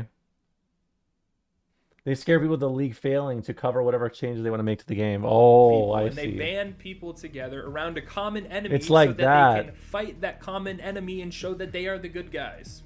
The third main Yeah, line number between go up fascism or and the I NBA die is is what just they a say. general disdain for human rights. The NBA has a pretty bad domestic violence issue, but that's not the problem they're worried about. They're worried about getting Miles Bridges and Kevin Porter Jr. back on the court as fast as possible. So they get slaps on the wrist, and then a guy like Bobby Portis will get a longer suspension for probably taking the wrong pain medication. There's hundreds of NBA players who haven't beaten up their girlfriend, but the league doesn't stick out its neck for those guys. It will instead say that Miles Bridges and Kevin Porter Jr. did their time, but we see what's going on. I also think of when the NBA moved the All-Star Game out of Charlotte because of North Carolina's proposed bathroom Yes, bill. it Here could, they were for sure. standing up for the little guy, and then just a couple years Look, later they would capitulate. There's a lot of things. I mean, look, even the fact that we can talk about it like this, like just saying something like this. Where is it? They scare people with the league failing to cover whatever changes they want to make to a game. Every sports league is like this. It's like video game publishers are in the stock market. Number must go up or else it collapses. Everybody knows this sort of thing or like feels this sort of thing, right? But they don't have the ideological like tie for it, right? The ideological connection. And totally fold and give in. They The just la- said the it lack doesn't of matter anymore. consciousness, They said, you could Charlotte, say. here's your All-Star game. We'll make some money. It doesn't matter to us at this point. And you see this thing with fascist regimes, where if you try to stick up for human rights in any way, you're basically thrown to the curb. And the whole idea is to show that you cannot advance socially so that other people don't see a success story and then try to challenge the status quo. A fourth major through line you see between fascism and the NBA is a control of mass media and an undermining of the objective truth. And I keep coming back to this admission from Adam Silver himself where he said he's fine if you don't watch the games. The world's changed. It's not just automatically in the place you thought it would be. He's fine. That's if you don't see awesome. what's happening It's with your on, own just eyes. not in the Because way then you see thought what's it'd be. happening with your own That's eyes, you can fucking come up with your awesome. own conclusions. If you just watch the highlights and the clips like he says you can do and still get the same experience from, then you're only going to see half the truth. And that half is the half of the truth that they want you to see. You're only going to see certain players pushed onto your feed. You're only going to see certain players' highlights. You're never going to see that player's lowlights, because there's some players and some teams that the NBA understands they can make more money from if they push to the front and to the center. It's also why the NBA has gone out of their way to sort of limit any basketball discourse that they are not Wait, what is this? High shot creator fans. The NBA has restricted our access to their API. Oh my god. involved with, and they do this by shutting down stat websites. Wait. They do this. Some sad news. Playback will be shutting down at the end of this week. We fought our hardest to keep this dream alive, but ultimately we haven't been able to overcome some critical obstacles on our path. The NBA took shot creator from us. Now they took playback. Adam Silver is doing everything in his power to destroy accessibility to the prophet as much as possible, and we're not talking about it enough. It's crazy to me that the money-hungry guy is named Adam Silver. This is the shit I'd read about in a book, and I'd be like, this is too loud. You know? By shutting down clipping websites. These are things that would help a curious fan to learn about the game, or maybe even help a content creator learn about the game and Richie then Money. that to another larger Richie audience. Gold. There is a very real attempt to control the media and to control the narrative, and an attempt to undermine the objective truth so that they can substitute their own to protect their bottom line. I guess his dad just really liked making In money. the NBA is an identification of common enemy and scapegoats. I see this very much with the Jonte Porter situation. Jonte Porter made a terrible mistake. He made an awful decision, but his worst decision, his biggest mistake, was threatening the bottom dollar of the league's partners. And this is Wait.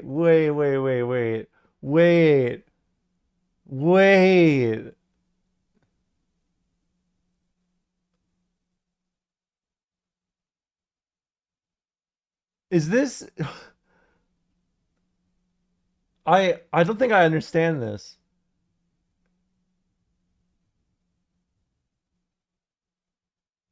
Gave better information about his own health status prior to Toronto's game. Bet would have won 1.1 million. So he I see. He was injured and told nobody. But so he got punished for this. He was betting on himself.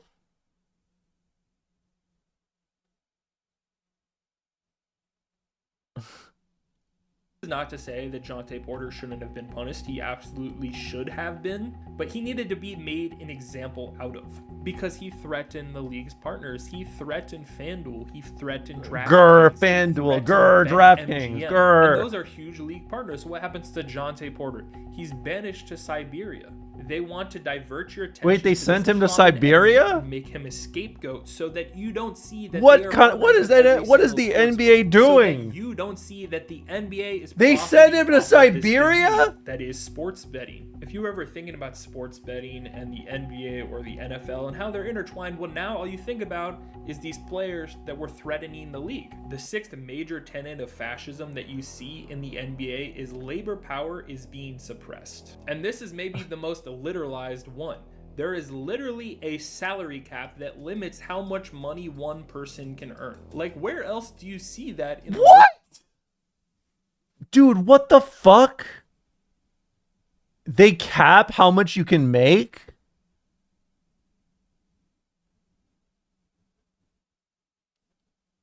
Dude, what the fuck is this? This is fucked. So, wait, let me just in case I understand this, is this about how much the league will pay to the teams themselves? So they're saying, like, you have, no matter what, you are getting that. It's crazy to watch all those other sports videos without knowing this. I don't know anything about sports. I just, whatever you guys give me, I'm just like, this is sports, I guess. You know? Well, this is touchdowns.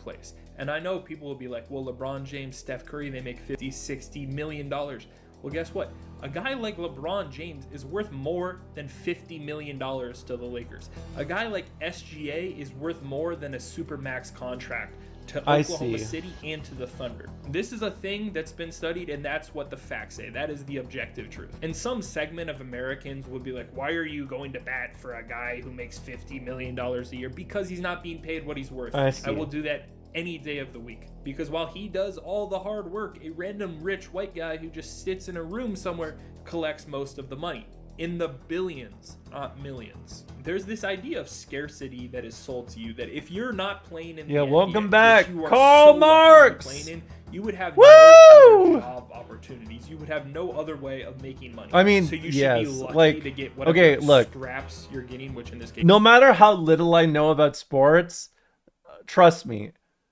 if I look at somebody working, I'm thinking their labor value is being taken from them from their boss, and they are making their surplus value out of this. No matter what. It does not change anything. I've never thought that unless I've heard we're working a co-op. And even then, you know, I'm suspicious. Unless it's somebody that I trust. Like, I mean, in general, I feel like you can tell we've gone too far with money when people cannot even comprehend the sheer weight of what like $1 billion is, right? Like, it's crazy to me we're rapidly approaching a trillionaire. When, like, I remember even when I was growing up, like a billionaire was considered like economic like excess, right? Like it was like a sign that okay, the laws, the regulations, they're failing us, right?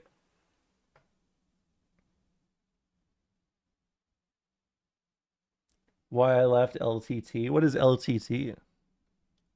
is millions of dollars, but still scraps compared to what the owners are making. But this sort of leverage kind of breaks down when you think about it for more than 3 seconds, because the owners want to make as much money as possible. And usually this is done by having the best players on the court and having the best team. So some people, myself included, just bad at literally conceptualizing how much $1 billion, how much $1 billion is and how redistribution would affect them.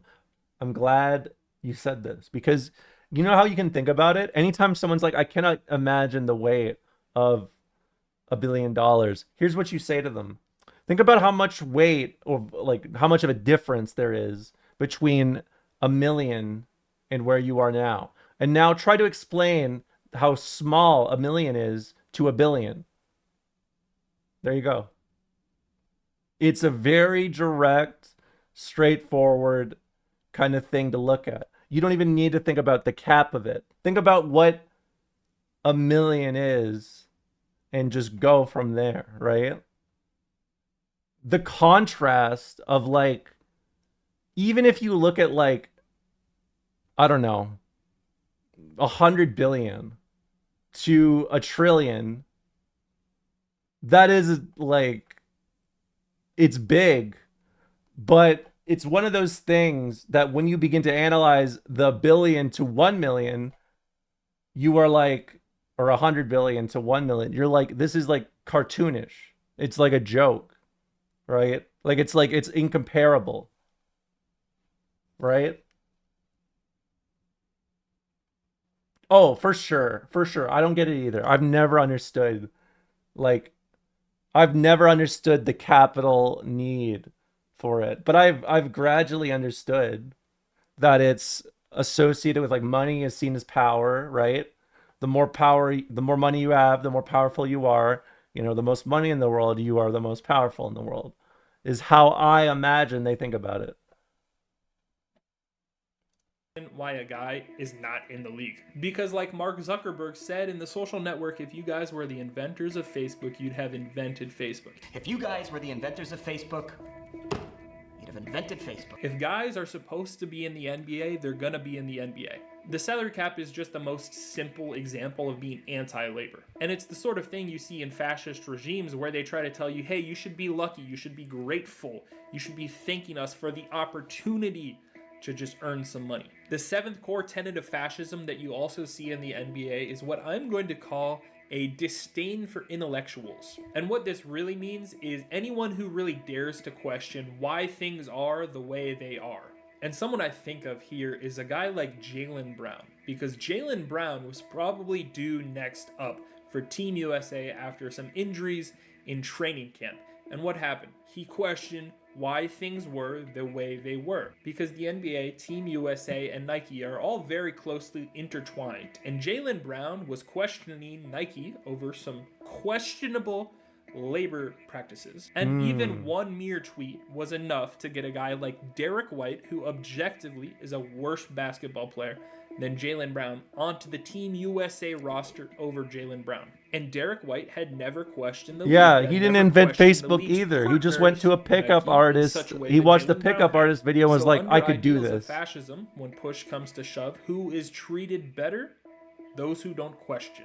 The eighth thing you're going to see in both fascism and the NBA is that democratic ideas and ideals of freedom and equality are a threat. And again, we see this very literalized with the NBA draft lottery. It is not a democratic or equal system. It's a very flawed system where a, quote, richer team, the Dallas Mavericks in this case, I'm not gonna will win lie, the NBA draft lottery over a team like the Utah Jazz or the Washington Wizards. The Washington Wizards or the Utah Jazz. This presentation is very, like the stage presentation is very fascinating. They took more steps than the Dallas Mavericks to get to a more equal footing, also known as getting the first overall pick, but they didn't get it. Under a reverse order draft that you see in the NFL, teams have a lot more agency. If you just lose all your games, you're going to get the first pick. In the NBA, that is not the case. And this is not a pro-tanking take.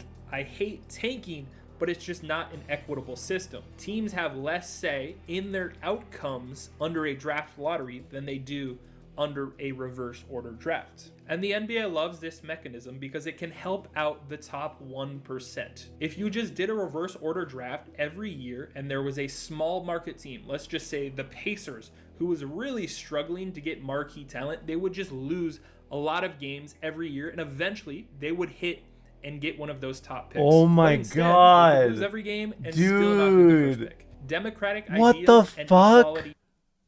The random draft, or the worse your team record is, the higher up you get to draft. Okay. That makes sense, right? That's a lot of competitive sports, right? Like there's a winners losers kind of advantage dynamic, right? It's common. I get that.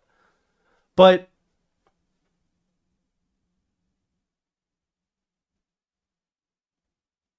I've never heard of it from the lens of like, I'm doing bad, falls to the floor and dies so I can be back for tomorrow.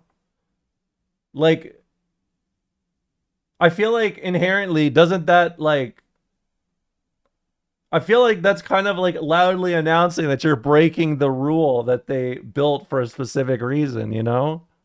Are a threat. So I feel like that's a very loud. Line okay, I want to really explain this. I could not even comprehend what you were saying because I could not comprehend that they would just nosedive.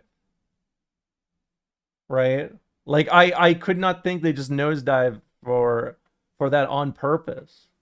Like if it's just bad at first. Like if it's like, okay, we're definitely going to lose like at the end half of it, right? Like, okay, maybe we can evaluate it then, right? But like if you're like one, like not even halfway in or like 1/3 the way in, you're like, you know what? We got to work on this draft. That's 2x KO levels of planning, you know?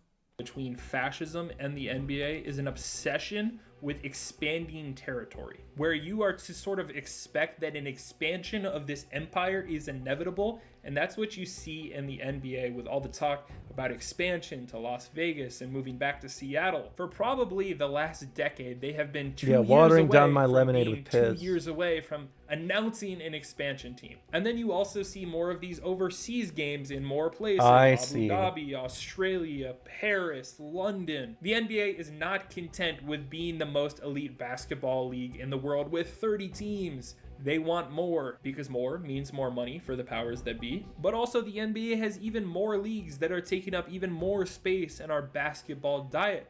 It has the NBA basketball G League, diet. it has the WNBA, it has the NBA 2K League. Who is even watching that? Who is that for? The league is obsessed with taking up more and more of the oxygen in the room and making sure that if you want to watch elite high-level basketball, they are the only option for that. And you see this with fascist regimes. They start wars. They look to expand their territories. They look to take land that does not belong to them, that has belonged to other people for thousands of years, and saying, Can you "This is believe ours people now." thought that And dude the had 10th aura? and final major through line I see between fascism and the NBA is just rampant cronyism and corruption, where loyalty to the top is just more important and more paramount than just flat out competence. And you see this in the league office where guys are there just for decades because they're very good yes men, but you also Do you know what see this it- video reminds me of? This reminds me when I played fighting games and I would try to nudge people towards the politics of it without saying it, you know? Now I would just be like, these are dumbass fascists or something, you know? People think Trump has aura, so the Italian would be easy to sell. Okay, yes, but here's what I think. I think if you had a Antonio Gramsci figure in the modern day and people were a little more like, you know, like not so much masculine, like, you know, toxic masculinity shit, I think we'd see a lot more gay people who are woke in the world. I'm just saying. with teams where essentially the same coaches get recycled year after year, where the same assistant coaches bounce around because their friends are now with different teams, where the only way to get your footing in the league if you are not a player is to have had someone else already do that. There are literally countless examples of this, where you see a terrible decision being made by an NBA team and then go, wait, why is that happening? This is just How did this Canadian. guy get that This is job? It's Ontario because politics, his by the buddy way. was hiring. This is why you see the same mediocre coaches and front office members be in the league for 30 or 40 years. They are lifers because they have people all around them to insulate them and to protect them and to give them one job if eventually they are fired over here. This is why when you go to the Wikipedia page for a coach in the NBA, for half of them, when you scroll down to the parents section, that dad is listed in blue. And sometimes that dad's dad is listed in blue. They don't care who's the best for the job or who is the most competent. They care if you know people already in positions of power. And that is how you just objectively get a worse product. And you see this in fascist regimes where some idiot will be in charge of something very important, but he's someone's son-in-law. And yeah, these are all major tenets of fascism that you see in the National Basketball Association. And none of this means that if something has fascist characteristics, it is fascist. Something might only have one of these and be fascist. Something might have a lot more of these and not be fascist. But once you get some of these working together in conjunction, the fascist ideologies get embedded in the very thing. I first got the idea to explore this when I gathered my entire family around to watch the 2025 NBA draft lottery, hoping that my Washington Wizards would get the first overall pick. We didn't. We got the 6th overall pick. And I just was thinking, I was like, this is not right. There is something else at play here. And the league is not rigged. We all know that. But I think there's a lot of characteristics of the league, which I have now pointed out, that I think has left a lot of fans feeling like I did on that night. I hope you enjoy. Okay. How do I start this? There's something a little goofy about framing a corporatist as a fascist just because people don't identify corporatism as bad. I mean, the thing is, though, like, corporatists as a, like, an ideological, like, identifier, like, I feel like people, you're asking too much, right? Like, you got to understand, people are still struggling to, I mean, hold on, let's just one more before I leave, because it's been almost 5 hours.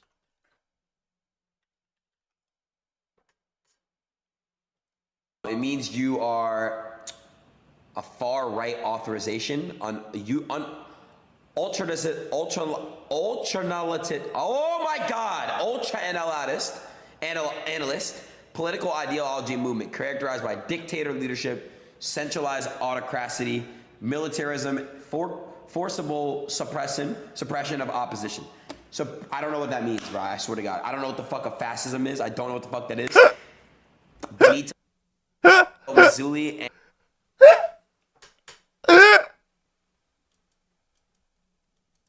fuck a fascism is. I don't know what the fuck that is. Benito Mazzulli and Giviante Gentile and Jason Stanley. Like, who the fuck are these people, bro?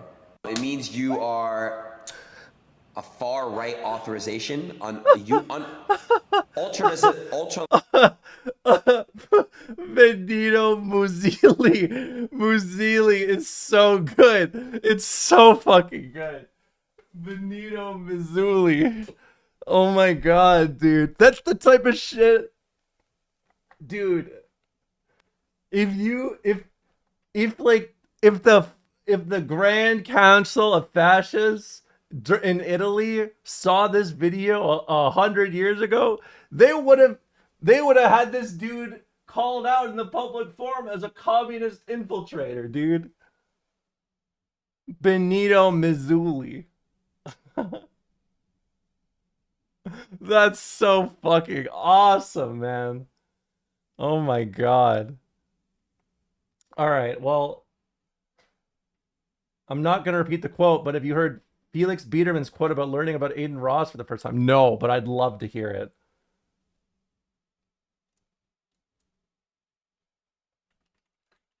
Hold on.